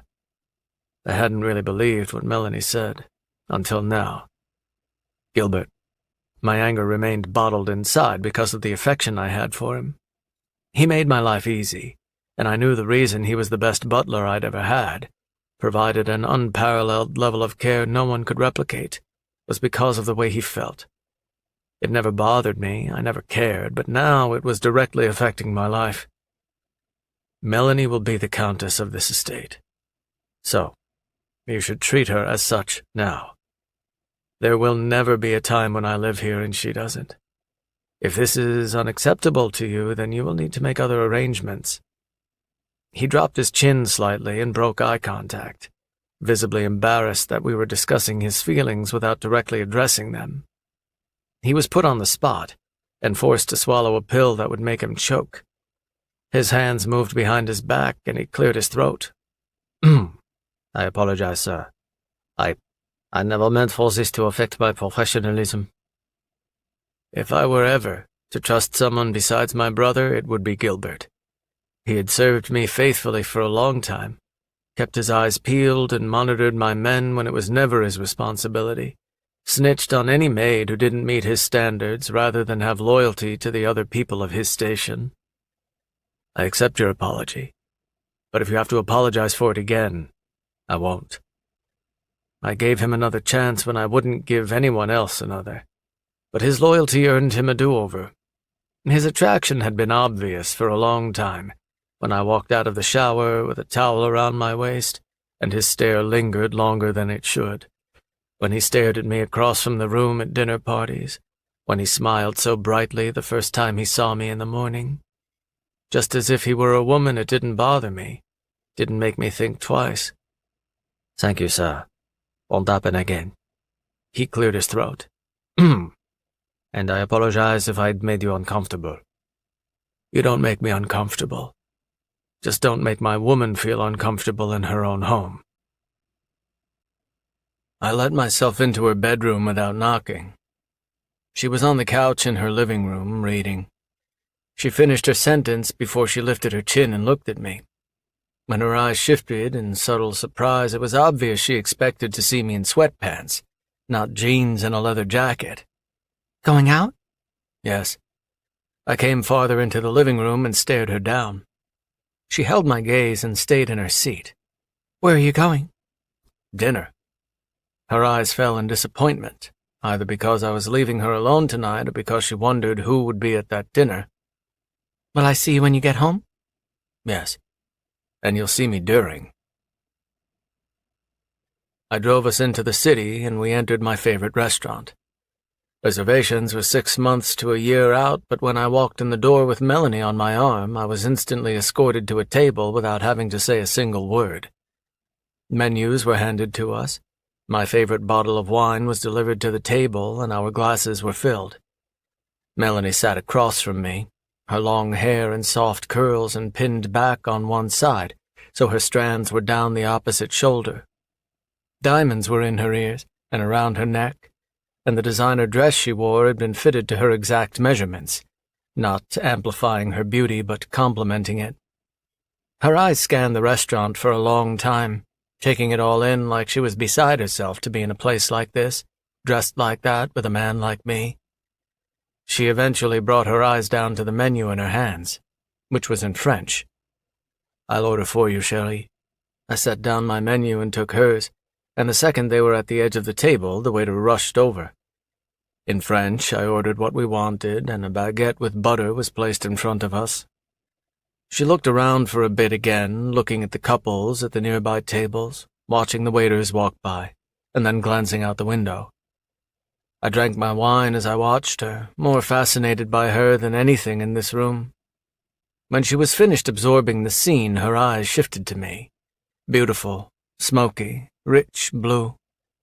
She was still, her hands hidden below the table somewhere in her lap, and she didn't reach for the bread. I'm sorry, I just haven't been out in a really long time. Every time she shifted her head slightly, the light shimmered in her diamonds. Her long, elegant neck was proud on her shoulders, her high cheekbones sharp like the perfect cut of a diamond. She was the most beautiful woman in this room, the entire world, in my opinion. I drank my wine again, entertained by her beauty just the way I was entertained by a painting for hours. It was easy to fall into those eyes, to forget about work, forget about the past, to forget about everything. Our food was delivered with lightning speed because everything in the kitchen had been put on hold until my dinner was finished. The steak and potatoes were placed in front of me, as well as Melanie. Silently, the staff dismissed themselves. That was fast. I placed the linen across my lap and grabbed my silverware, because everyone knows I don't wait. I drove us back to the estate, and we entered my bedroom. Dinner had been for her, not me, but I enjoyed it because she was easy to be around. She didn't talk too much like most women. She didn't ask a lot of questions. She didn't meet my gaze fearlessly, always slightly intimidated by it. There were times when she looked at my arms, glanced at my chest, held my gaze with a slight burn in her eyes like she wanted me, and if we were alone, she'd be on her back with me inside her. I stripped off my jacket and tossed it on the floor. The rest of my clothes followed. She grabbed her zipper at the back of her dress and started to pull it down. Leave it on. She flinched at my command and released the zipper. I came up behind her and pushed her to the bed, grabbing her by the hips and lifting her up so her knees hit the sheets. When she pushed herself up onto her hands, I grabbed her neck and gently pressed her back down again. Her dress was pushed up over her waist. I yanked down her thong and then I shoved myself inside her, keeping my hand against the back of her neck. I moaned when I felt how wet she was, when I saw the damp stain on the material of her thong. She had been the most beautiful woman in that restaurant tonight. Every man knew it, even if he would never admit it to his woman, and every woman knew it, even if their man told them otherwise. But I was the only one who got to fuck her. With her moans muffled by the sheets, her back arched as far as it would go, I fucked her harder than I ever had. When we were finished, we lay in bed in front of the fire, her body tucked into mine like the sheets and the fire weren't enough to keep her warm. I was the only thing that was enough. Her body was light on top of mine, like rose petals. They weighed nothing, but they smelled like the garden, were soft to the touch. My fingers stroked her soft hair, gently wrapped it around my finger like a string. I could almost fall asleep like this. Almost. She released a quiet sigh, the same sound she made when she was on the cusp of drifting off. Her arm gave a gentle tug into my side as she used my chest as a hard pillow. Shall he? She opened her eyes, turned her cheek to kiss my hot skin, and then lifted her body to look at me. Her makeup a mess, her mascara running like fresh paint on a wet canvas. Her lipstick was smeared as if another color had transferred from the palette, but her appearance was still art to me, perfect in its imperfection, evocative. Every time I looked at her, it resonated deep in my soul. I'm leaving tomorrow. Her sleepy eyes started to stir, and the gentleness of her relaxed face suddenly hardened. Leaving? Where are you? Her words faded when her mind found the answer before she could finish speaking. Oh. Her gaze dropped, her long lashes stretching over her cheeks. I'll be gone for a week, maybe more. I didn't fit my life into a schedule.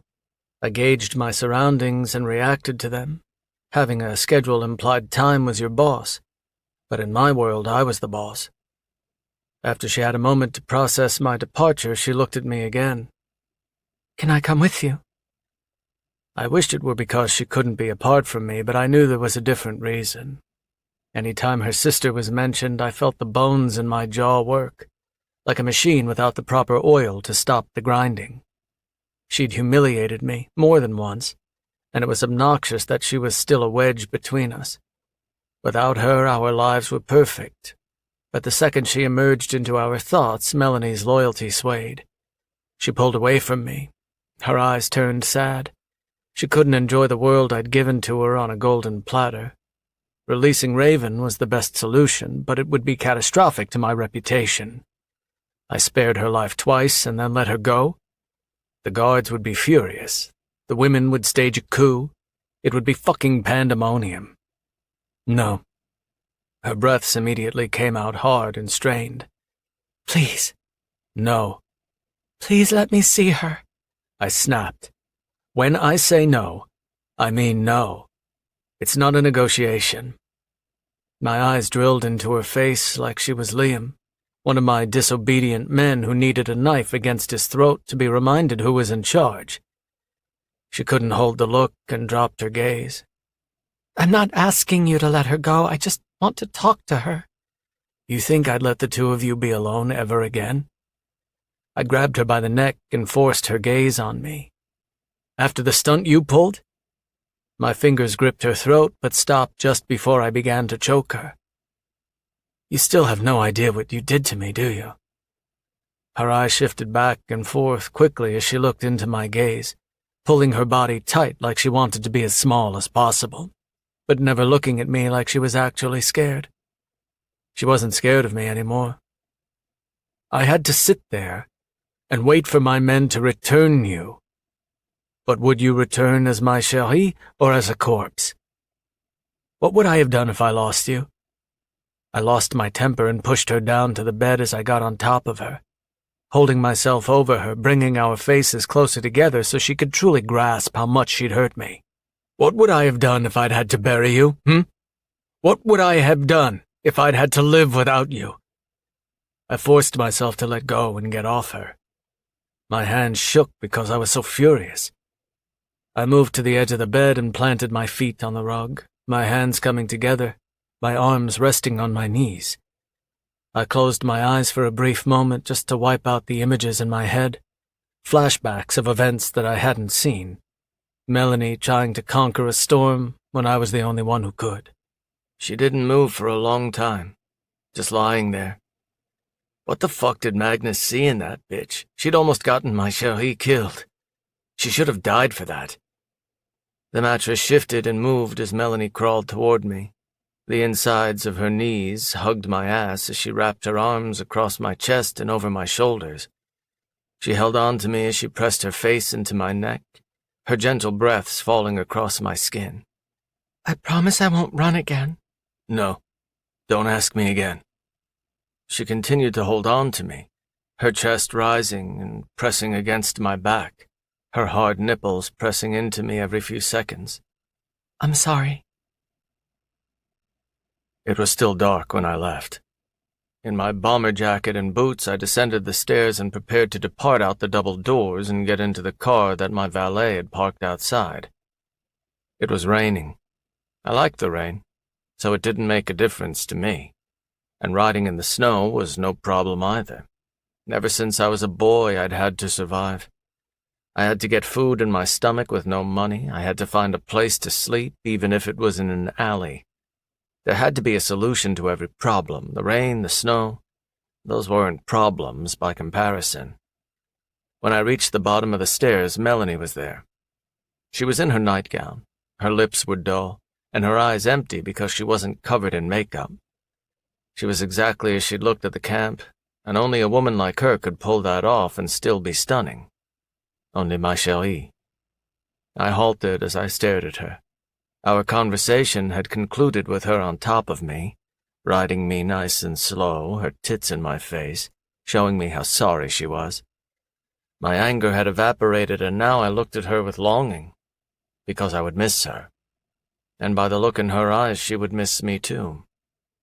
Gilbert opened the double doors so I could depart and stepped outside under the portico roof. The rain was loud, splashing against the cobblestones, echoing as it pierced the pond in the center like bullets from a barrel. She moved into me, her arms sliding inside my jacket, her head tilted all the way back because it was much harder to meet my gaze without her 5-inch heels. I asked Gilbert to wake me up so I could say goodbye. My hand scooped under her ass and lifted her up against me, her nightgown riding up so her ass hung out, but my men knew better than to look. I had her against me, right where I wanted her, with her face right next to mine. Her arms circled my neck, and she rested her forehead against mine. I held her there, silently saying goodbye, her body so light in my arms that I could hold her that way forever. Tu vas me manquer, chérie. I kissed her, giving her my tongue, my hot breaths, my fingers kneading her ass. I don't understand. I gave her a slight smile as I rested my forehead against hers once more. I think you do, chérie. After the long journey, I arrived in the camp at sunset. My men came out to meet me, taking my horse to the stables, grabbing my bag to carry it to the cabin before I arrived there, working like obedient dogs without needing a command. Not a word was spoken. I was marched through the cabins, then approached the clearing, flanked by 2 of my men. My eyes scanned the area, making sure everything was exactly as it should be, that the men were doing their jobs, that the women were doing theirs. As I walked through the clearing, I could feel it, feel that stare, violent, furious, maniacal. I stopped in my tracks and turned to give her mine in return. She stood near the table, her ugly face contorted into a tight look that made her even more hideous than she already was. Her arms were by her sides, but her hands were curled into fists. Her nostrils flared as she breathed hard, as if she was a bull about to charge me, seeing red instead of black. I took a step toward her, silently threatening her, promised to put that noose around her neck if she didn't look away. But she didn't. The bitch fucking stared and stared. She wouldn't give in, so she left me no choice but to turn away first. And she should die for that. There was only one reason she didn't.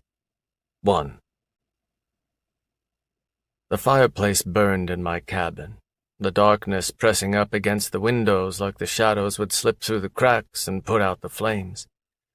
My dinner plate was empty, the juice from my steak the only thing left behind other than a few crumbs of bread.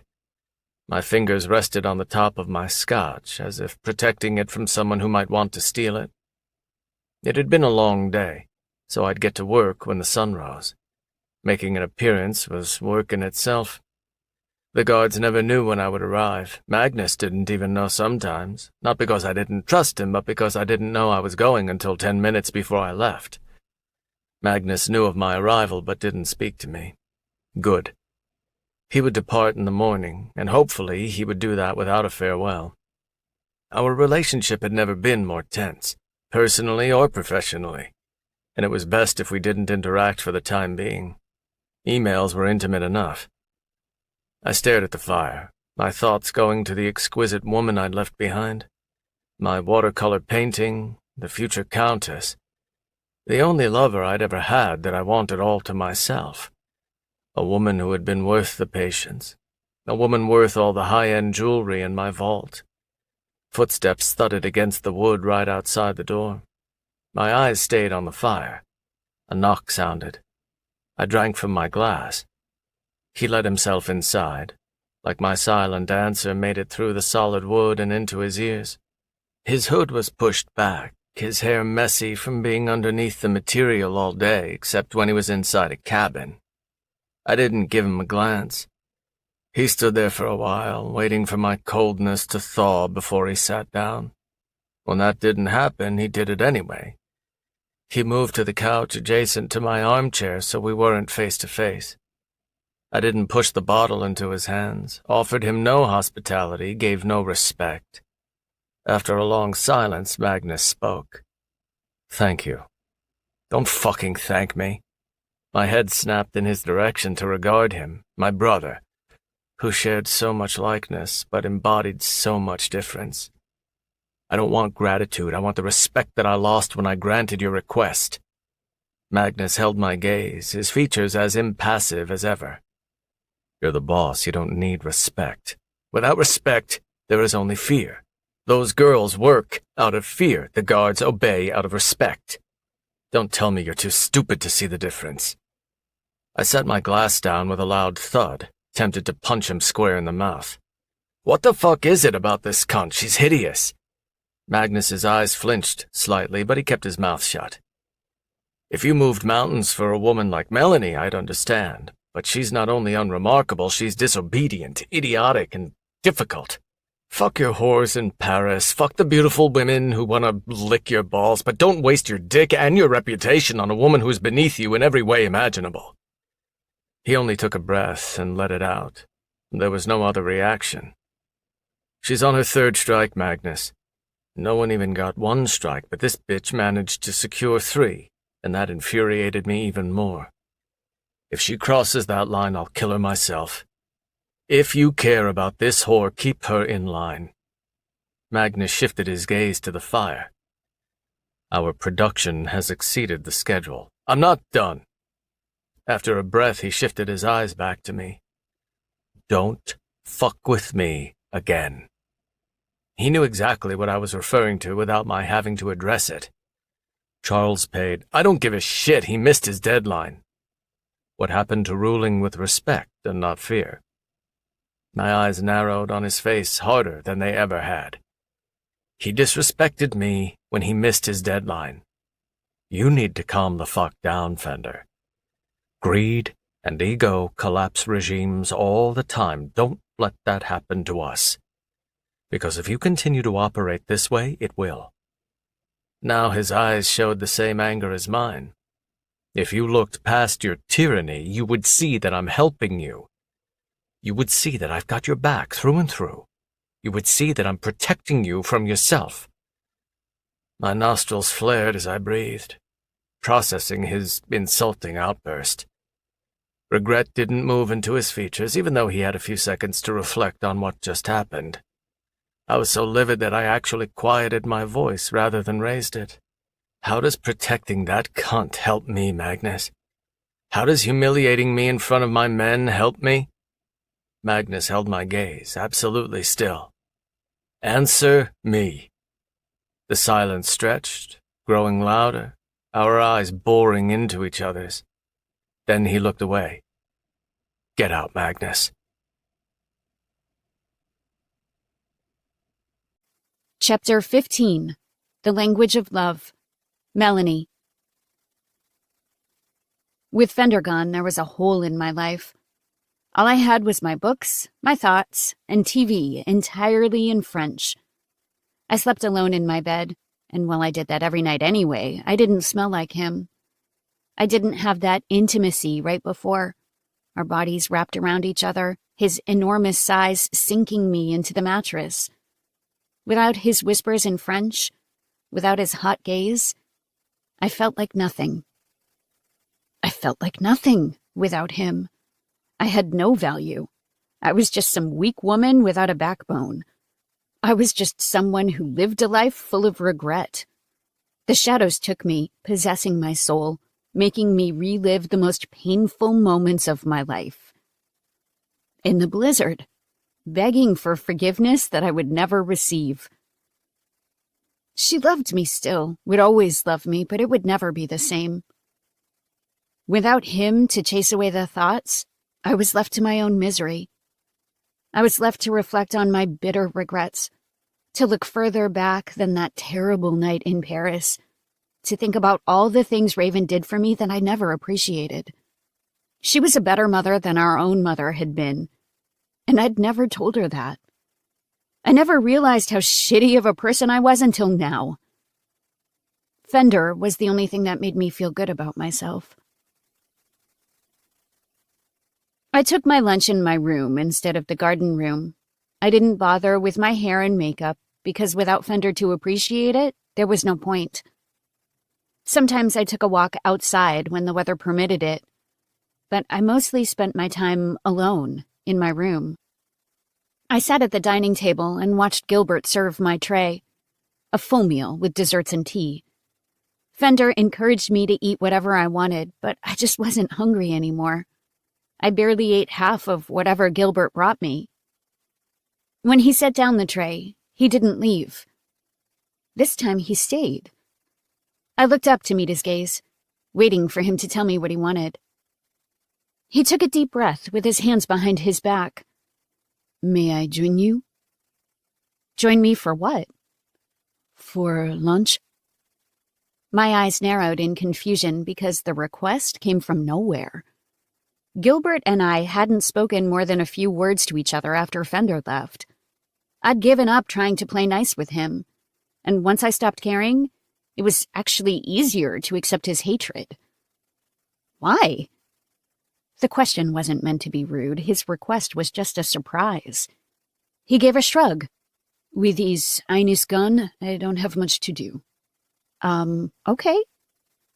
He retrieved his lunch from downstairs and took a seat across from me. He had the same meal that I did, so Fender obviously fed his staff the way he fed himself. There were so many moments that showed his kindness and empathy. Sometimes I forgot the other version of him that I despised. I stared at Gilbert for a while, hardly able to believe he was actually there. He sat with rigid posture and dined like he was sitting across from royalty. It made me drop my elbows off the table and straighten my back. We ate in silence for a while, hardly looking at each other. I spun my fork in my pasta before I looked at him. Did Fender ask you to do this? He hesitated at the question, his eyes still down on his food. He cleared his throat before he forced his gaze to rise and meet mine. Yes. Well, you don't have to. I won't tell him. I'd rather be alone than have someone who hated me forced into my company. His gaze dropped back down to his food before he took a deep breath. I apologize for my behavior, Melanie. I stilled at his apology, saw the sincerity in his gaze, but could still hardly believe it. It was wrong of me. I didn't realize how much my personal feelings were affecting my professionalism until Fender addressed it. It's unacceptable, and I'm grateful he was able to forgive me. I hope you will as well. I knew how terrible it felt to ask for forgiveness and not receive it. It was the most haunting experience, isolating, painful. Of course. He told me about his life in Paris, growing up in a middle-class home. Both of his parents were teachers. He had 2 sisters. He lifted the teapot and poured more tea into his cup, then dunked his tea cookies inside before he took a bite. How did you start working for Fender? I earned a butler position for a few ultra-wealthy families, taking care of their homes while they were away. Things of that nature. It paid well, and Paris is expensive. So I took the job despite the long hours. Fender was acquainted with those families, and when he heard all the positive things they had to say, he came to me privately and offered me the position. Said he wanted me to work for him exclusively. I'm loyal to my clients, so I turned him down. He went to my clients and paid them whatever they wanted to release me of my obligation. And I've been here ever since. Fender didn't seem to accept no for an answer, ever. How long have you felt this way? About him? Maybe I shouldn't ask such a question, but the information was out in the open now. To my surprise, he answered. He just didn't make eye contact as he did. Within the first few weeks after I started working for him. That was 4 years ago. He gave a slight smile that was packed with sadness. Yes, it's been a long time. That must be hard. I couldn't imagine working for someone you felt that strongly for every single day for years, knowing they would never feel the same way. He dunked his cookie into the tea before he took a bite. It was never really hard. Until you. I gave a slight nod. I'm sorry. Don't be, he said quickly before he brought his cup to his lips to take a drink. It was bound to happen sometime. He set the teacup back on the saucer, then met my look. Hostility gone from his gaze. You're a very lucky woman. He's a good man. You think so? He studied me for a while, inhaling a deep breath as he considered his response. I know how he earns his money. I know he's a criminal. And what kind of criminal he is. But I believe someone's goodness is determined by more than just their sins. Every day I've worked for Fender, he's been generous and kind, even in his coldness. His loyalty is unquestionable. I've seen the softness beneath the hardness, seen the way he cares when no one else would. And with the kind of life he's had, the kind of suffering he's endured, the kind of revenge he possesses, I understand it. Whether it's right or wrong, I understand it. What kind of life has he had? He looked into his teacup and gave a slight shake of his head. I'm sorry, Melanie. A butler always keeps his master's secrets. You'll have to ask him yourself. Gilbert visited me every day. Sometimes he joined me for lunch, sometimes it was dinner. There was always this tension between us, because while Gilbert had dropped his hostility, he would never truly overcome his pain. I had the man he wanted, and that would always hurt. His love seemed so genuine that I actually felt guilty for being the one in Fender's bed. Gilbert came into my room one night after dinner with a notebook and a book. He sat on the couch beside me, wearing a pajamas set instead of his usual tuxedo. I'd never seen him in anything other than his butler's uniform, so it made me stare at him longer than I usually would. He was lean and toned, a really handsome guy, probably Raven's age. The V in the front of his shirt showed his hard chest and some hair. He opened his notebook and clicked his pen, crossing one leg and resting his ankle on the opposite knee. Yes? Sorry, I've just never seen you dressed like that. I assumed it wouldn't be a problem. He lifted his chin and looked at me for confirmation. No, not at all. Kinda nice, actually. Feels like we're friends. He looked back at his notebook, like we would never be friends. Fender mentioned that you'd like to learn French. Yes, but you don't have to teach me. It's no problem. He opened the book he'd brought with him, which held translations for words from French to English. Thanks. Sometimes Fender speaks to me in French and I have no idea what he's saying. When he spoke to me in bed, it turns me on, even though I didn't know what a single word meant. If I did know, it would probably be even sexier. And when he talks to people, it'd be nice to know what's going on. What does he say? I looked away, feeling too guilty to say it out loud. It's okay, he said with a strong voice.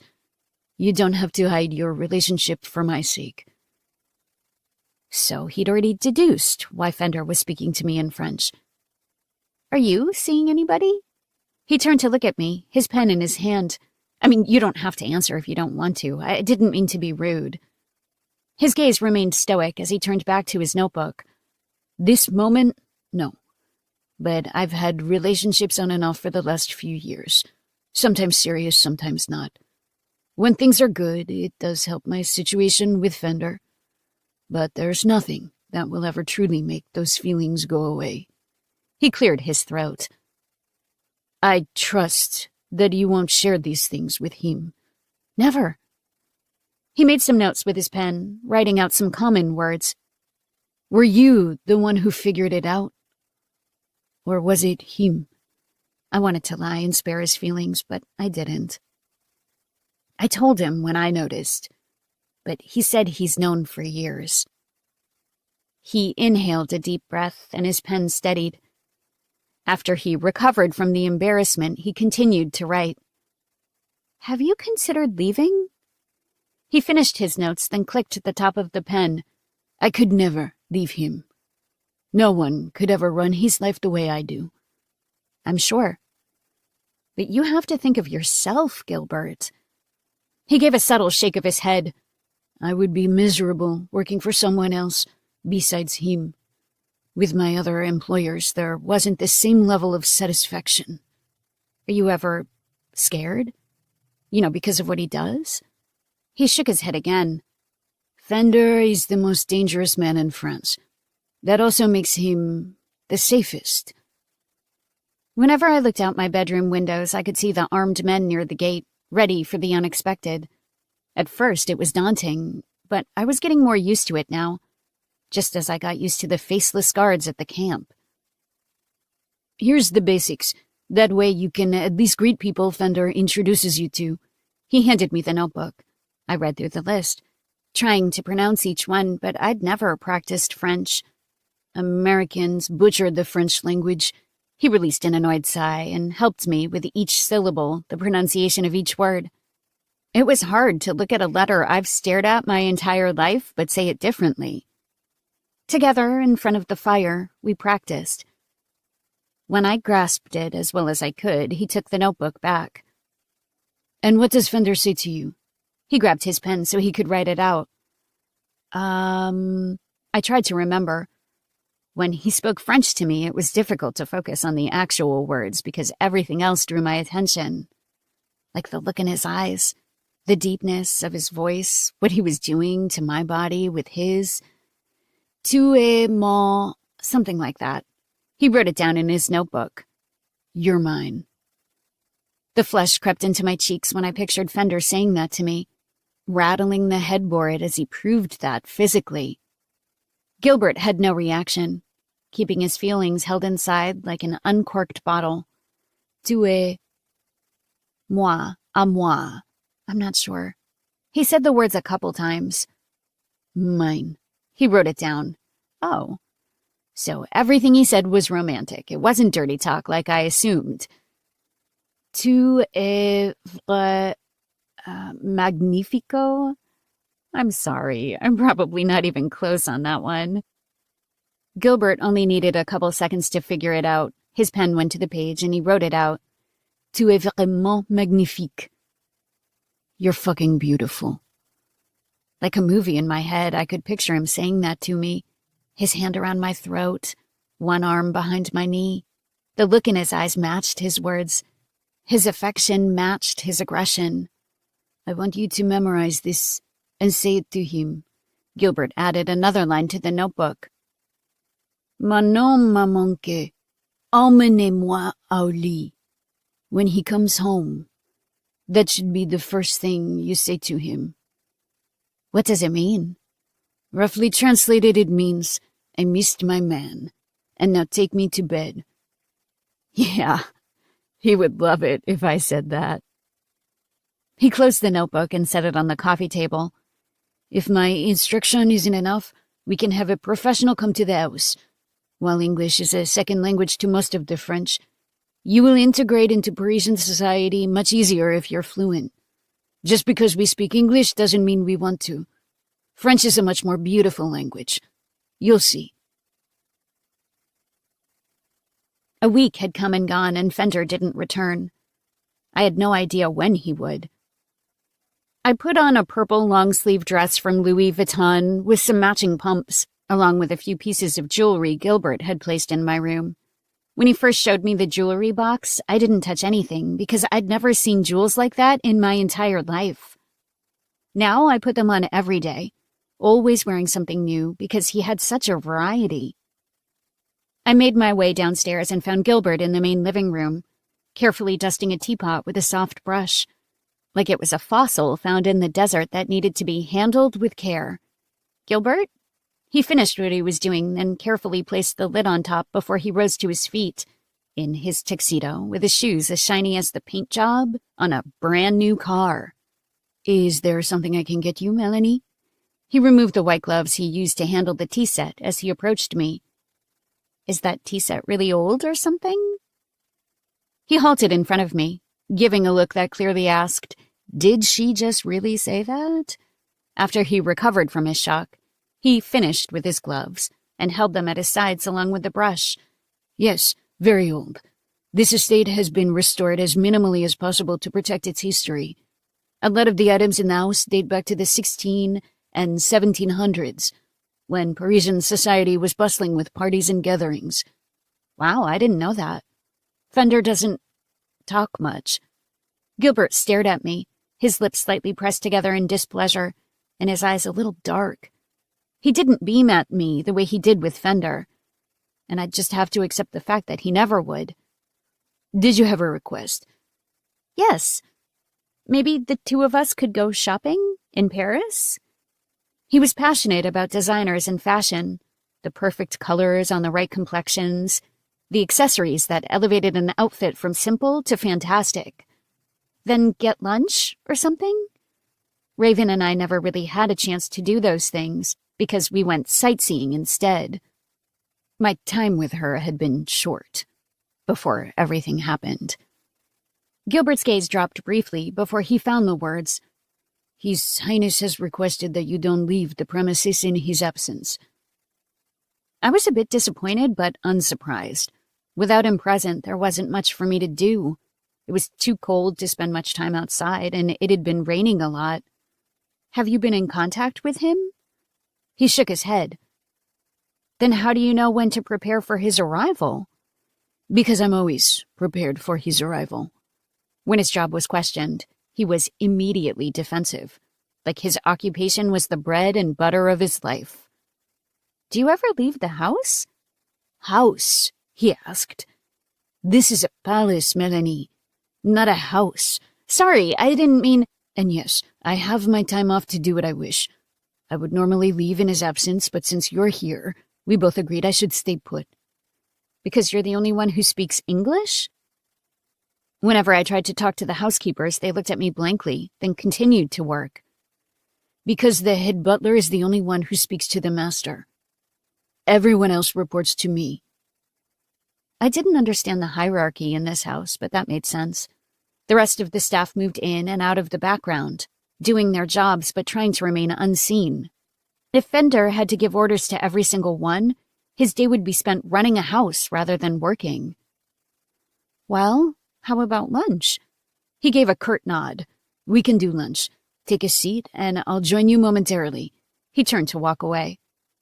I turned back around to admire the tea set, realizing that it could be hundreds of years old, that Parisian socialites may have drunk out of it and smeared their lipstick along the rim. And Melanie, Gilbert turned back around. I faced him. You look lovely in that dress. Purple is your color. He gave a slight bow before he departed. Practicing your French? He sat across from me in the garden room, which was surrounded by French doors made of glass, showing the water drops on the green leaves, the slight bop of the plants as the rain came down and made everything move.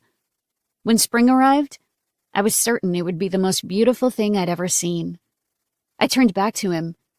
Yes, that's all I have to do. Good. He delicately placed his spoon in the soup, then dragged the bottom against the side of the bowl before placing it in his mouth. With his eyes down on his food, he spoke. I wanted to thank you for what you did with Fender a few weeks ago. Just never got around to say it. I watched him, unsure what he referred to. He lifted his chin and met my look. When I restricted your food. When that had happened, my actions were impulsive. I didn't do it so Gilbert would like me. I just didn't want Gilbert to get in trouble when he was a good servant in every other regard. I saw the way he breathed to serve Fender, and seeing how angry Fender was, I wanted to preserve that relationship. You're welcome. I know how this must sound, but I did it because I want Fender to have the best of everything. I control every aspect of his personal life without him even realizing it. So it was natural for me to do it with you. I thought he would be displeased if you were bigger. So I wanted to address the problem without him even knowing. Why did you think he'd be displeased? He looked at his soup again and glided his spoon inside. I know his taste in women. And what kind of taste does he have? Tall, thin, model material. Perfection. I wasn't tall, and I didn't find myself to be model material either. But while you're absolutely gorgeous, you don't quite fit into those requirements.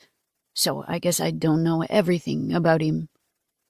I looked down at my salad and pushed a couple pieces around, thinking about every moment when Fender looked at me, like it was impossible to take his eyes off me. Just his gaze alone showed more dedication than any man had ever given me in my entire life. He made me feel like the most beautiful woman in the world without even saying it. I didn't quite understand his fascination with me because Gilbert was right. There were better options out there. "Can I ask you something?" He took a bite of soup and regarded me. "What is it about him that makes you feel this way? This invisible divide between us always made us feel friendly, but not friends. Maybe someday that would change. Maybe it never would." He cleaned off his spoon before setting it on the linen on the table. The question seemed to make him lose his appetite because he moved on to his tea and abandoned his lunch. "I'm sure you can guess, Melanie. You can guess better than anyone."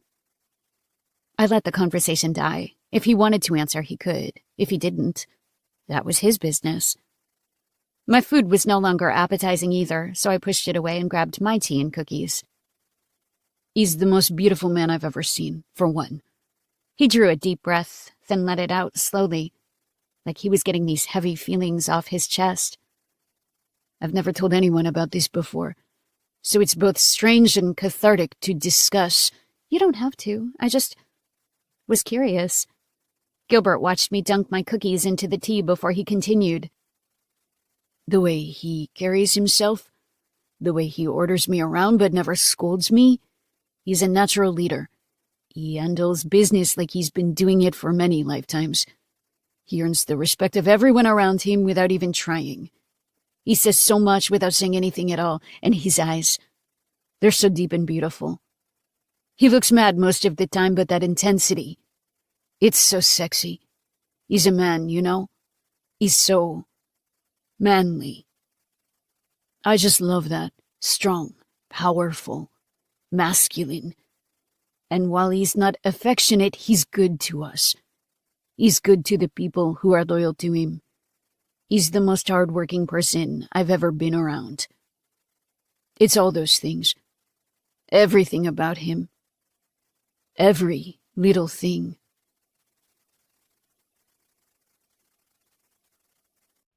Chapter 16. All That's Left. Fender. The sun was out. The sky was clear, revealing the French Alps in the distance, the powder gleaming under the sunlight. There wasn't even a breeze, but the air was cold, absorbing the vapor that left my nostrils.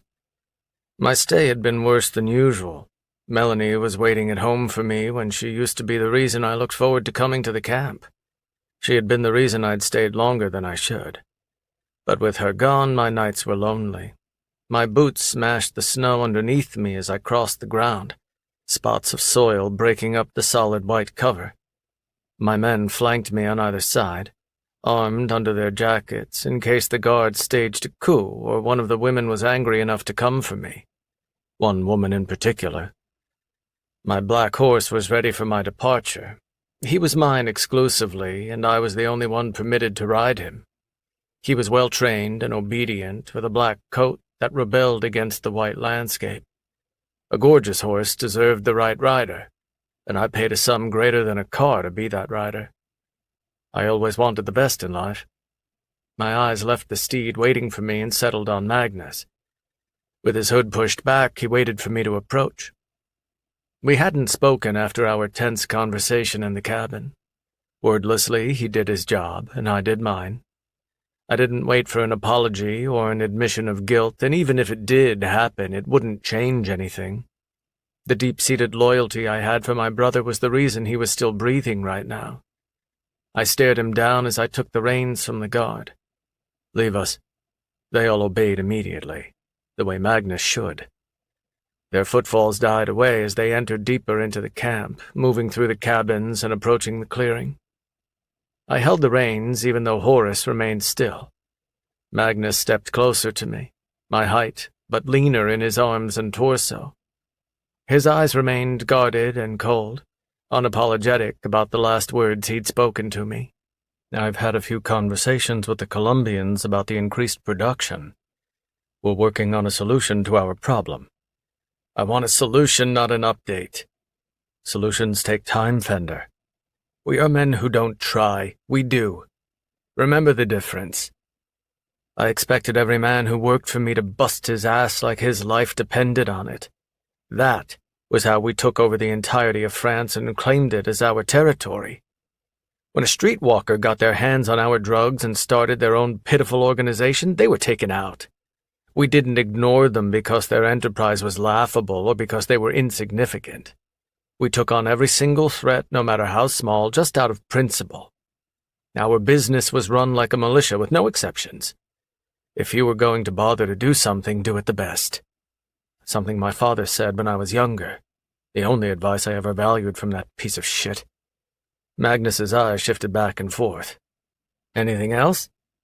He inhaled a breath, deep and slow, like he kept back everything he actually wanted to say. My eyes burned deeper into his. Speak. Our operation is perfect. By scaling it up, we risk uncertainty. We risk a decrease in our product. We'll need to find more girls. The bigger something grows, the more difficult it is to manage. We have more money than we can spend in several lifetimes.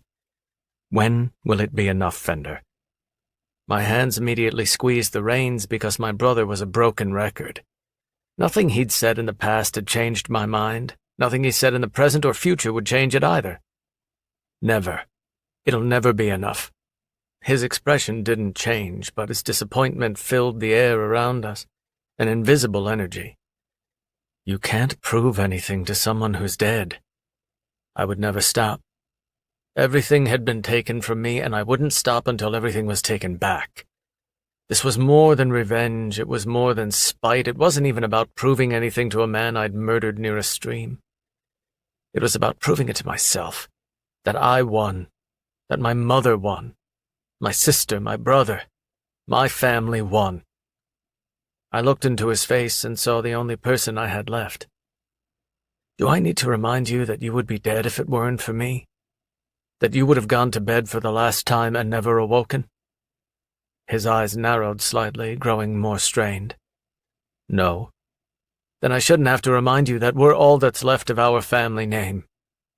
I shouldn't have to remind you that no amount of money will make us forget that our home was once a dumpster in an alley, that we couldn't afford the doctor or the medication, so we had to steal to be able to get it, that we were jumped by full-grown men because we chose to take a different alley home. I shouldn't have to remind you of the suffering we endured because he decided to be a coward and make us cowards with him.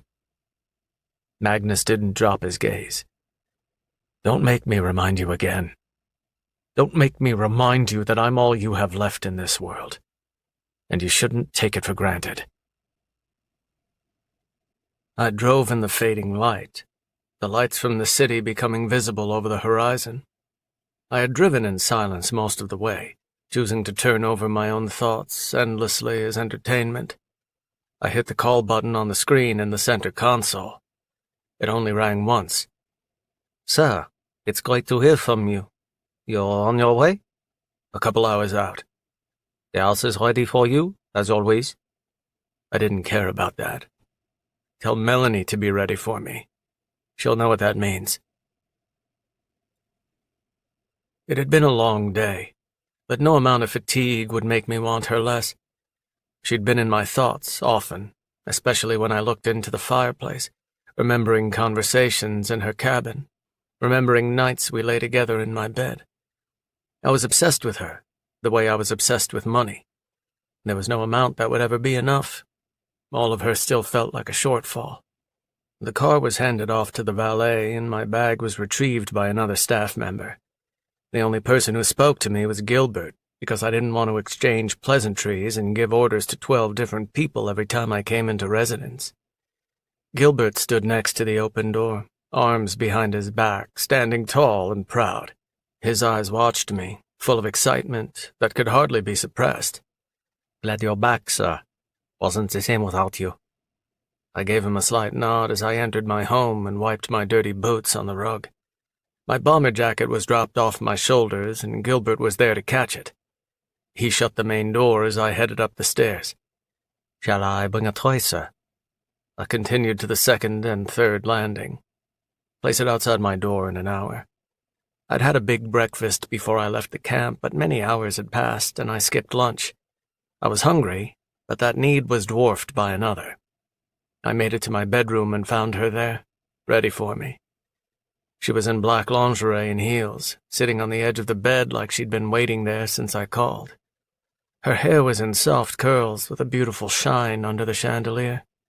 The fireplace cast a glow across her cheek, brightening her already beautiful skin. Her makeup was sultry and heavy, perfect with her lingerie. I took a moment to look at her before I approached the bed, pulling my shirt off as I went. She got to her feet, standing in high heels. My clothes and boots fell, like breadcrumbs across the hardwood floor and the carpet. Her eyes took me in, trailing over my nakedness, slightly biting her bottom lip like she missed my heavy body on top of hers, missed my warm flesh, missed my big hands on her little body. My hands gripped her hips, and I pulled her into me for a kiss, wanting her taste on my mouth, wanting her breath in my lungs, wanting her smell all over me. But she pulled away, her hands planted against my chest, and she pushed me back slightly, our lips close together but not touching. I looked at her lips and then her eyes, knowing she had something to say to me, and I wished she'd spit it out quickly so I could have her. After a long 10 days without her, 10 fucking days, she whispered to me in her beautiful, flowery voice, speaking in perfect French like she was fluent. Mon homme m'a manqué. Emmène-moi au lit. I sucked in a deep breath between my clenched teeth. Flames rose up my veins and spread through my entire body. My hands gripped her waist deeply, squeezing her so hard that I was certain it hurt. When I let out a breath, all my muscles tightened, my dick hardened even more, and I released the first thought that came to mind. Chérie, je t'aime. Hours later, I grabbed the tray outside my bedroom, and we ate together at my dining table. She sat across from me, wearing a shirt she'd helped herself to from my dresser, and it fit her like a loose dress. Her lobes held solid diamonds, and whenever she tucked her hair behind her ear, they glimmered. The tears and screams had ruined her perfectly applied makeup, the mascara in dots underneath her lashes, streaks from the corner of her eyes like rivers down her face. But I preferred to see her with ruined makeup because that meant I'd done a good job. The food was excellent, as always, but I didn't really enjoy it because I was too busy enjoying her appearance, appreciating the fact that she was really there with me. This wasn't a hallucination that my mind had created in my cabin. I didn't have to stare at the flames and see her face somewhere in between. This image of her was real. Her eyes met mine. Sometimes they were down on her food. Sometimes they looked out the window. She'd missed me while I was gone, and now that she had me back, she was nervous, intimidated by my presence. How was your trip? Fine. I expected her to ask me about Raven's well-being, but she was smart enough not to. Gilbert teaching you? She nodded before she took a bite of her food. Your French is good. That's pretty much all I know how to say. It was the most beautiful line I'd ever heard spoken, like prose straight out of a classic French novel. It was the single most erotic moment of my life, coming home to my woman and listening to her say those words to me. You said it beautifully. She gave a slight smile before she looked down into her soup. Gilbert been good to you? He's been wonderful. We've had our lunches together, sometimes dinner. And he was pleasant to you? When I'd realized Melanie's assumption about Gilbert was correct, that he did hate her, it made me angry. To have my own staff disrespecting the woman I'd chosen was ludicrous. It was disrespectful to me, and no one disrespected me. Very. She lifted her chin and studied my face, reading the anger in my eyes. It's water under the bridge, Fender. I'd never understood the expression because I didn't believe in it. Water was never under the bridge with me. The only time it was with Melanie. because it was impossible to hold a grudge against her. What did you do at the camp? Any time that place was mentioned, her voice trailed off, like she was hit by the memories of the cold, the drugs, her sister. Make an appearance. I did my checks to make sure everyone was doing their job, but my presence was work enough. It taught everyone in my employ that I could show up at any moment for any reason, and if anyone had their pants down, they'd die by my bare hands. She finished her meal, then set down her fork. I asked Gilbert if we could go shopping together, but he said I'm not allowed to leave. She silently asked for an explanation, her eyes shifting back and forth between mine. I held her gaze, waiting for the rest of the sentence or a question. You think I'll run away? Hurt was in her voice, a slight change in her tone. I studied that look for a long time, loving the fading light in her eyes, the way she needed my confidence to be happy. No. Her eyebrows furrowed slightly. I just don't want you out and about when I'm not in the city. The safest place in the world for you is right beside me. When I'm not here, second best is this palace. If you want to go shopping tomorrow, you may. I just expect you to be home by the time I'm finished with work. I lay against the pillows at my headboard, my legs straight and stretched out in front of me, my hands on her hips to hold but not to guide. I watched her move up and down, rolling her hips, getting slick with shiny sweat, her tight pussy taking in my tank of a dick like it was her honor to ride it. She knew I liked it slow when she was on top. I liked to savor the feeling of her tightness around my length, how she remained so goddamn wet all night long, the little pants she made when she grew tired but pushed through it. It allowed me to enjoy her in a whole new way. It made me feel like a king in my palace, to watch the most beautiful woman bed me like she was my queen. She was my queen, my countess. When I was ready to give my final load, I grabbed her hips and forced her down, taking in my entire length as I came, the muscles in my thighs tightening, my arms bulging just a bit more, my throat constricting with the moan that I muffled. My world was in constant chaos. The only quiet moments I had occurred when scotch was in my hand, but those moments were brief, fleeting. While she brought passion and fire into my life, she also gave me peace.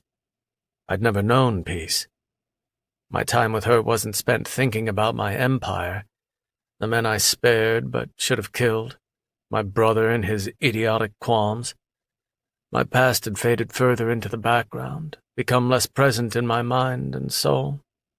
She was artwork, and like the paintings on my wall, when I looked at her, I only thought of beauty, of ponds filled with lily pads, of pink roses in the garden covered in drops of fresh rain. Those were the images that flashed across my mind the first time I saw her. Peace.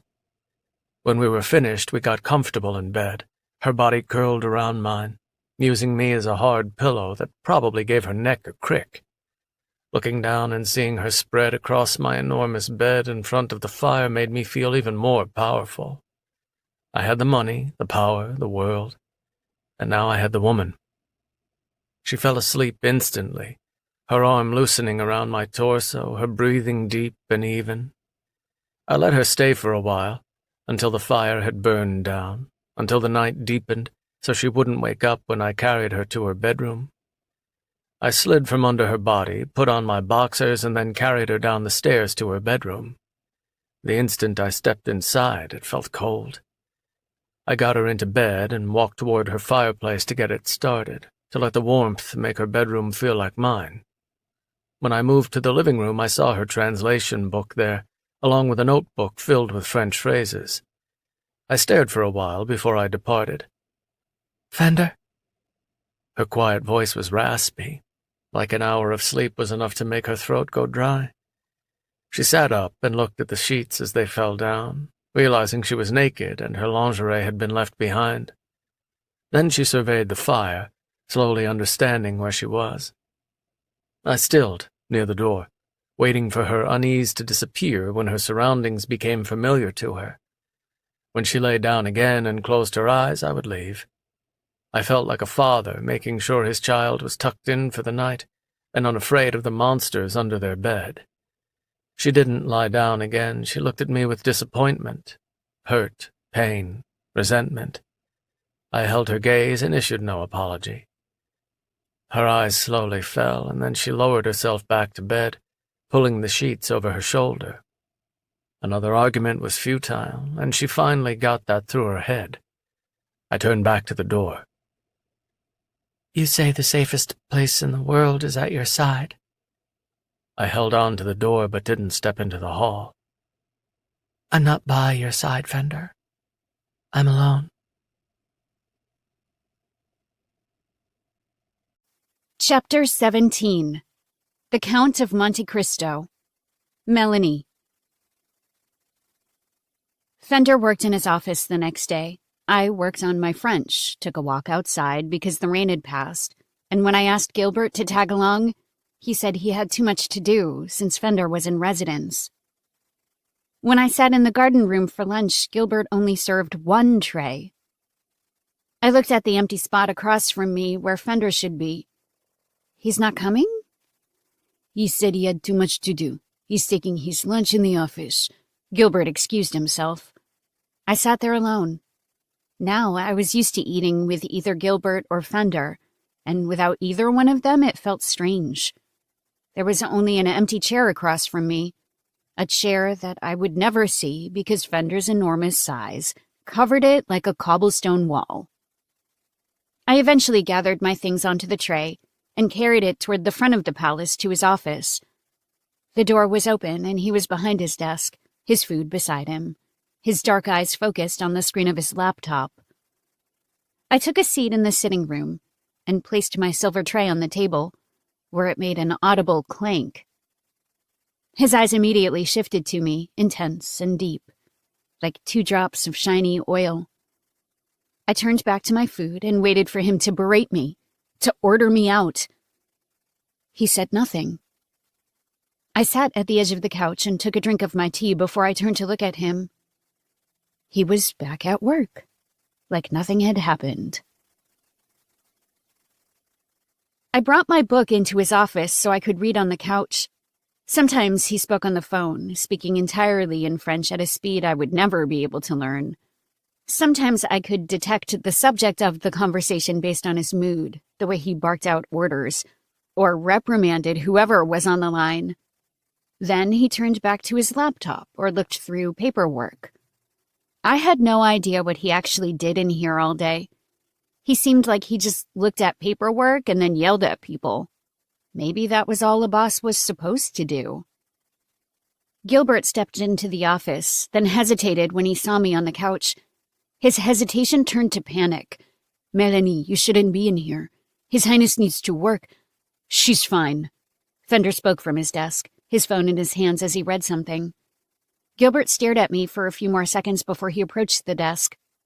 Sir, I'm here to remind you of your dinner with the President Thursday. Is this still satisfactory, or shall I reschedule? It's fine. He gave a bow, then departed the room. Dinner with the President? Fender set down his phone, then came around the desk in his sweatpants without a shirt. It seemed to be the attire he wore, even when he had visitors in his office. He was in his home, so he didn't give a damn about professionalism. He moved to the couch across from me. What are you reading? The Count of Monte Cristo? I closed the book and set it on the table. One of the few books you have in English. He leaned back and spread his knees apart, his elbow propped on the armrest. The other arm was down and relaxed on his thigh. His jawline was prickled with hair, because if he didn't shave every day, it would come in thick and dark. Even in his most relaxed position, his body was like a solid concrete wall that accompanied him wherever he went. And whether there was rain, snow, or a hurricane, it remained forceful. How did someone get that strong? Are you enjoying it? Yes, a lot. Good story. You've read it? I asked in surprise. He gave that rare, slight smile. You don't seem like someone who reads. Because I'm a kingpin?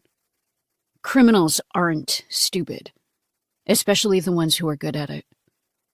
I never doubted he was smart. You don't have a lot of free time, so I couldn't imagine you spending it reading, that's all. I don't read anymore. When did you read? In school. I was in the top prep school in France. I didn't know anything about his life before he was the boss. It was hard to picture him being anything other than this. The man who stomped through the snow in a bomber jacket and stared down at anyone in his path with a spray of bullets. You read a lot then? Book a week. He seemed to lack empathy and emotion, so it surprised me that he'd gotten lost in so many books in his youth. Did you graduate? No. His eyes started to turn cold. Gilbert told me he had a hard life, but attending private school didn't scream struggle. Gilbert mentioned you'd had a hard life. What happened? His open eyes remained glued to my face, a never-ending silence ensuing. I suspected I wouldn't get an answer. Sorry, I didn't know what else to say. I had a hard life. Let's just leave it at that. I looked down at the closed book in my hands, wishing he could confide more to me, so I could understand why he was the way he was. Gilbert spoke so highly of him, and while Fender was actually gentle, affectionate, and kind, he was still a high-level criminal. He was refined and respectful toward me, treated me better than any other man in my life. But he did unspeakable things. Maybe what happened to him in his past would explain this dichotomy in his personality. You can always talk to me, you know. When there was no response, I lifted my gaze and looked at him. His appearance was exactly the same, as if he never drew his eyes away. I started to ramble because that gaze was so unnerving. Not that you have to, I just mean, I want you to know I'm here. As if he didn't hear a word I said, he just stared, eyes glued to my face with a level of attention I'd never received before. He studied me, like he was too absorbed with the way my lips moved to take in anything else. I lay beside him, tucked under the sheets, my thigh hiked over his hip, with my arm against his chest. He ran hot, probably because he had muscle on top of muscle, so the sheets were down to his waist when they were pulled to my shoulder. Every time I opened my eyes, he was staring at me. Our faces were pressed close together on one pillow, and my fingertips rested against his chest, feeling the searing skin against my fingertips.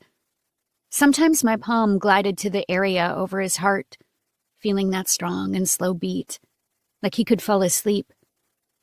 But he never did. No matter how comfortable we were, how tired he was from slamming his headboard into the wall, he never closed his eyes and drifted off. Wide awake and alert, he was more prepared for a run than sleep. That look was intense and as deep as ever, even though we'd been wrapped up together for several hours at this point. The breaks in between were short because he never needed more than 15 minutes to recharge and want me again. His desire was potent, and he was entirely focused on me. The fire died down in the background, and instead of falling asleep so he could carry me, I decided to leave on my own. If I continued to fall asleep with my makeup on, it would cause a breakout, and I didn't want that.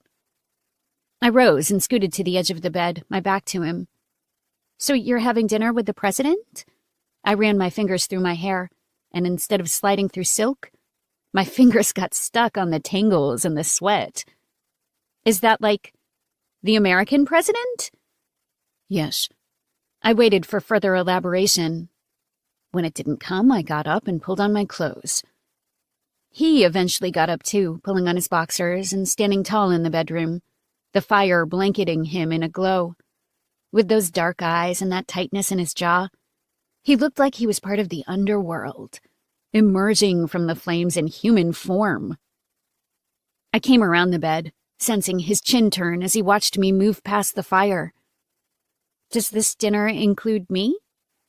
He stared for a long time before he walked up to me, his arm sliding around the small of my back and hugging me toward him, his chin dropping so he could actually look me in the face. His other hand went to my throat, getting a soft grip as his thumb brushed over my jawline.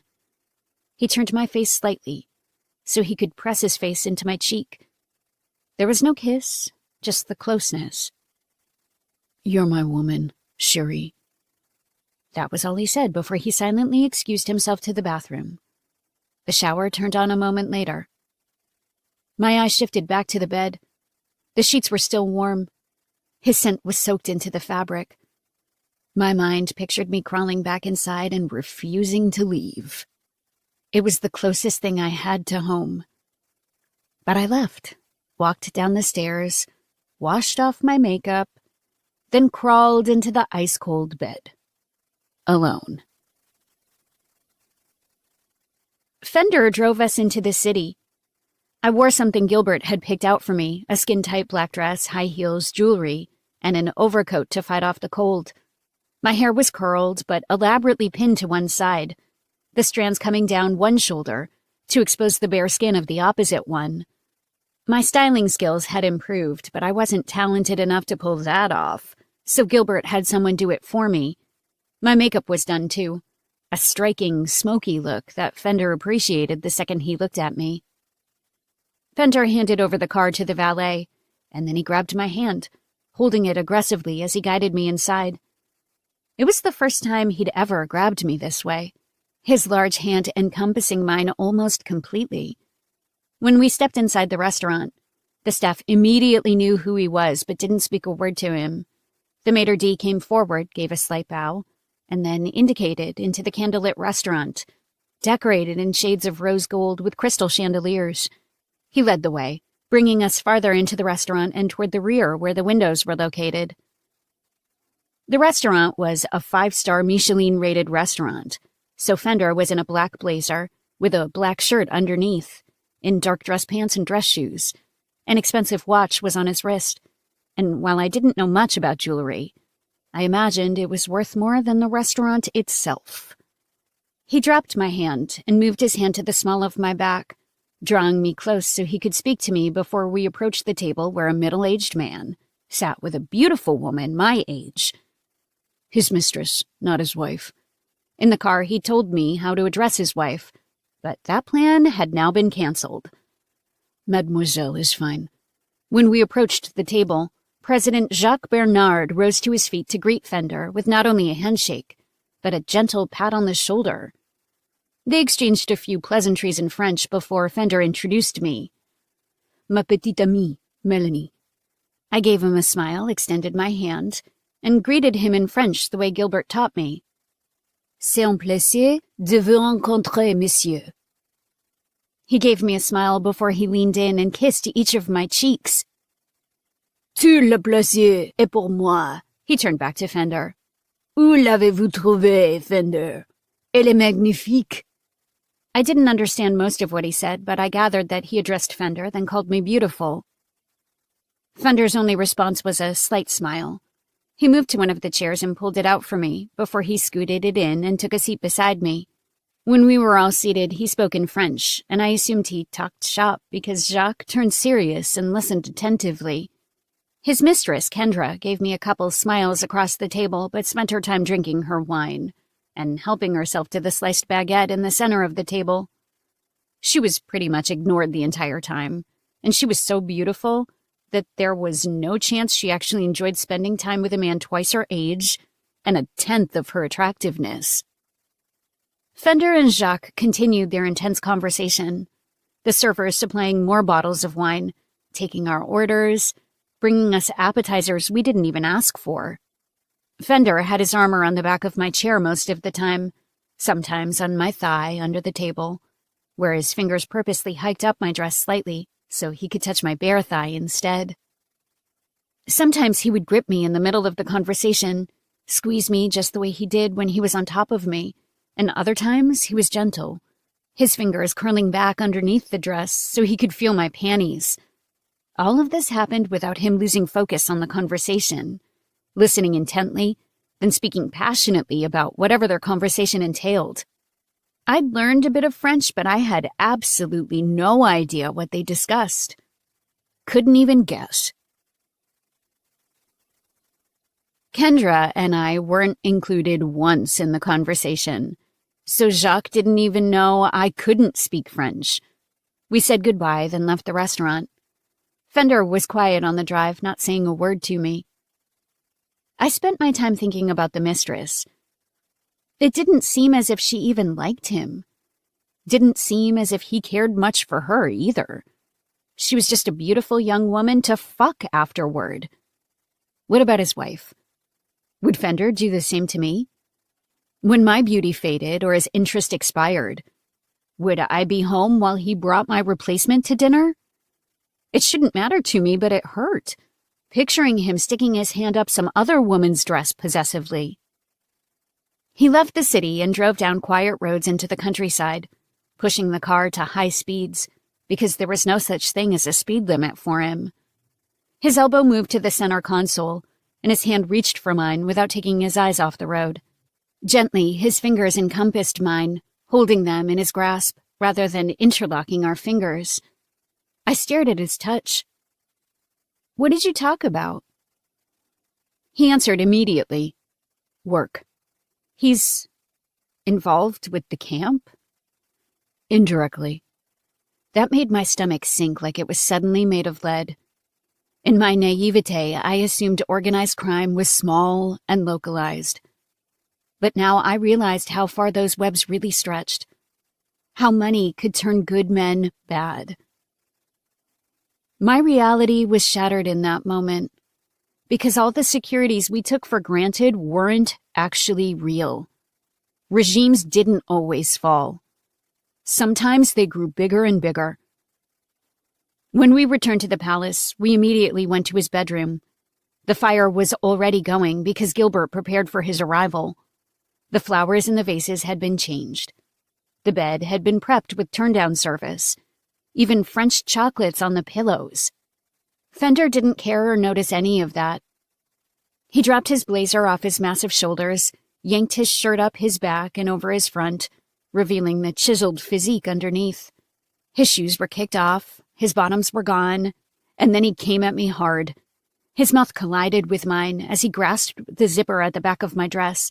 He kissed me as he dragged it down in one fluid motion, getting it loose so he could yank it off me, then grab one of my tits. My body immediately smoldered at his fire, my breaths becoming pants, my nails becoming daggers into his flesh.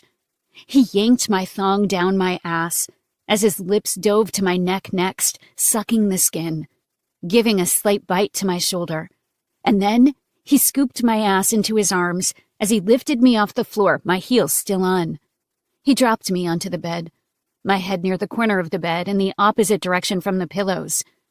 His knees pushed my thighs open, and his body lowered onto mine, finding my entrance with his rock-hard dick and pushing inside me with a masculine moan. One hand fisted the back of my hair, and he looked into my face as he rocked into me. I moaned when I felt him, always surprised at his girth, never quite ready for it. His kisses had been aggressive, his touch demanding. But once he had sunk inside me, his hips rocked into me slowly, and he took his time. We moved together, eyes locked on each other, and he pressed his lips to my cheek as he whispered to me, "Chérie, tu es moi. Tu es la seule. Je t'aime." I could make out some, not all. Sweetheart, my only. It was insulting that I had to leave and go back to my room. Like a mistress. I was there when he wanted, then excused when my use had expired. I suddenly felt like Kendra, just seated on the opposite side of the table, just a fuckable trophy. I sat up in my bed and looked out the window for a moment before I sighed and got to my feet. He was smart and intuitive, unlike most men, so he could discern words that were never spoken. His deep voice immediately addressed me. "What is it, Sherry?" Without looking at him, I gathered my clothes off the floor and picked up my heels where they'd been kicked away. Nothing. The evening had been unforgettable, with gourmet food and first-class service, with a beautiful man who couldn't keep his hands off me until he'd been thoroughly satisfied. But I suddenly felt cheap. Good night. I escorted myself to the door without giving him a backward glance. "Melanie." His voice was quiet but contained so much power that it stopped everything in the room, even the flames in the hearth. His feet thudded against the rug around his bed when he left the bed and got to his feet. I stared at the door, buck naked, my dress and thong in my hand. I was about to leave, like some kind of prostitute. My job was done, and now it was time to get out of his face. I asked you a question. His voice grew louder as he came closer to me, the anger becoming more palpable when he didn't get an answer. He barked orders and expected obedience, so it was naturally infuriating when that didn't happen with me. I slowly turned around and looked up to meet his gaze, my anger rising when I saw the rage in his dark eyes. So that's just normal? A man to abandon his wife at home in favor of his mistress? Sometimes I became so absorbed in Fender that I forgot he was a criminal who had the fucking president in his pocket. He had no values. He had no morals. His intense eyes constricted as his eyebrows furrowed. Just changes his fucking mind at the last minute and takes his mistress instead? His expression didn't change, like he had absolutely no idea what I was saying. It's common for a man to have a mistress. My eyebrows heightened at his honesty. And that's just perfectly fine? A long silence stretched, his eyes shifting back and forth as he regarded me. I'm sure his wife is aware of that fact. Yes. I let out a long, drawn-out breath. Wow. Okay. It's common in French society. Not scandalous, like in your country. I pivoted on the spot and headed to the door, eager to get the hell out. Melanie! Now he did raise his voice, coming at me in rage, grabbing me by the arm and yanking me back.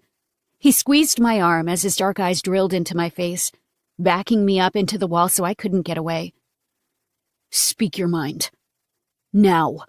He released my arm but kept me pinned in place, his hands pressing into the wall on either side of me, his thick arms as strong as steel bars in a cage. I met his eyes before I dropped my gaze. Eyes on me. I sucked in a breath between my closed teeth and obeyed automatically. Is that all I am to you? My voice came out quiet, the hurt coming through. A mistress? I'm the woman you fuck in your bed, but I'm not the woman who sleeps there. When my beauty fades, will I be replaced with a Kendra? Is that the kind of life I can expect? He was absolutely motionless long after I confessed my fears. His eyes stopped shifting back and forth, turning still like the rest of him. Like he didn't even need a breath. His palms remained planted against the wall. He moved in closer, getting right in my face. You insult me. His palms dragged down the wall until his arms dropped by his sides. Get out. He turned away and walked back to the bed, his muscular back tightening and shifting with his movements. I breathed hard as I remained in my spot. Whatever. I turned to the door and yanked it open. Improve your French! He turned back around and stared me down with a smoldering look of hatred. Because you suck at it. Sit. Fender pressed his hand into my shoulder, forcing me down onto the bench. No. Please.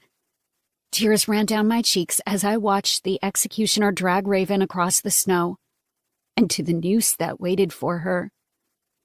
I grabbed onto Fender's jacket and tugged. Please do this for me. Please spare her. He turned away and looked at the blood in the snow from the previous victim. I can't stop this. Raven dragged her feet and turned to me, tears down her cheeks. Melanie, help me! I pushed against his hold and fell to the snow. No! The executioner forced her onto the box and tightened the noose around her neck. I'm sorry! Tears blurred my vision, so I could barely see. I'm so sorry! Forgive me! The executioner tightened the rope and then kicked the box from underneath her. She dropped and swung on the rope. No! I sat in the snow, convulsing with sobs that cracked my chest. The executioner readied the knife and stabbed her in the stomach. She gave a grunt when the blade pierced her, her blood dripping to the snow. I fell to the earth, buried my face in the snow. Oh, my fault. Oh, my fault. No. I jumped up in bed, gasped for breath, and tugged at the sheets like they were piles of snow. Tears were hot on my cheeks. There was a fire in my fireplace, but there were no torches hanging on the wall. The room was chilly, but not stinging with cold. My palms dragged against the sheets to feel the silk instead of the powder. A dream. It was a dream, not real. The room started to infiltrate my vision, the shape of the bed, the windows covered with curtains. My bedroom door opened and he came inside, a dark silhouette. I immediately jolted, spotting his dark outline and seeing the executioner. He moved to the bed quickly. "Cherie, why are you screaming?" He sat at the edge of the bed and reached for me. I jumped away, my heart racing so quickly I thought I'd have a heart attack. I clutched my chest as I hyperventilated. Fender stilled and watched me, his dark eyes visible in the light of the fire. "It's me, Cherie. It's me." I took in his features and felt my breath start to slow. But the tears didn't stop. He gently reached for me again, this time his hand moving to my shoulder. His fingertips squeezed me lightly, his thumb brushing across my skin in a soothing motion. "A dream. Just a dream." My breathing slowed once the threat was gone, when I understood it wasn't real. But the tears amplified, the regret constricting my throat like I'd swallowed a baseball bat. I wish I were dead. I cupped my mouth to stifle the sobs. I did this. I fucking did this. I hate myself. I can't even look in the mirror because I hate what I see. I dropped my gaze to the sheets, imagining the snow that looked and felt so real. Her blood was staining the ground, her guttural noises loud as the knife pierced her intestines. My eyes closed as the image radiated across my mind, causing my breath to halt in agony. His hand moved into my hair to stroke me gently, to try to calm me in silence. His touch just made me feel worse because I enjoyed it. I shouldn't enjoy it. I shouldn't want him there. I pushed his hand away and left the bed altogether, moving into the living room. I took a seat on the couch with my arms crossed over my chest and stomach, just trying to get through this emotional agony that was as potent as physical pain. It attacked my brain, my heart, everything. It was like losing blood in the snow, like I was the one in the noose. I closed my eyes and just tried to get through it. The cushion shifted as he sat directly beside me. His hand didn't move into my hair again. He didn't touch me at all, just the way he used to in the cabin.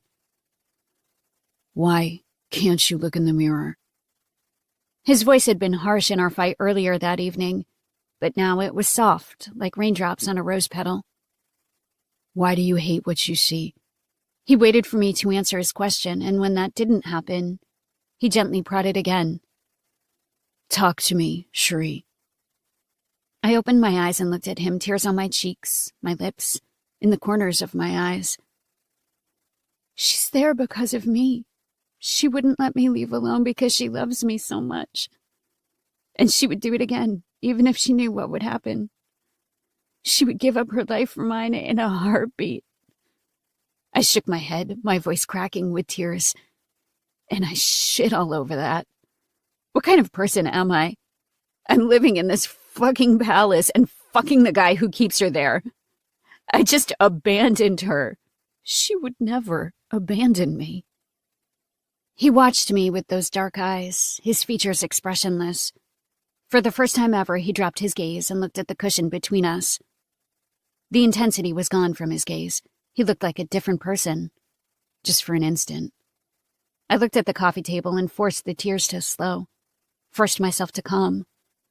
Otherwise, I would get a migraine from this grief.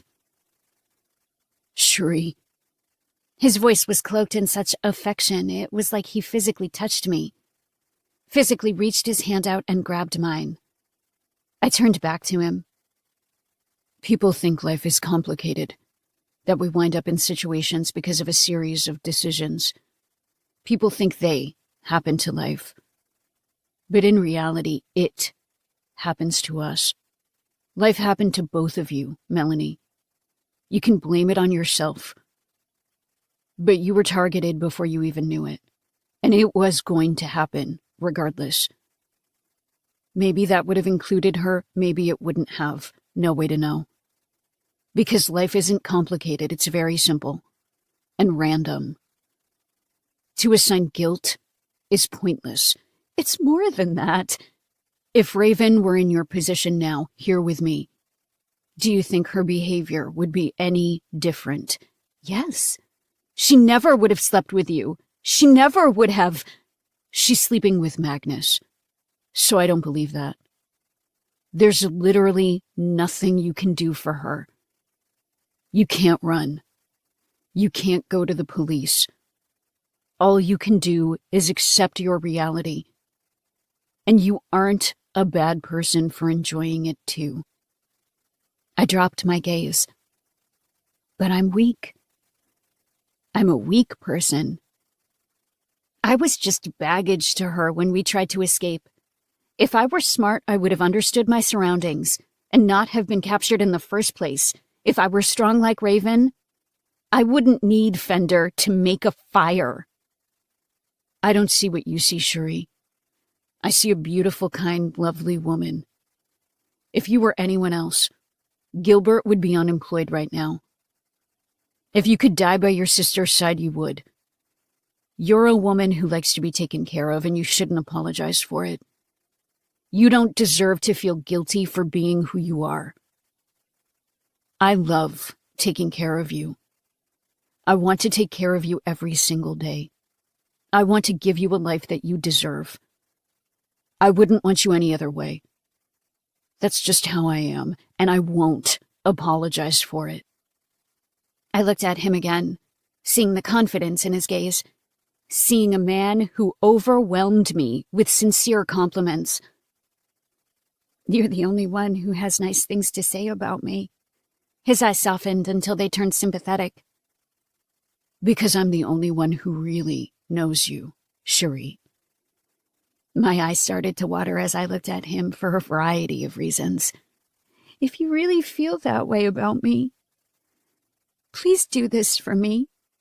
You were right when you said I can't run to her. I can't go to the police. My sister would never give up on me if the situations were reversed. And the only way I can save her is if you agree to do this for me. So if you feel anything for me, please. He held my gaze for a long time, his eyes still, his breathing nearly unnoticeable. I will always feel this way. I will always suffer. I will always wake up with nightmares of her with that rope around her neck. She will always be in the back of my mind, consuming my thoughts anytime I'm alone. Even when I'm not alone. My hand reached out to his, and I squeezed it between both of mine. 2 tears dripped from my eyes and down my cheeks simultaneously. Please, I beg you. His eyes slowly shifted away, looking at another point in the living room. You're the boss. You can do whatever you want. I told you I don't negotiate. I don't make exceptions. You took me. That's different. The guards know exactly why I did that. To take her is a different scenario. Especially after all the grief she's caused. The exception is not for her. It's for me. I squeezed his hand tighter. She's always going to fight. She's always going to cause grief. Your life will be easier when she's gone. Think about it that way. He fell silent and didn't look at me again. You're my only hope, Fender. At the sound of his name, he turned back to me, his gaze hard. Take care of me. I'm asking you to take care of me. I knew I was so close to changing his mind, securing the one thing I wanted more than anything else in the world. My hands shook as they held onto him. He stared for a long time before he spoke. She will always stand between us. She will always haunt you. That is the only reason. Thank you. I jumped into him, my arms latching on for dear life. My body moved into his lap, and I clung to him like a lifeline. He didn't hug me back, remaining still as he felt me bury my face in his neck and cry. His arms eventually wrapped around me, his hand moving into my hair, pressing a kiss to my shoulder. His hand gently pulled me back so he could look at me. Don't misunderstand me. I'll remove her from the camp, but I won't let her go. I was disappointed but unsurprised. Then where will she go? On the estate in the guest quarters. You can go visit her. But she'll never be permitted to enter our residence. Guards will watch her at all times. She'll have everything she needs to be comfortable, but never freedom. That's the extent of my generosity.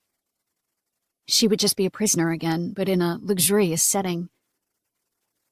Raven would never accept that.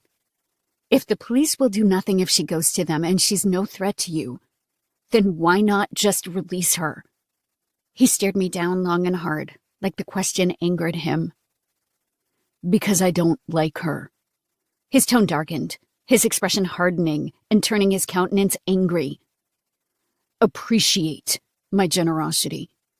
Because I'm being very generous. More generous than I've ever been in my life. For you.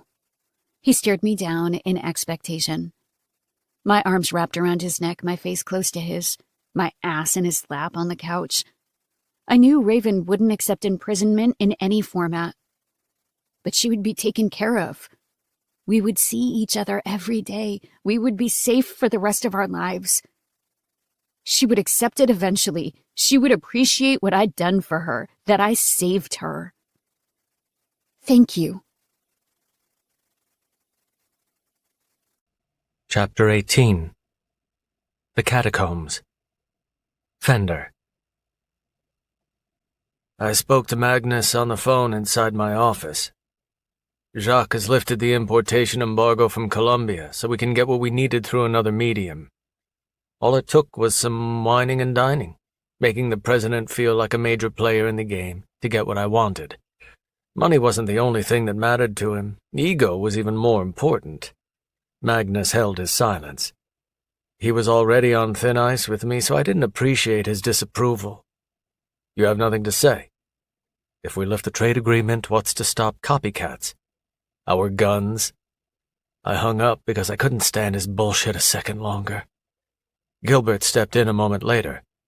Sir, where will you be taking your lunch? Here. I tossed the phone across the desk. Of course, he said with a nod. Shall I tell Melanie you wish to be alone for the rest of the day? My immediate reaction was to dismiss her, but I didn't mind having her around, even if we didn't speak. Her presence was soothing to me. Her beauty distracted me, made me forget about bullshit. She's always welcome. He gave a bow, then departed. When I'd woken up that morning, I wanted to take back my offer. I shouldn't have caved. I allowed her to make me weak. I allowed her to turn me soft. But when I heard her nighttime screams, I came running without hesitation. I watched her tears pour down her face and wished I could take it all away. I wished I could give her only joy. I wanted to take care of my chérie, and watching her fall into despair told me how much I'd failed. I fucking failed. Now I couldn't take back what I promised. I couldn't go back on my word to her.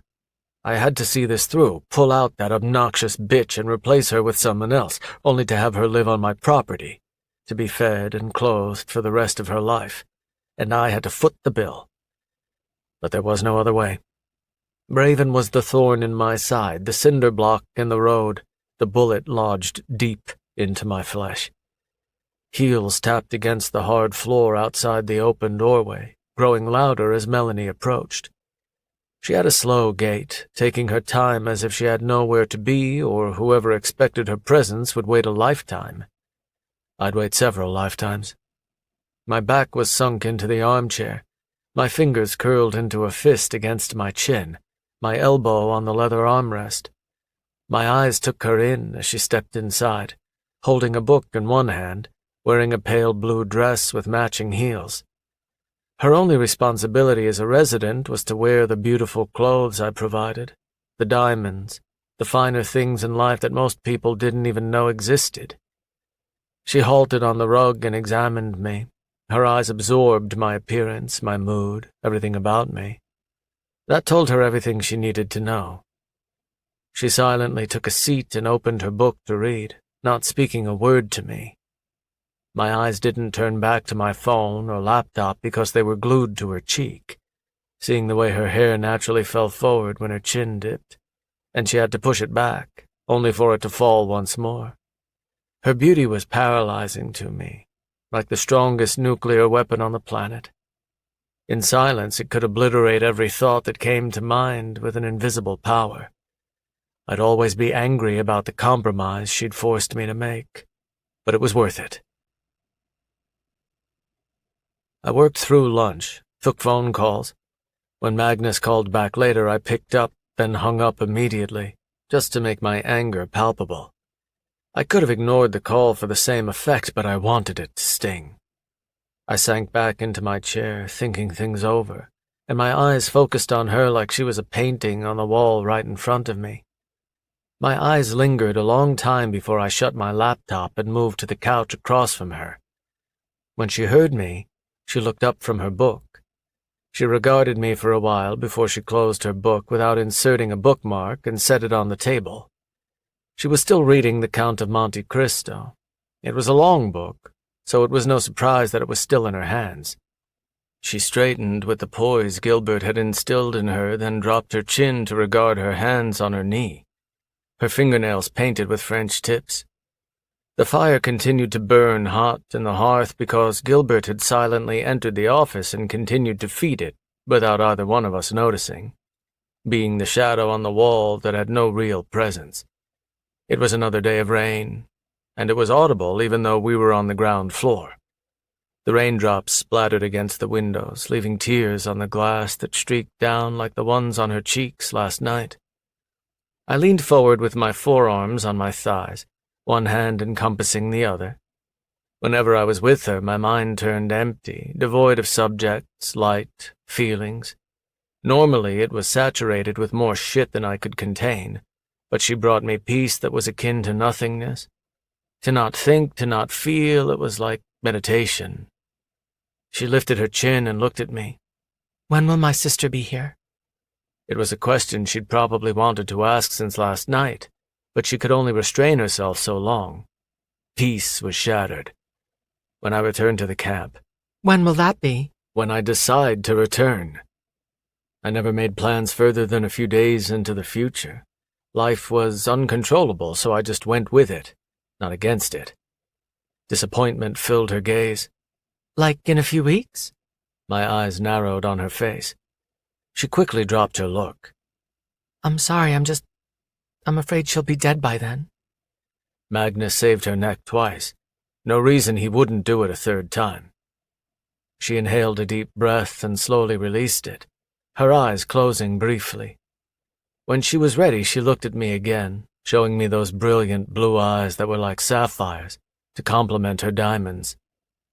I'll feel a lot better when she's here, but I don't think the nightmares will ever stop. Nightmares are part of the human experience. I had them often, the same premise happening in different ways. Sometimes I was a grown man who came into my family home and stopped my father from killing my family, beating him with my bare fists before making him eat his gun.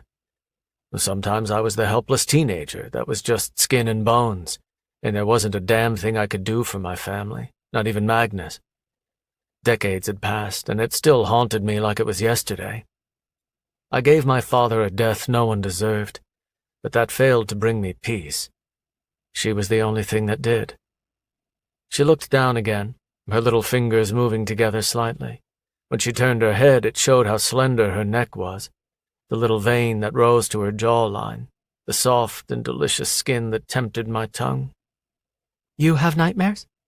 She looked up again to see my reaction. Yes. Maybe you wouldn't have nightmares if I were next to you. My expression didn't convey my annoyance. I remained as stoic as ever, but I knew exactly what her endgame was. Because if I were beside you, I don't think I would. She approached the situation differently, coming from an angle she hoped I wouldn't see. Cherie, I see everything. She waited for my response, and the longer it didn't come, the more her eyes sank. You can trust me. I don't trust anybody. Like razor blades, the words left my mouth and sliced through the air. It has nothing to do with you. How many times do I have to say it? Her eyes winced, like I'd just cut her deeply. You said the safest place in the world is with you. How am I supposed to feel safe if I'm down the hall in a freezing cold bed? Then I'll fuck you there. Problem solved. She winced again. My anger was inconsolable at this point. When I gave her a little string, she wanted the entire rope. She tugged and tugged, having an entitlement she never earned. You ask me for more when all I should be getting is your gratitude. You should be on your fucking knees thanking me for the sacrifice I made for you. I couldn't keep my voice down like usual. It was one of the rare times when I actually yelled right in her face, when my ferocity hit her shores like a goddamn hurricane. You have no idea what it will cost me. I woke up today wishing I could take it all back, but I'm a man of my word, so I won't break my promise to you. She breathed hard as she absorbed the wind and the hail, eventually dropping her gaze entirely because the intimacy between our eyes was just too much. Bumps formed on her skin like she was cold, and she absent-mindedly crossed her arms over her chest to protect herself from my wrath. I was used to yelling at people, but not her. There was no regret, only more anger because she'd forced me to do what I'd rather avoid. My obsession with this woman was obvious to everyone, including her, but I wasn't a fucking pushover. I wouldn't give in to every demand she asked for, not when I already gave her the world. She didn't rise and depart my office. She remained in the same position, just breathing. I leaned back into the couch and curled my fingers into a fist, my elbow propping on the back of the couch with my hand on the back of my neck. My other arm was stretched across the back of the couch. I rubbed the back of my neck and the bottom of my hairline, my fingers running through the short strands. I waited for her to storm off and not speak to me for several days. You're right. My fingers stilled at her admission. She smoothed out her dress, then got to her feet. When she approached me, she hiked up her dress before she lowered herself right between my knees. I stared at her, breathless, still, focused. Her palms moved up my sweatpants to the band before her fingers hooked inside the fabric of my boxers. Then she dragged them both down, assisted when I lifted my hips to get the clothes off my ass, and she pushed everything to my ankles on the floor. I should be thanking you. She craned her neck forward and started at my balls, pressing gentle kisses there.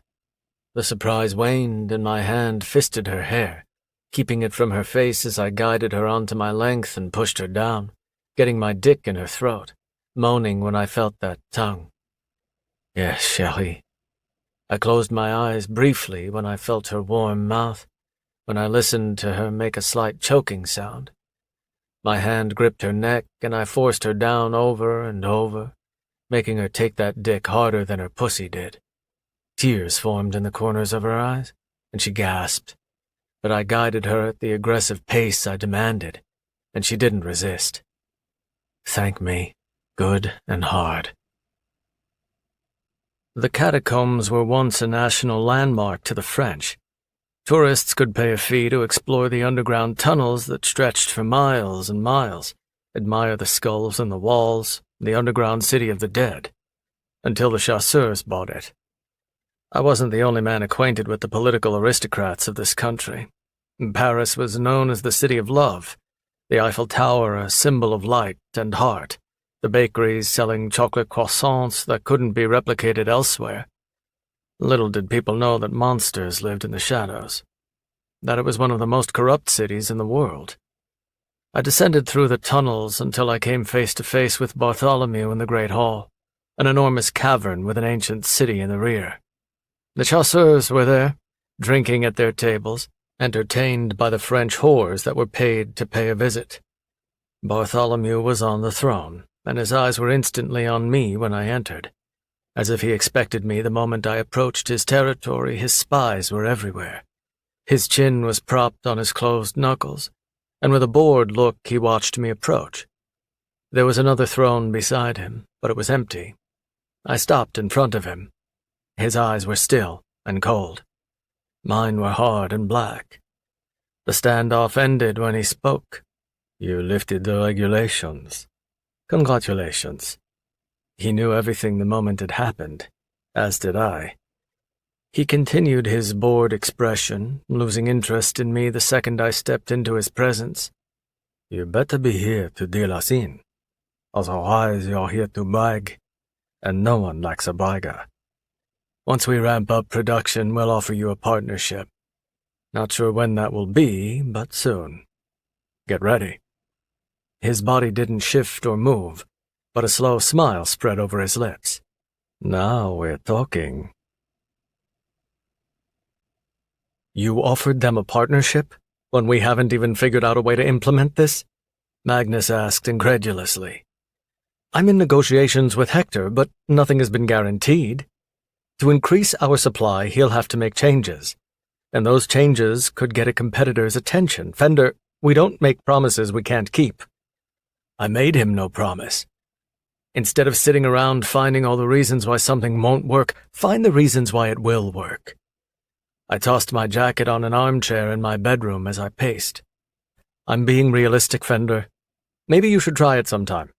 Maybe you should grow some balls and stop being a little bitch." I hung up and slammed the phone onto my nightstand. "Movie it."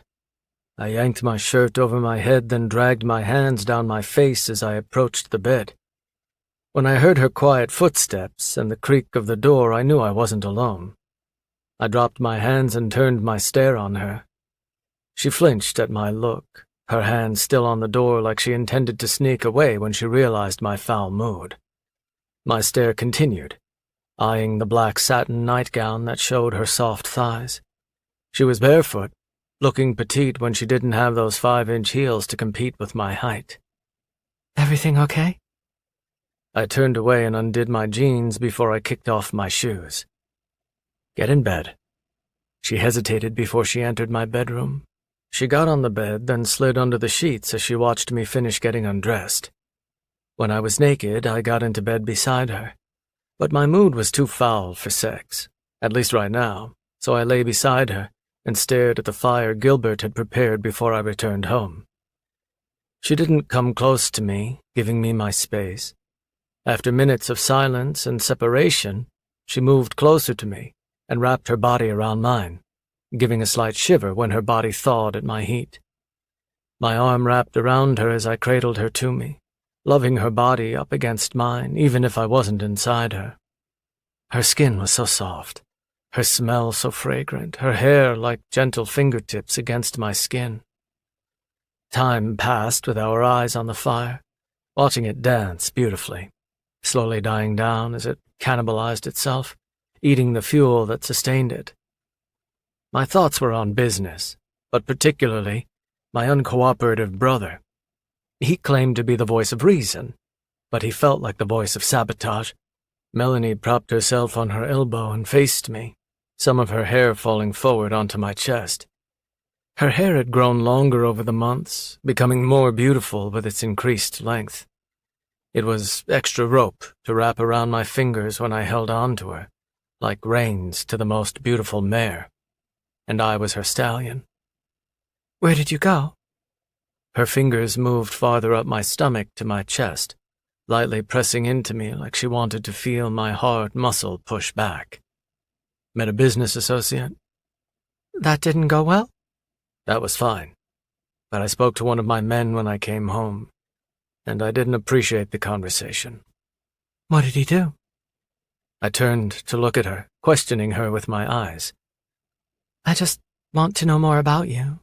Her voice trailed away in its timidity, as if she were afraid she would provoke the hurricane again. "You don't talk about anything personal, so—" Her hand continued to rub my chest. You know everything about me, Shelley. She knew me better than anyone, besides Magnus, without realizing it. Really? She asked. Because I don't even know your last name. A surname tells you nothing about who I am. Then what does? She whispered. My hand slipped underneath her hair and cupped her cheek, her skin cold to my touch, like the fire and my warm body still hadn't thawed her entirely. My thumb brushed against the corner of her mouth as I stared at those full lips, dark with lipstick, with a gentle shine of gloss. When I looked in the mirror, sometimes I saw the imprint of her lips on my neck. When I looked at my dick after she sucked me off, I could see it around the base of my length. It stained the sheets, stained the pillowcase when I shoved her face down to get her ass higher into the air. This. My eyes lifted to her eyes again. The way a man treats his woman tells you everything that matters. Chapter 19. Je t'aime. Melanie. He sat in the center of the couch in his office, his bottom snug around his ankles, with his bare feet planted on the floor. My panties were somewhere on the rug. His thumbs were pressed against my hips, and his fingers kneaded my ass as I rose up and down, my tits dragging against his chest. His eyes were always on mine, always watching every reaction I made, every breath I took. His strong hands guided the pace, making sure I kept it nice and slow as he preferred. Whenever I was on top, he never wanted it hard and aggressive. He wanted to stretch it out forever, for us to breathe as one person, to make the moment last forever. My arms hooked around his neck, and I kept my head close to his, moaning in his face, my bent knees on his thighs, while I arched my back as best I could. I'd come into his office to read and feel his presence, but he marched over, dropped onto the couch, and before I knew it, I was on top of him, riding him like he'd just come home after being gone for weeks.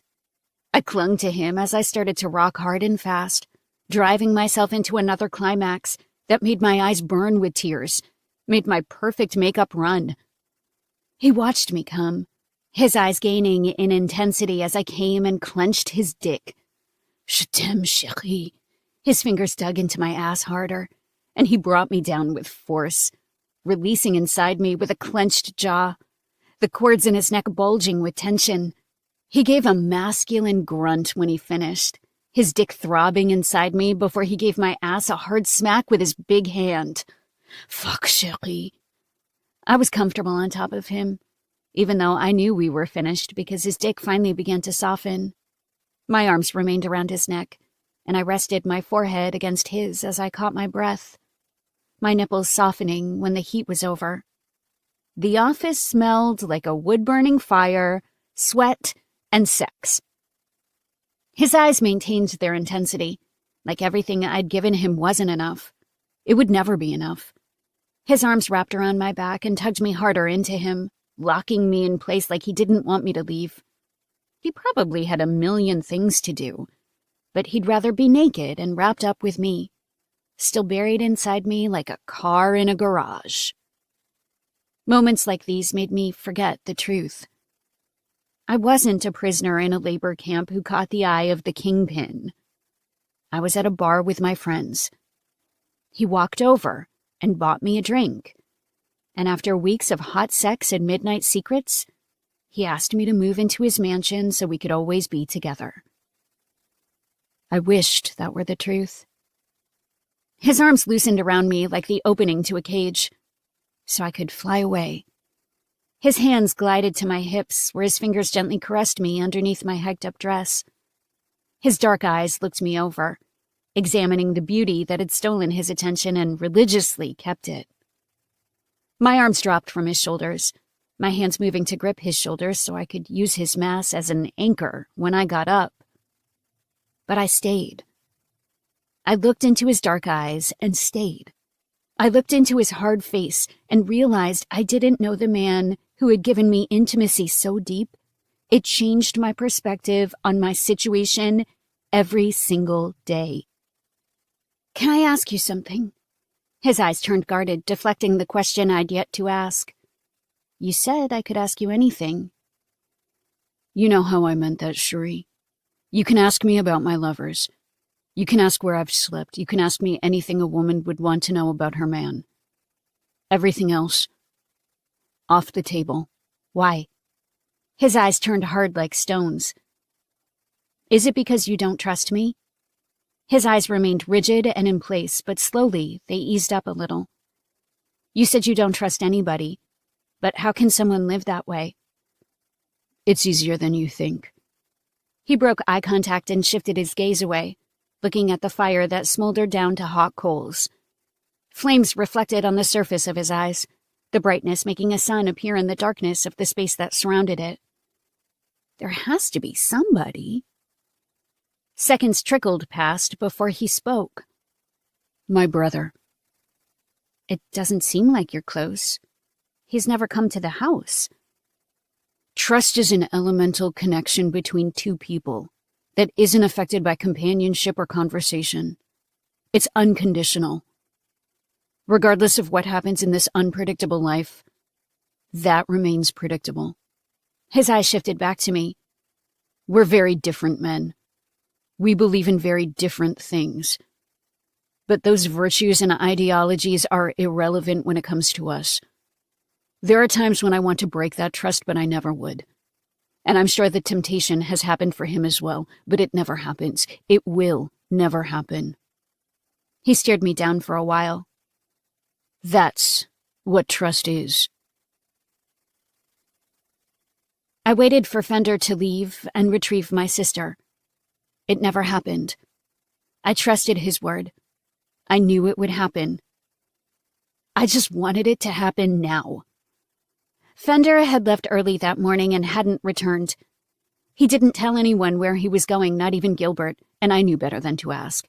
If he departed for the camp, he would tell me. So that meant he was doing something in the city. I explored the house again, examining the paintings in the bedrooms on floors that no one ever frequented, except for Gilbert and the housekeepers. I made my way to a large room with hardwood floors and mirrors on one wall. Exercise equipment was spaced out everywhere, heavy weight plates on the floor and dumbbells in the corner. Everything was big and heavy, so this must be where Fender did his workouts. He must have done it early in the morning before I woke up. I went downstairs for lunch and took a seat at the dining table in the garden room, even though I wasn't hungry. There was just nothing else to do, not when Fender wasn't home. When I saw him in his office, he didn't usually talk to me, and I didn't understand his phone calls in French, but it was still comforting to be near him. I didn't want him to leave me here alone. But when he returned, he would have Raven, and I could see her all I wanted. Everything all right, Melanie? Gilbert carried the teapot and filled my teacup. Your eyes are sad. The steam immediately rose from the cup, a translucent white color that filled the room with the smell of peach. He set the teapot on the surface in front of my lunch. My elbows were on the table, and my chin was propped on my closed hand, ignoring the table manners I should exhibit. When he didn't scold me, I knew he was cutting me some slack because of my somberness. Fender said he would retrieve my sister from the camp, but that was days ago, and he still hasn't gone. Gilbert positioned his arms behind his back as he stood at the head of the table, dressed immaculately in his tuxedo, a slight shadow on his jawline. You're worried he won't keep his word? No, the weight is killing me. Well, her quarters have been prepared. He asked me to oversee the project. Perhaps that will make you feel better. My hand dropped from my chin and I straightened. He did? He nodded. Would you like to see them? I abandoned the lunch Gilbert had served and got to my feet. Yes, please show me. Gilbert hesitated, glancing at the hot food that had just been brought from the chef's kitchen. Hot or cold, it's still delicious. Don't worry, I'll eat it. We made our way across the property to another building that was identical to the main palace, just a tenth of the size. It was 2 stories, probably the size of a single home in my old neighborhood. There were gardens around the perimeter with a patio that showed the lawns and the main palace. It was nothing like the cabin she had now. Gilbert allowed me inside, and we stepped into a living room with elegant furniture facing a TV. There was also a piano in the corner. The curtains were parted over the windows, giving a view outside. It was beautiful. Nothing like a prison. We explored the guest house, stepping into her bedroom, where she had a large bed all to herself. She had a master bathroom with a full tub and a shower, a vanity to apply her makeup. Clothes were in the closet. Not nice things like I had, but they would keep her comfortable. Gilbert followed behind me. Fender makes a promise, he keeps it. You shouldn't doubt him ever again. I turned back around and regarded him. His expression contained mild offense. I didn't doubt him. I'm just anxious. Why would you be anxious if you didn't doubt him? My arms crossed over my chest and my eyes narrowed. Gilbert, I understand your loyalty to that man. But let's not forget that my sister is working in a labor camp every single day that he doesn't go back. She could be killed at a moment's notice. I'm entitled to be anxious. So get off my ass. I sat on my couch and watched TV in French, hoping to catch on to their conversations. It was such a hard language for me because I'd never been exposed to it prior to my trip to Paris. In high school, I took Spanish and didn't retain a word of it. A knock sounded on my door, telling me Gilbert had entered my bedroom. I kept my eyes on the TV, still annoyed with him from earlier today. He cleared his throat as he stood at the end of the other couch. I still didn't look at him. Melanie, I'd like to apologize. I think my feelings have gotten the best of me. I turned away from the TV and met his gaze, seeing the guilty look on his face. You think? He dropped his gaze, the features of his face sagging like he aged a decade in a second. Please accept my sincere apology. I'm not going to tell Fender. I already knew that, Melanie. I'm sorry because I was being biased and insensitive. My anger was impossible to grip, so I let it go. It's okay, Gilbert. He came closer, then indicated to the cushion beside me. May I? Sure. He took a seat, then grabbed the notebook off the coffee table. Working on your French, huh? He nodded to the TV. Fender said I sucked at it, so... Yes. He asked me to teach you even when he's in residence. He grabbed the pen and clicked it. Any luck with this? Nope. It was some kind of soap opera, and while there was a lot of yelling and then a lot of steamy scenes right afterward, I couldn't make out the transitions in between. Other than simple words that I had already learned, the rest was indecipherable. French is a difficult language for a novice, and we speak so quickly that it's hard to grasp. Whenever Fender spoke on the phone, his words tumbled out like a waterfall. In English, his words were seldom and purposeful. Maybe it was because it was his second language. Gilbert crossed one leg on the opposite knee and got comfortable against the cushions. Is he home? Yes, just had dinner. If he wanted to see me, he would have come to me. He wouldn't have ordered Gilbert to continue his instruction. He was either in a bad mood or still had work to do. His work outside the camp seemed to be dinner with important figures and nighttime strolls with shady characters. I knew which one it was when I wasn't invited. Gilbert went on with his instruction, teaching me a couple phrases I could use at dinner parties, and then tried to help me figure out what was being said on the TV show, so I could follow along. I think regularly watching French TV will help. They say immersing yourself in a culture is the quickest way to learn a language. But since you don't go out, this is the next best thing. The most French I'd learned was what Fender said to me, so that was true. He said I sucked at French, so I'm obviously not understanding what he says to me. And what does he say?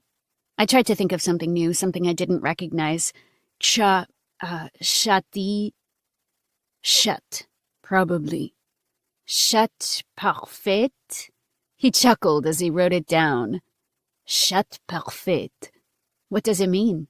He lowered his eyes and cleared his throat. Perfect cunt. Oh.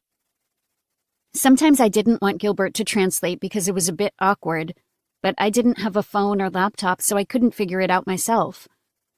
Gilbert moved on. What else? What other dirty things did Fender say to me?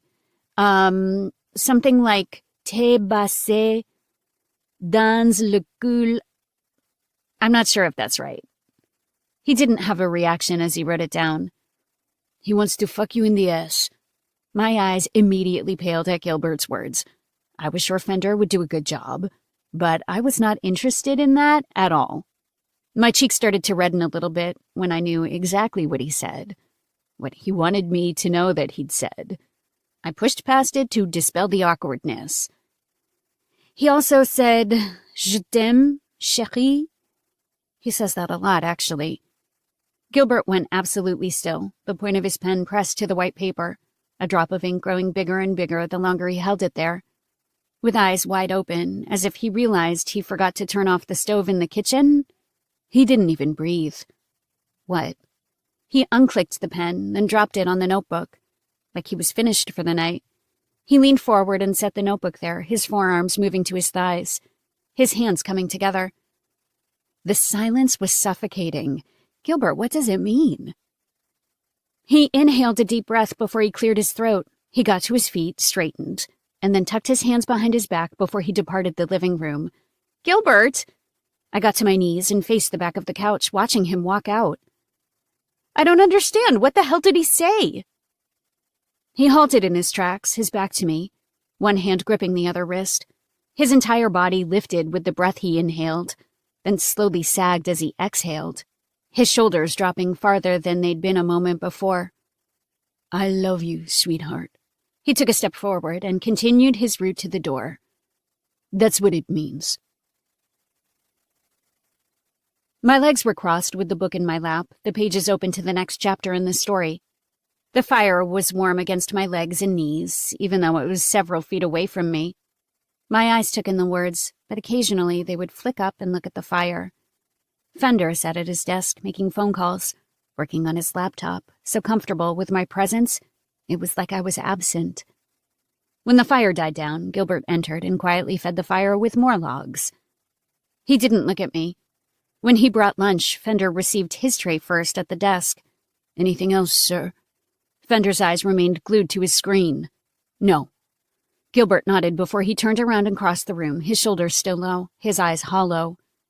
When he returned with my tray, he set it down without making eye contact with me, then departed without a word. He didn't hate me. He was just heartbroken. I closed the book and stared at the food he'd brought me, having no appetite because my hunger had been replaced by guilt. My fingers traced the edge of the pages of the closed book as I stared. Sherry. I lifted my gaze, not realizing Fender had moved to the couch across from me. He stared me down, shirtless in his black sweatpants, his bare feet on the rug. His stare was endless and depthless, like he could do this for hours, days, an eternity. What is it? I moved to the plate that held the tea sandwiches, one of my favorite items that the chef prepared. I set it on my thigh, then picked up the freshly made bread without a crust, and brought it to my lips for a bite. Nothing. I'd been quiet and withdrawn for 2 days, unsure what to do with the information Gilbert had revealed to me. I don't trust people who lie to me. I stopped chewing at the assertion and lifted my eyes again. His stare had darkened with sheathed ferocity. It's been over a week since you said you would remove my sister. My first impulse was to lie, because the truth wasn't an option. His anger slowly diffused, and he accepted my lie as truth.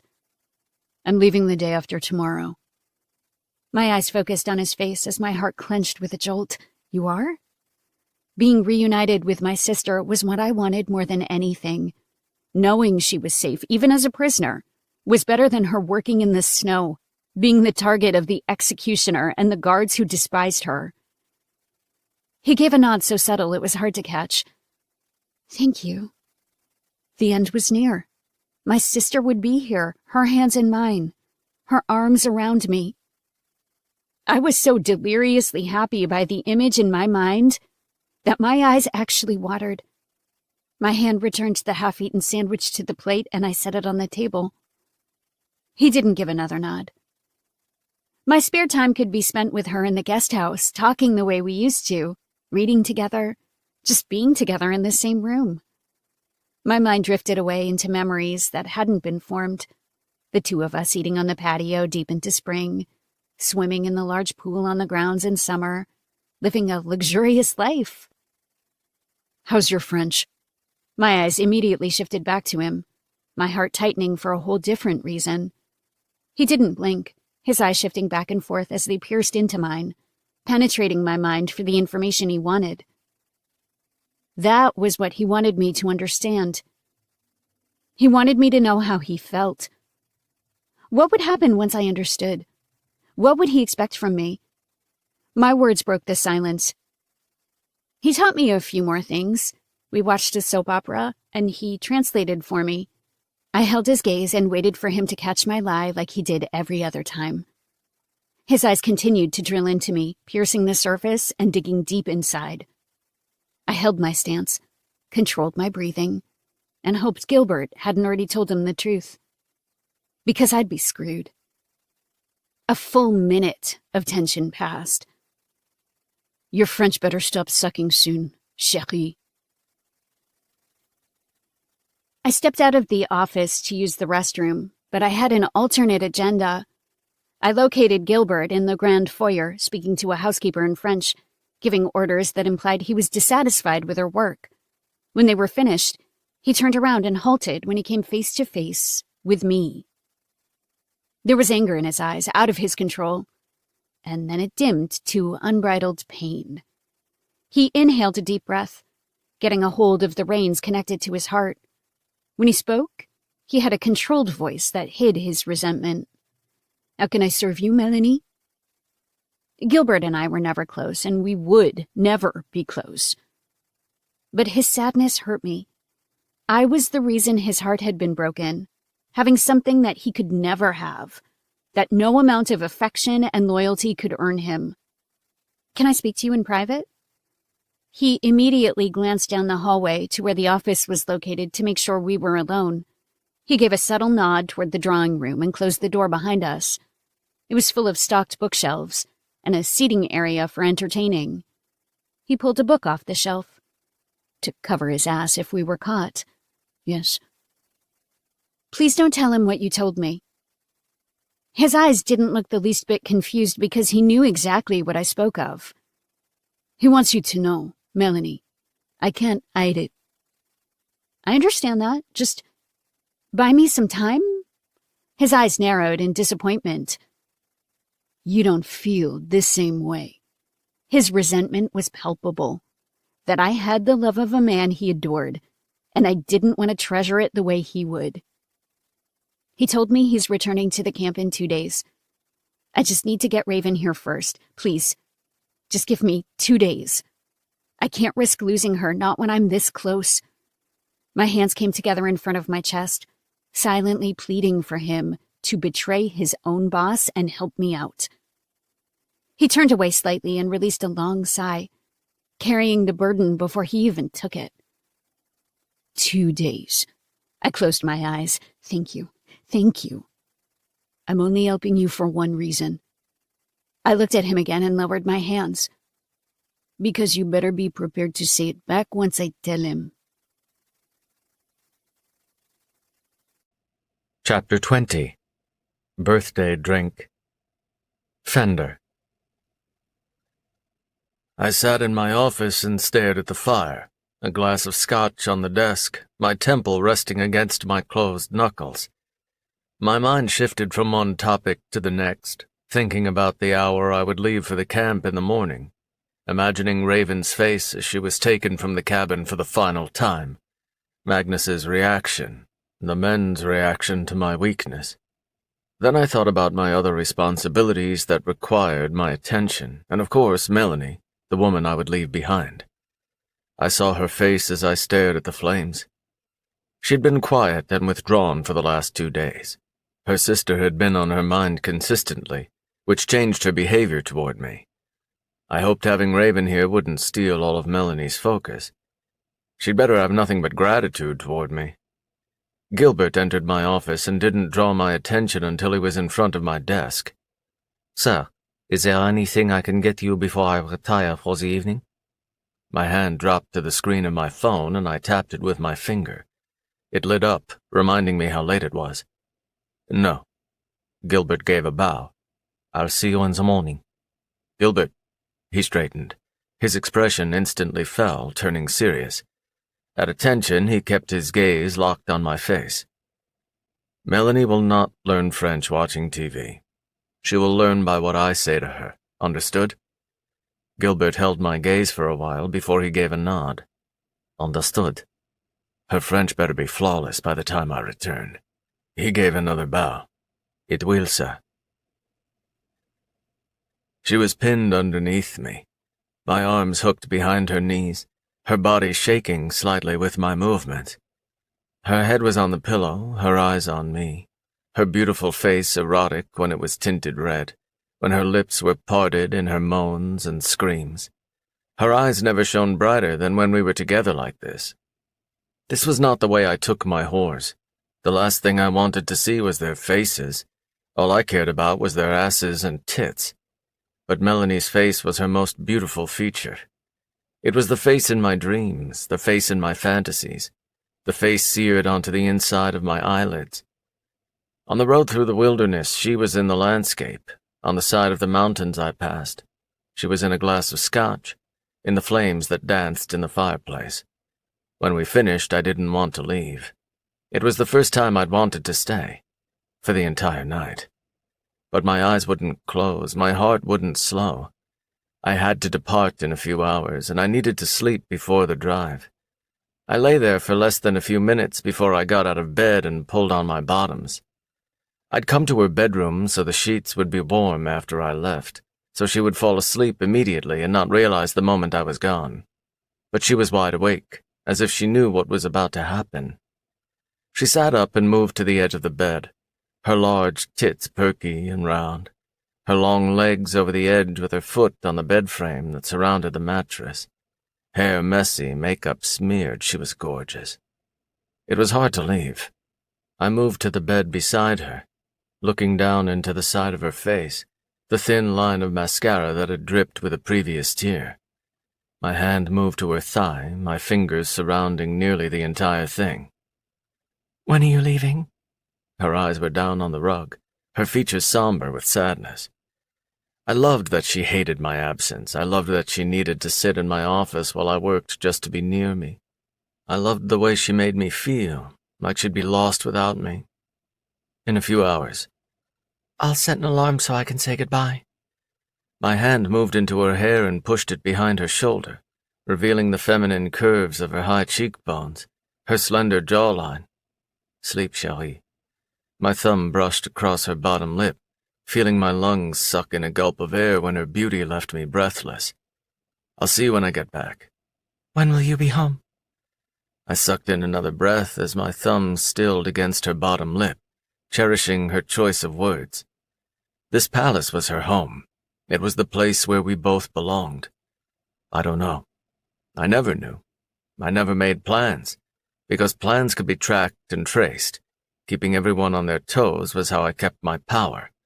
Be careful. I felt my lips lift with a slight smile. Always. My hand cradled her face and neck, and I turned her toward me, giving her a soft kiss that lasted for several seconds. My eyes closed briefly as I enjoyed it, as I felt the lightness in my stomach, that tightness in my chest. I opened my eyes and saw that hers were closed, that she loved the kiss the way I did. I pulled away and kept my hand on her neck. Je t'aime, chérie. Her eyes opened and met mine, her lips slightly parted from the kiss. While her eyes showed affection and desire, there was no recognition, like she had no idea what I just said. I left her on the bed and rose to my feet. A knock sounded on the door. My entire body tightened at the sound. My muscles prepared for an invisible fight, and I instinctively moved in front of Melanie so she would be blocked from view. I'm so sorry to disturb you like this, Gilbert said as he opened the door. But it's urgent. Magnus needs you. He kept his eyes closed as he held out his personal cell phone, doing his best to protect my privacy. I snatched the phone out of his hand and pressed it to my ear. Are you okay? I could still feel the weight of his body in my arms when I'd lifted his lifeless form off the bed. I could still remember the feeling of ineptitude when I dropped him on the stairs. I could still remember looking behind me as we ran for our lives, making sure my little brother was still with me. I'm fine. He took a second to breathe into the phone, as if my question put him off. Then what is it? She escaped. My eyes narrowed on the wall in front of me. Gilbert silently excused himself and stepped into the hallway, but left the door open so he'd be prepared to take orders. I didn't need to know who she was. When? A few hours ago. The anger in my veins was instantaneous. Then why the fuck did you wait a few hours to tell me? With flared nostrils and bulging veins, I was a bull that had found its waving red target. Melanie threw some clothes on, then approached me. I held up my hand without looking at her and marched into the hallway. Why, Magnus, why the fuck didn't you tell me the second this happened? Because she knocked me out with a goddamn pipe and I was unconscious, he snapped. I have a fucking concussion and a migraine that can't be fixed with pills. The men found me and went after her. The second I realized what happened, I called. I marched into my bedroom and grabbed my clothes. Where is she? They don't have her yet. I'm on my way, and when I get there, she'll hang. You can't save her this time, Magnus. His silence lingered like he wouldn't say anything. Just hang up and get back to work. I know. I hung up, then pulled on my clothes as quickly as possible before I kneeled and got my boots on, the veins in my neck bulging, my gums aching because my teeth were so tightly clenched together. This bitch had humiliated me. Again. I stood up and grabbed the phone. When I turned to the door, Melanie stood in the doorway, in a wrinkled nightgown with one strap down her shoulder, hair and makeup in the same mess I'd left her in just a moment ago. But that beauty meant nothing to me now. The stress on her face had turned her ugly, because she already knew exactly what had happened based on my conversation with Magnus. What's going on? I grabbed my bomber jacket and forced my arms through the sleeves as I threw it on my body. I stared her down as I walked to the door, silently commanding her to get out of my way. She didn't call my bluff and moved aside. She ran. I moved down the hallway into the top of the stairs. Gilbert was down below, shouting to the valet. Get the car around now! Melanie was quick behind me. You mean Raven? I stopped on the second landing and looked at her over my shoulder. Her face turned white like the snow at the camp. I kept going, taking the stairs 2 at a time to get to the bottom floor as quickly as possible. Fender, wait! Melanie came after me, tripping at the bottom, but Gilbert caught her. Please! I was at the front door. Please! Her sobs were so loud they echoed in the foyer, like a storm on the roof that shook the entire house. Time was of the essence, and I didn't have it to waste. I didn't want to console her, but instead of stepping over the threshold and into the pouring rain, I turned to face her again. She got to her feet with Gilbert's assistance, then came to me, barefoot, teardrops on the floor like muddy tracks from the rain. Don't kill her, please. Please don't, I'm begging you. Her pupils were bloodshot red, her eyes puffy, her cheeks wet and black from the rivers of makeup that traversed down her chin. You were going to remove her from the camp anyway, so just— No. Her chest started to rise and fall harder, her breathing becoming labored with terror. I would never forgive you. I don't need you to. I'd give this woman anything she wanted, but not this. She humiliated me again. She's just trying to survive. My answer won't change. Not this time. Her hands covered her mouth to muffle her sobs, and her entire body shook with uncontrollable tremors. She slowly moved to her knees in front of me, her face in her hands, her cries like wails. I will find her, and she'll face the red snow. I left her there on the floor and stepped into the rain where my car waited, but her tears came with me, a cacophony inside my mind, a sound that would haunt me forever. I made the trip in record time. I pushed the car through the damp streets, rode my horse through the snow, and arrived at the camp close to noon. My reins were tossed to a guard, and I landed in the snow, my eyes scanning the area for signs of activity. The camp was as quiet as ever, the girls in the clearing, like there hadn't been an escape overnight. I marched deeper into the camp until Magnus caught me. He pushed his hood back and regarded me, since the girls couldn't see him. His eyes were bloodshot, like he'd taken that pipe pretty hard to his head. But other than that, he looked fine. Where is she? Magnus squinted his eyes as the sun shone on his face. Haven't found her. Heavy heartbeats passed, thudding in my chest like hooves from a horse. How is that possible? Hounds followed her tracks close to the river, then lost the scent. The storm hit her horse tracks. She's on horseback? My voice rose, spit flew from my mouth, my vocal cords nearly popped in half. How the fuck did she get into the stables? I don't know, the bolt was cut. Cut? I asked incredulously. What the fuck did she cut it with? I don't know. He continued to give the same meaningless answer, his eyes staying on mine even though the sun made them water. You don't know. I stepped closer to him, forcing him to step back. I'm sick of that answer, Magnus. You're supposed to be in charge while I'm away, but the second I leave, all hell breaks loose.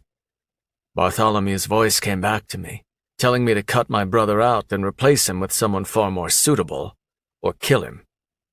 I pushed the thought away as quickly as it entered my mind. His arms hung by his sides, bloodstains on the fabric from the wound at the back of his head. We'll find her. The men and hounds are still looking. If they can't track her, that means she crossed the river. Magnus gave a subtle reaction, a quick blink. She and the horse won't survive if that's true. Unless she crossed at the perfect spot. My eyes drilled into his face, looking for a trace of a lie. I refused to believe that Magnus would betray me for a woman, let alone a woman who looked like a hag compared to Melanie. But now I wasn't so sure. It was the second time she'd escaped, this time with a horse, and now she couldn't be tracked. Magnus. He held my gaze, confident in his stare, like he had nothing to hide. No. His loyalty to me was far greater than the obsession he had for this woman, so I accepted it without a second thought. She would never know where to cross in the dark, so if she crossed in any other way, she was swept downriver. The men will continue the search for 3 days. If she doesn't pop up, we'll assume her body is irretrievable. Whether she's dead out there or dead in here makes no fucking difference to me. The hunt continued past 3 days, moved into 4. I wanted to hang her body on the noose so the girls could see it. Could see what happened if they ran, if they disobeyed, if they did anything other than process that coke. But it never happened. She couldn't be found. I sat in my cabin in front of the fire, drowning my anger in scotch. The executioner made an announcement to the girls that she'd frozen to death and her body was stuck under a waterfall where we couldn't reach. That should be enough to scare them from making the same attempt.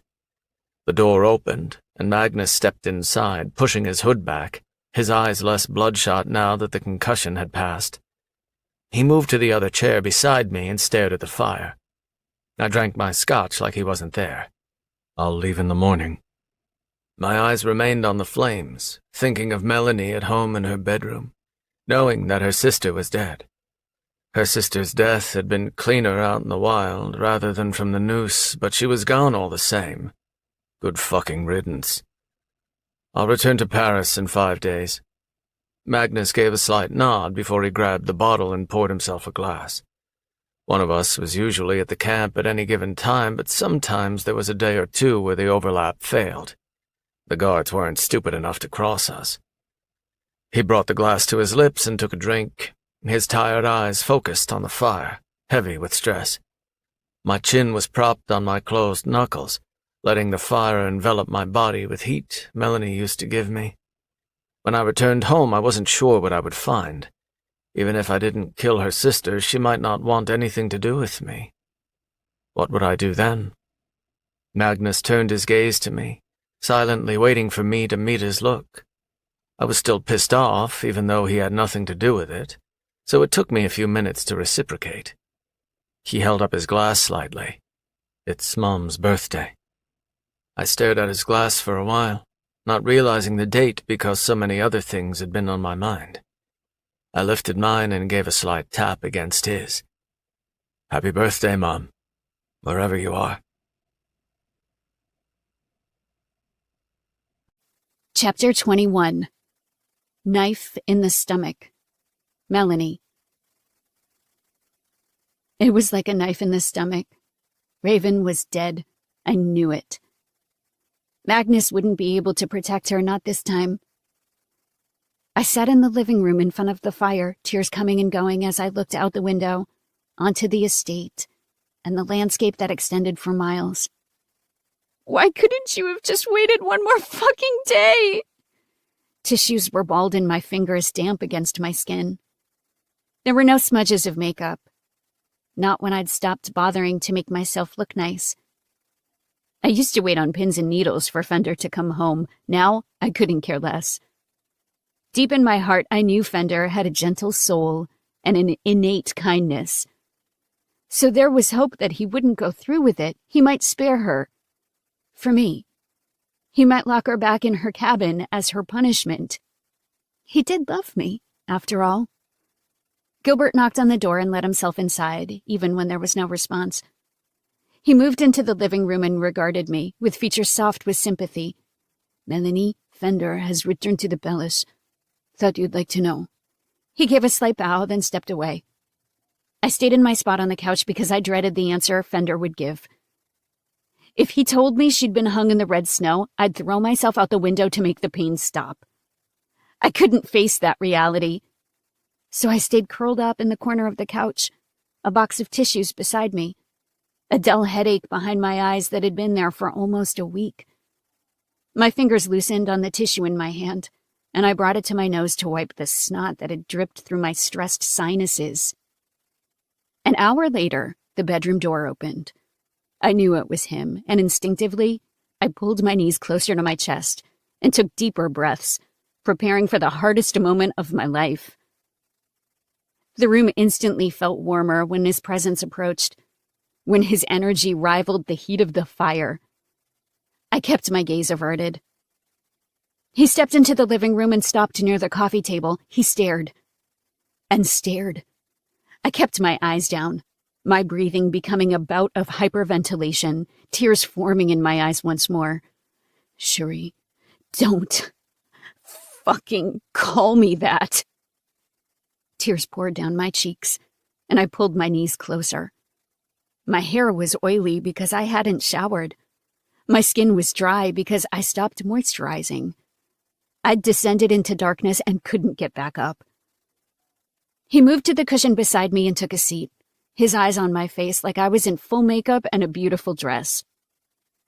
"You could have just brought her back like we agreed on. That's all you had to do." My words were muffled by the hard tears. "If you think you can kill her and still have me, you're wrong. She's all I have." I didn't kill her. The breath died in my throat and never reached my lungs. My face turned to look at him head on, to see those dark eyes regarding me with his eternal affection, like he still saw beauty in my plain face and sorrow. Is she here?"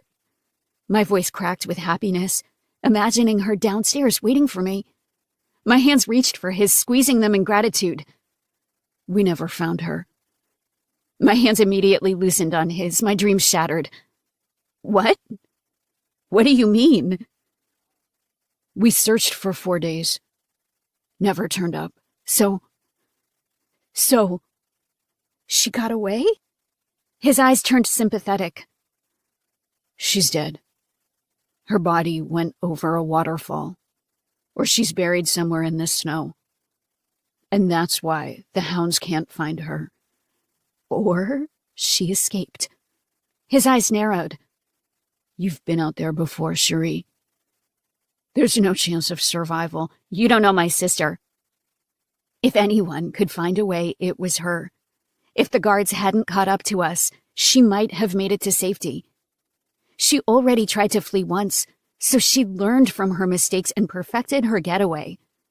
The only reason you can't find her is because she outsmarted your men and your hounds. I couldn't dim the pride that burned brightly inside me. The storm almost killed us. But Fender didn't understand that my sister was the storm. They were at her mercy, not the other way around. A subtle look of irritation came over his visage. If that makes you feel better, Cherie. I wasn't blindly holding on to hope. I knew she was alive.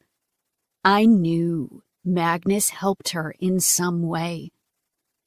More days had passed, so I wondered if she was in Paris. Or maybe she took off elsewhere, so Fender would never find her again. But I knew she would never leave me behind.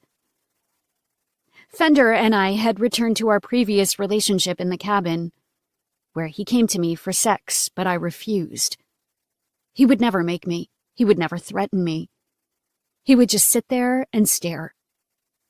I read my book in front of the fire in my bedroom, and Fender joined me, sitting in the armchair, entertained by my face. I did my makeup once again, wore the clothes Gilbert provided for me because the misery had passed. She was out there, somewhere. Like Fender wasn't there, I read my book and listened to the sound of the fire. Hours passed, and nothing was said. I turned the page, now halfway done with the book. I'd stopped reading when he was gone, too grief-stricken to do anything but cry.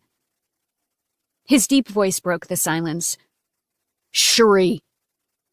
The command in his voice was impossible to ignore. It rang with an inherent power, like the blood of kings ran through his veins. It forced me to meet his gaze. He was shirtless, in his sweatpants, and his eyes intensified when I met his look. Like simple eye contact was enough to fulfill the intimacy he craved. If you believe she escaped, I do. I believed it with my whole heart. Then nothing has changed between us. The flames illuminated the side of his body, making his muscles glisten with power. But no amount of light could ever brighten those midnight sky eyes. I dropped my gaze. He moved from his armchair to the seat right beside me, the pressure of the cushion completely changing when his weight was added. His hand moved to my thigh, and he came closer to me, close enough to kiss me if I would allow it. Je t'aime, chérie. His hand cupped my face, and he pressed his forehead to mine. Tu es mon amour. Protégé. Now that I knew the meaning of his words, listening to them was a different experience. He loved me. He would always love me, forever. But I pretended not to understand, like he was just begging for forgiveness. Last time, he looked into my gaze in the hope I understood his words. This time, he didn't, as if he just said them because they were words sitting on his tongue. He moved my hair back and pressed kisses to my neck, slowly moving down to my shoulder, tugging the strap of my nightgown down so he could kiss me there. His kisses turned harder, and his hand cupped my bare tit when the fabric slid down farther. My eyes closed, and I enjoyed every single touch, every single kiss, all of his romantic affection that no other man could ever reproduce with the same quality. My head tilted back, and I almost got swept up in his current. My palm moved to his chest and pushed him back, ending the rain of kisses. He moved with the touch, obeying my request without hesitation, but his eyes were filled with a new level of disappointment and fury. If you want me, you have to promise me. My palm remained pressed to his chest, even though he didn't move toward me again. I could feel his steady heartbeat increase, growing faster and harder. I stared at my hand for a moment before I looked at him again. That's the price you must pay. My hand left his chest and returned to my lap. And it's non-negotiable. His eyes remained still and cold. Silence passed without an outburst, without him losing his temper. He inhaled a breath, slowly let it out, and closed his eyes for a moment before he regarded me, as if he was ready to listen to my demand. You have to promise me that you or your men will never kill her. No matter what she does. No matter the situation. His stare remained cold and hard, his breaths increasing slightly. He turned his face away and looked at the fire, all the muscles of his body thick and tight at the same time. Veins bulged slightly every time he used his arms, because any tension at all was enough to make them stress. The light of the flames danced on his face, highlighting his flawless complexion, the fair skin against the dark hair. If you really think she's dead, what does it matter? He watched the fire a little while longer before he turned back to me. Give this to me, and we can be what we were before. He inhaled a deep breath, his nostrils flaring as he exhaled. He didn't want to give it to me, but if he loved me, he would. He would accept the humiliation she had caused and moved on. I promise, Shuri. Once he was inside me, his anger disappeared. His hand fisted my hair as he rocked into me, his body pressing mine into the mattress, his deep breaths blanketing my skin with his desire. He spoke to me in French, told me I had a perfect cunt, that I was the most beautiful woman in the world, and that he loved me. He said it with deep conviction, with masculine force, with hands that gripped me so tight, it was like I was a balloon that might fly away. He took me like I was air to his length, the water to his throat, the blood to his heart. He took me in that same position over and over, sometimes banging my headboard into the wall, sometimes taking it slow, like he needed to kiss me more than thrust into me, like his big hands needed to gently touch me everywhere. How could a man who loved like this be cruel? How could he be two different people? Unless he'd always been the same man. The man that I knew. He just forced himself to be something else. For whatever reason. Hours passed before the grand finale.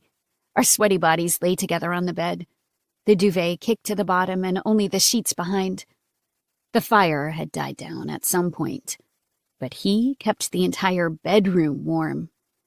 He lay on his back, his head turned toward me beside him, one hand resting on his chest. He watched me.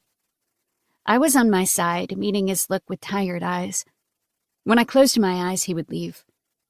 He always waited for me to drift off before he left, in the hope I wouldn't notice, and I would sleep through the night without him. I closed my eyes, feeling the fatigue pull at me, the relief that I'd gotten what I wanted.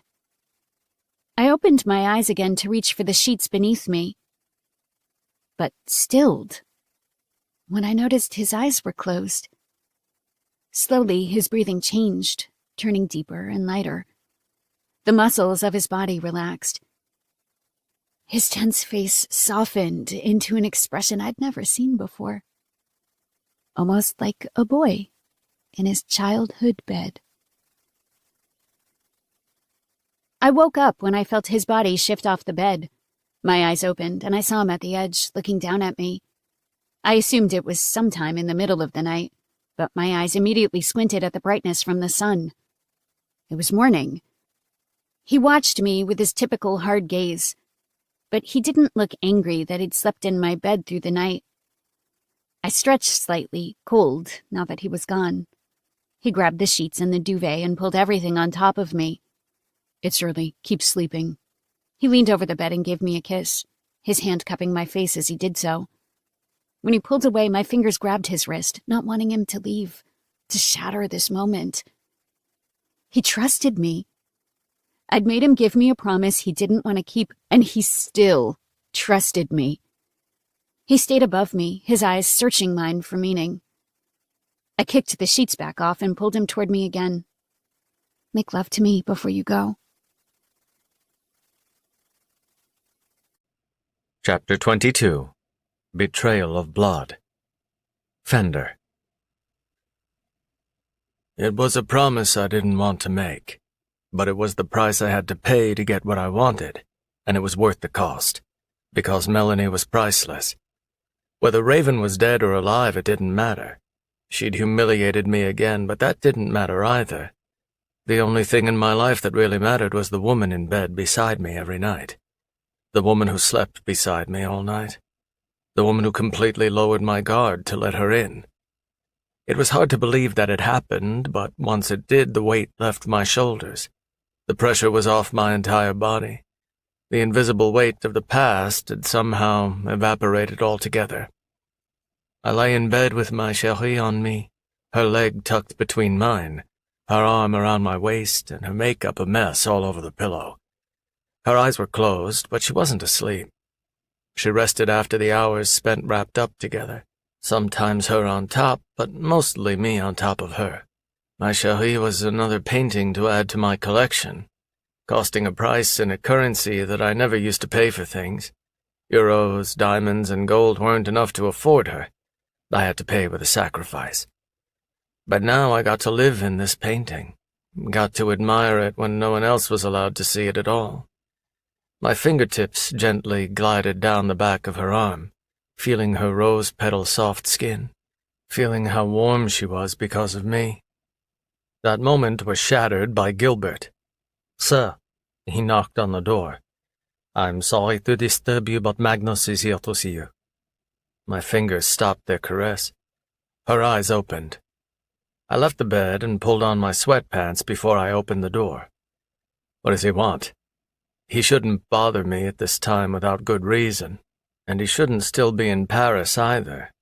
I closed the door and walked with Gilbert down the hallway. "He didn't say so, but he has a woman with him." I halted in my tracks and looked into Gilbert's face. He held my gaze. "That's all I know, sir." My heart worked harder than it ever had, experiencing a spike in anxiety that I hadn't felt since adolescence. Betrayal seared into my skin like a branding iron. Fury, unlike any I'd ever known, struck me like lightning. I continued down the hallway and made it to the top of the stairs.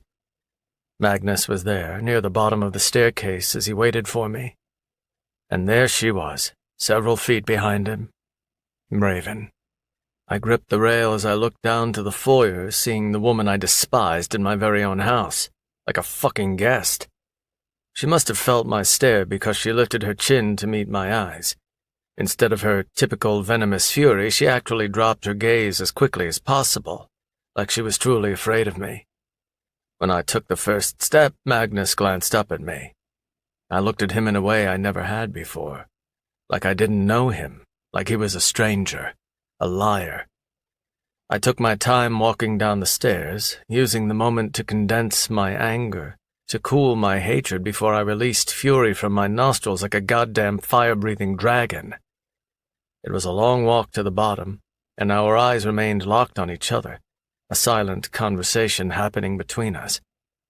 I reached the bottom and reserved my stare for Magnus only. She was insignificant to me. He was everything to me. Magnus stepped back, sensing my rage in the silence, and he had the humility to drop his gaze and break eye contact first. I spoke in French, so that dog wouldn't understand. "You lied to me." Magnus wouldn't look at me. I stepped closer to him, barely able to restrain my rage. "You looked me in the eye and fucking lied." The betrayal was almost too hard for me to accept. It was too disturbing, too painful. For a woman. An ugly woman. Magnus lifted his chin again, dressed in jeans and a shirt, his appearance different when he wasn't in the garb of the guards. He didn't look confident either, basking in his guilt for what he'd done. "Now you bring her into my house? Like a wet dog that's going to track mud everywhere?" There was no other way. He finally spoke up, his chest rising and falling with his deep breathing. "You can't see past your hate. You can't see past your stubbornness. I had to save her, and asking you wasn't an option. So you lied to me instead." I stepped closer, my eyes so hot they were burning my own face. "You love this woman?" That was the only thing I would understand, because I knew the irrevocable feeling all too well. Magnus was quiet, his eyes holding my fire. "No." What a disappointing answer. But I feel deep affection for her. I had no fucking idea why. "So you've come here to show me what you've done? To come clean and ask for forgiveness? Don't bother. I will never give you what you seek." He was all I had in this world, and he stabbed me in the back. He helped her escape. He told her the way. He let her beat him in the head just to mask his lie. Pathetic. Magnus turned quiet. "Leave," He didn't move. I told you to get out. I'm here for her sister. All feeling left my body. My extremities turned numb. My heart even stopped. I'm here for Melanie. He wasn't the strong man I'd seen on a daily basis. Now he was torn between his two loyalties, split in half. It made him half the man. My eyes immediately glanced to the puppet master behind him. She immediately looked away. My eyes shifted back to Magnus. No. I stepped back. Brother, Magnus rushed me. I'm not asking you this as your business partner. I turned back to give him my full stare. I'm asking you as family. He inhaled a deep breath and held it, pleading with his gaze. I'm asking as your brother. That's rich, Magnus. This woman was a constant prod in his back, making him stick out his neck for my blade. Pussy-whipped and pathetic, he was almost unrecognizable to me. He held his stare, not blinking, exuding his desperation. I never ask you for anything. He'd betrayed me, made a fool out of me. But when my little brother asked for something, it was impossible to deny him. Perhaps the feeling that connected us had never been loyalty. Perhaps it had been love. I do this. Then I owe you nothing. Ever. Relief flooded his gaze, and he gave a nod. Yes. I held his gaze a moment longer before I took the stairs, making the climb all the way back to the 3rd floor, down the hallway and into the bedroom where I left her. Melanie was fully dressed and on the edge of the bed, prepared for whatever happened downstairs. When she saw me walk inside, she immediately got to her feet and walked to me in her heels. Everything okay? Her hands immediately went to my arms, and she came closer to me, surrounding me with her affection. Before Magnus had entered my home with his dog, my life had been perfect, a painting. But that woman never failed to interrupt my life, whether it was here or at the camp. She was the thorn on a rose stem, pricking you when you tried to smell the petals. She was the storm clouds that passed over a sunny day. Thunder. She squeezed my arms and brought me back to reality. Magnus is downstairs, with Raven. Her fingers immediately released my arms as her eyes popped wide open. Oh my God. She stepped back and cupped her mouth, her eyes still on mine, processing the revelation.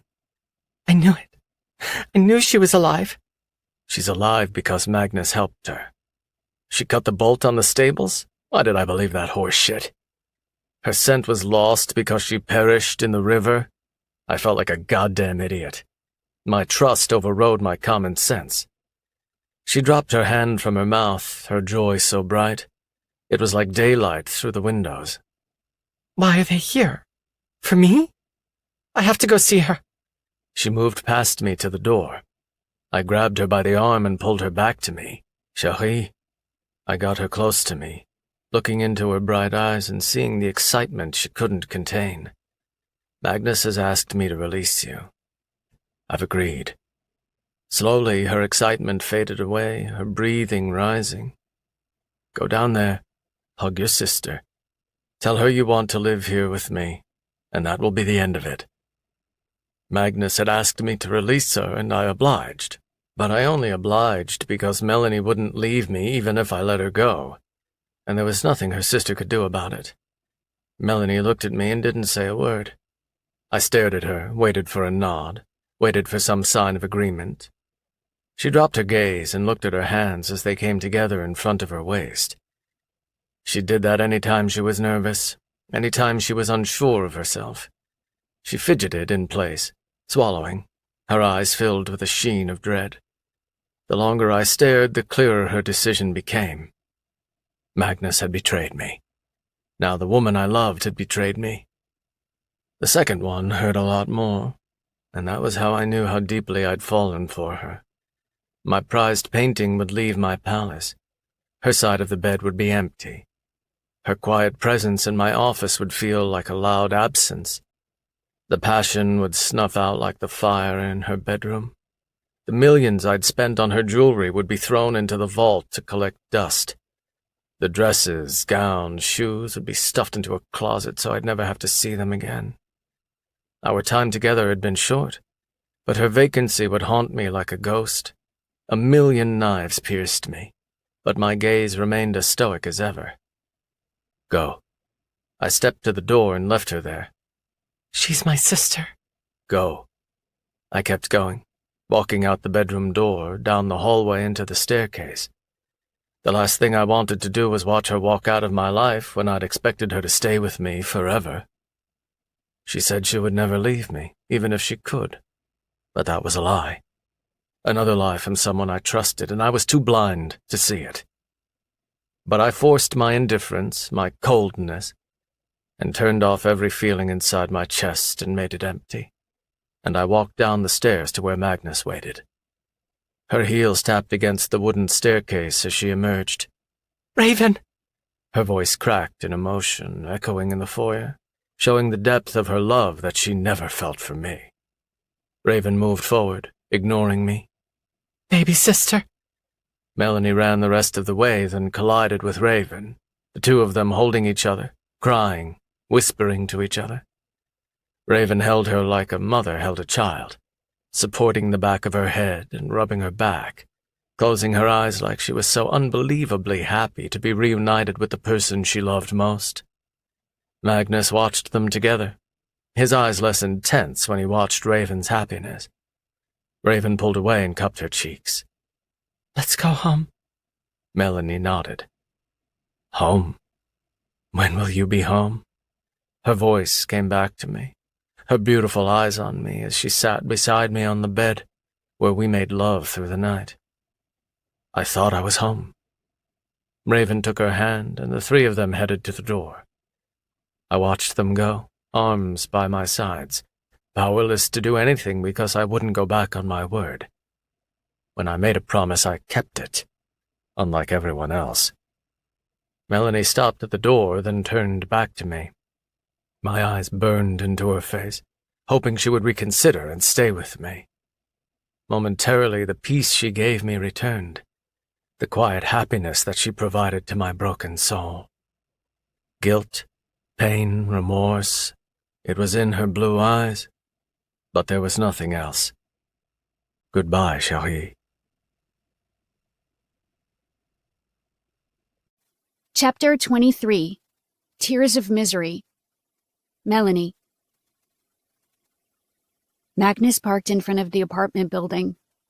I looked through the rain-splattered glass and saw the window to Raven's office, the one that had a distant view of the Eiffel Tower. We vacated the car, and my beautiful dress was ruined by the rain that poured down on us. I moved to the stoop that led to the stairs, but when I turned back around, Raven wasn't behind me. She stood with Magnus in the rain, like neither one of them cared. Go ahead without me.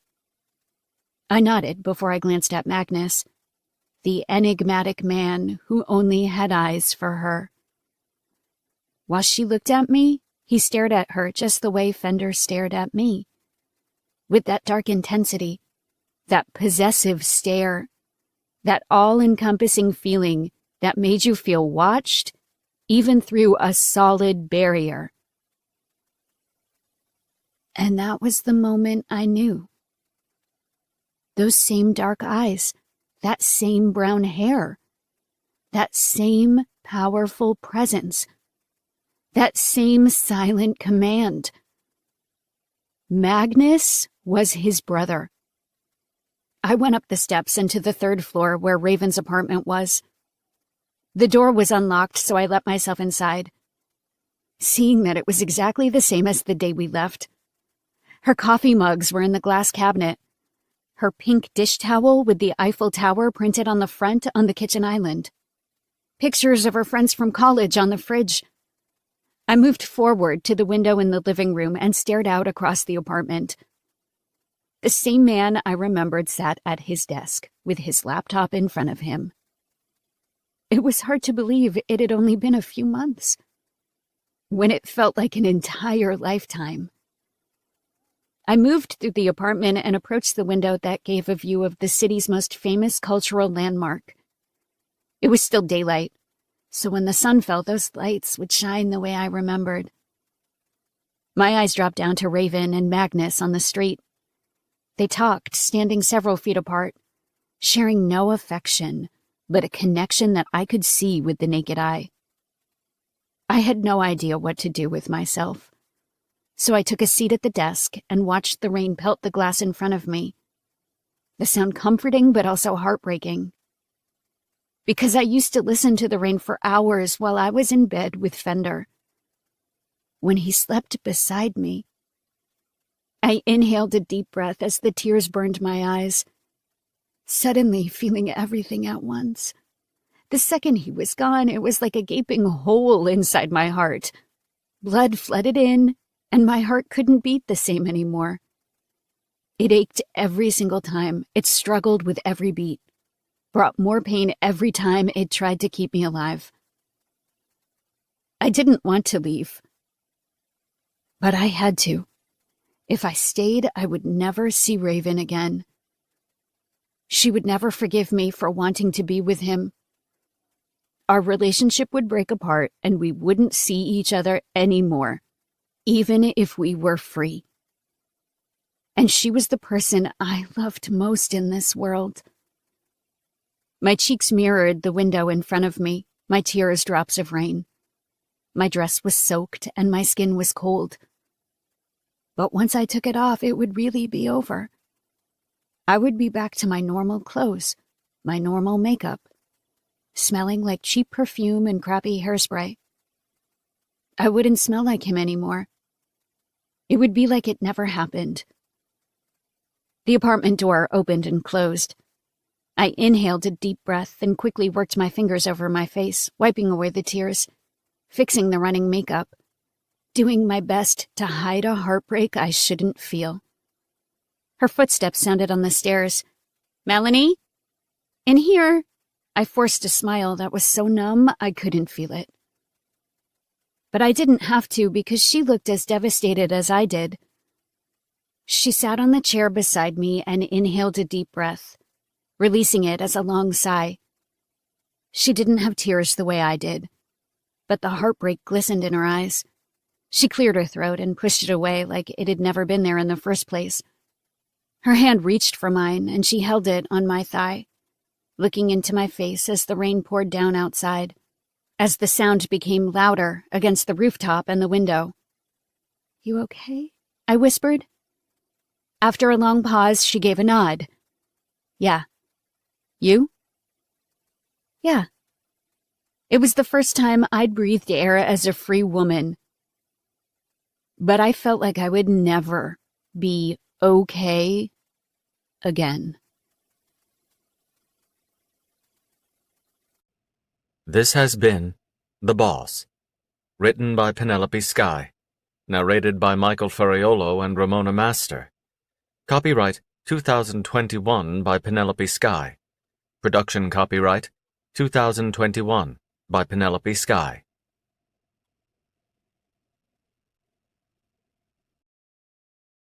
Audible hopes you have enjoyed this program.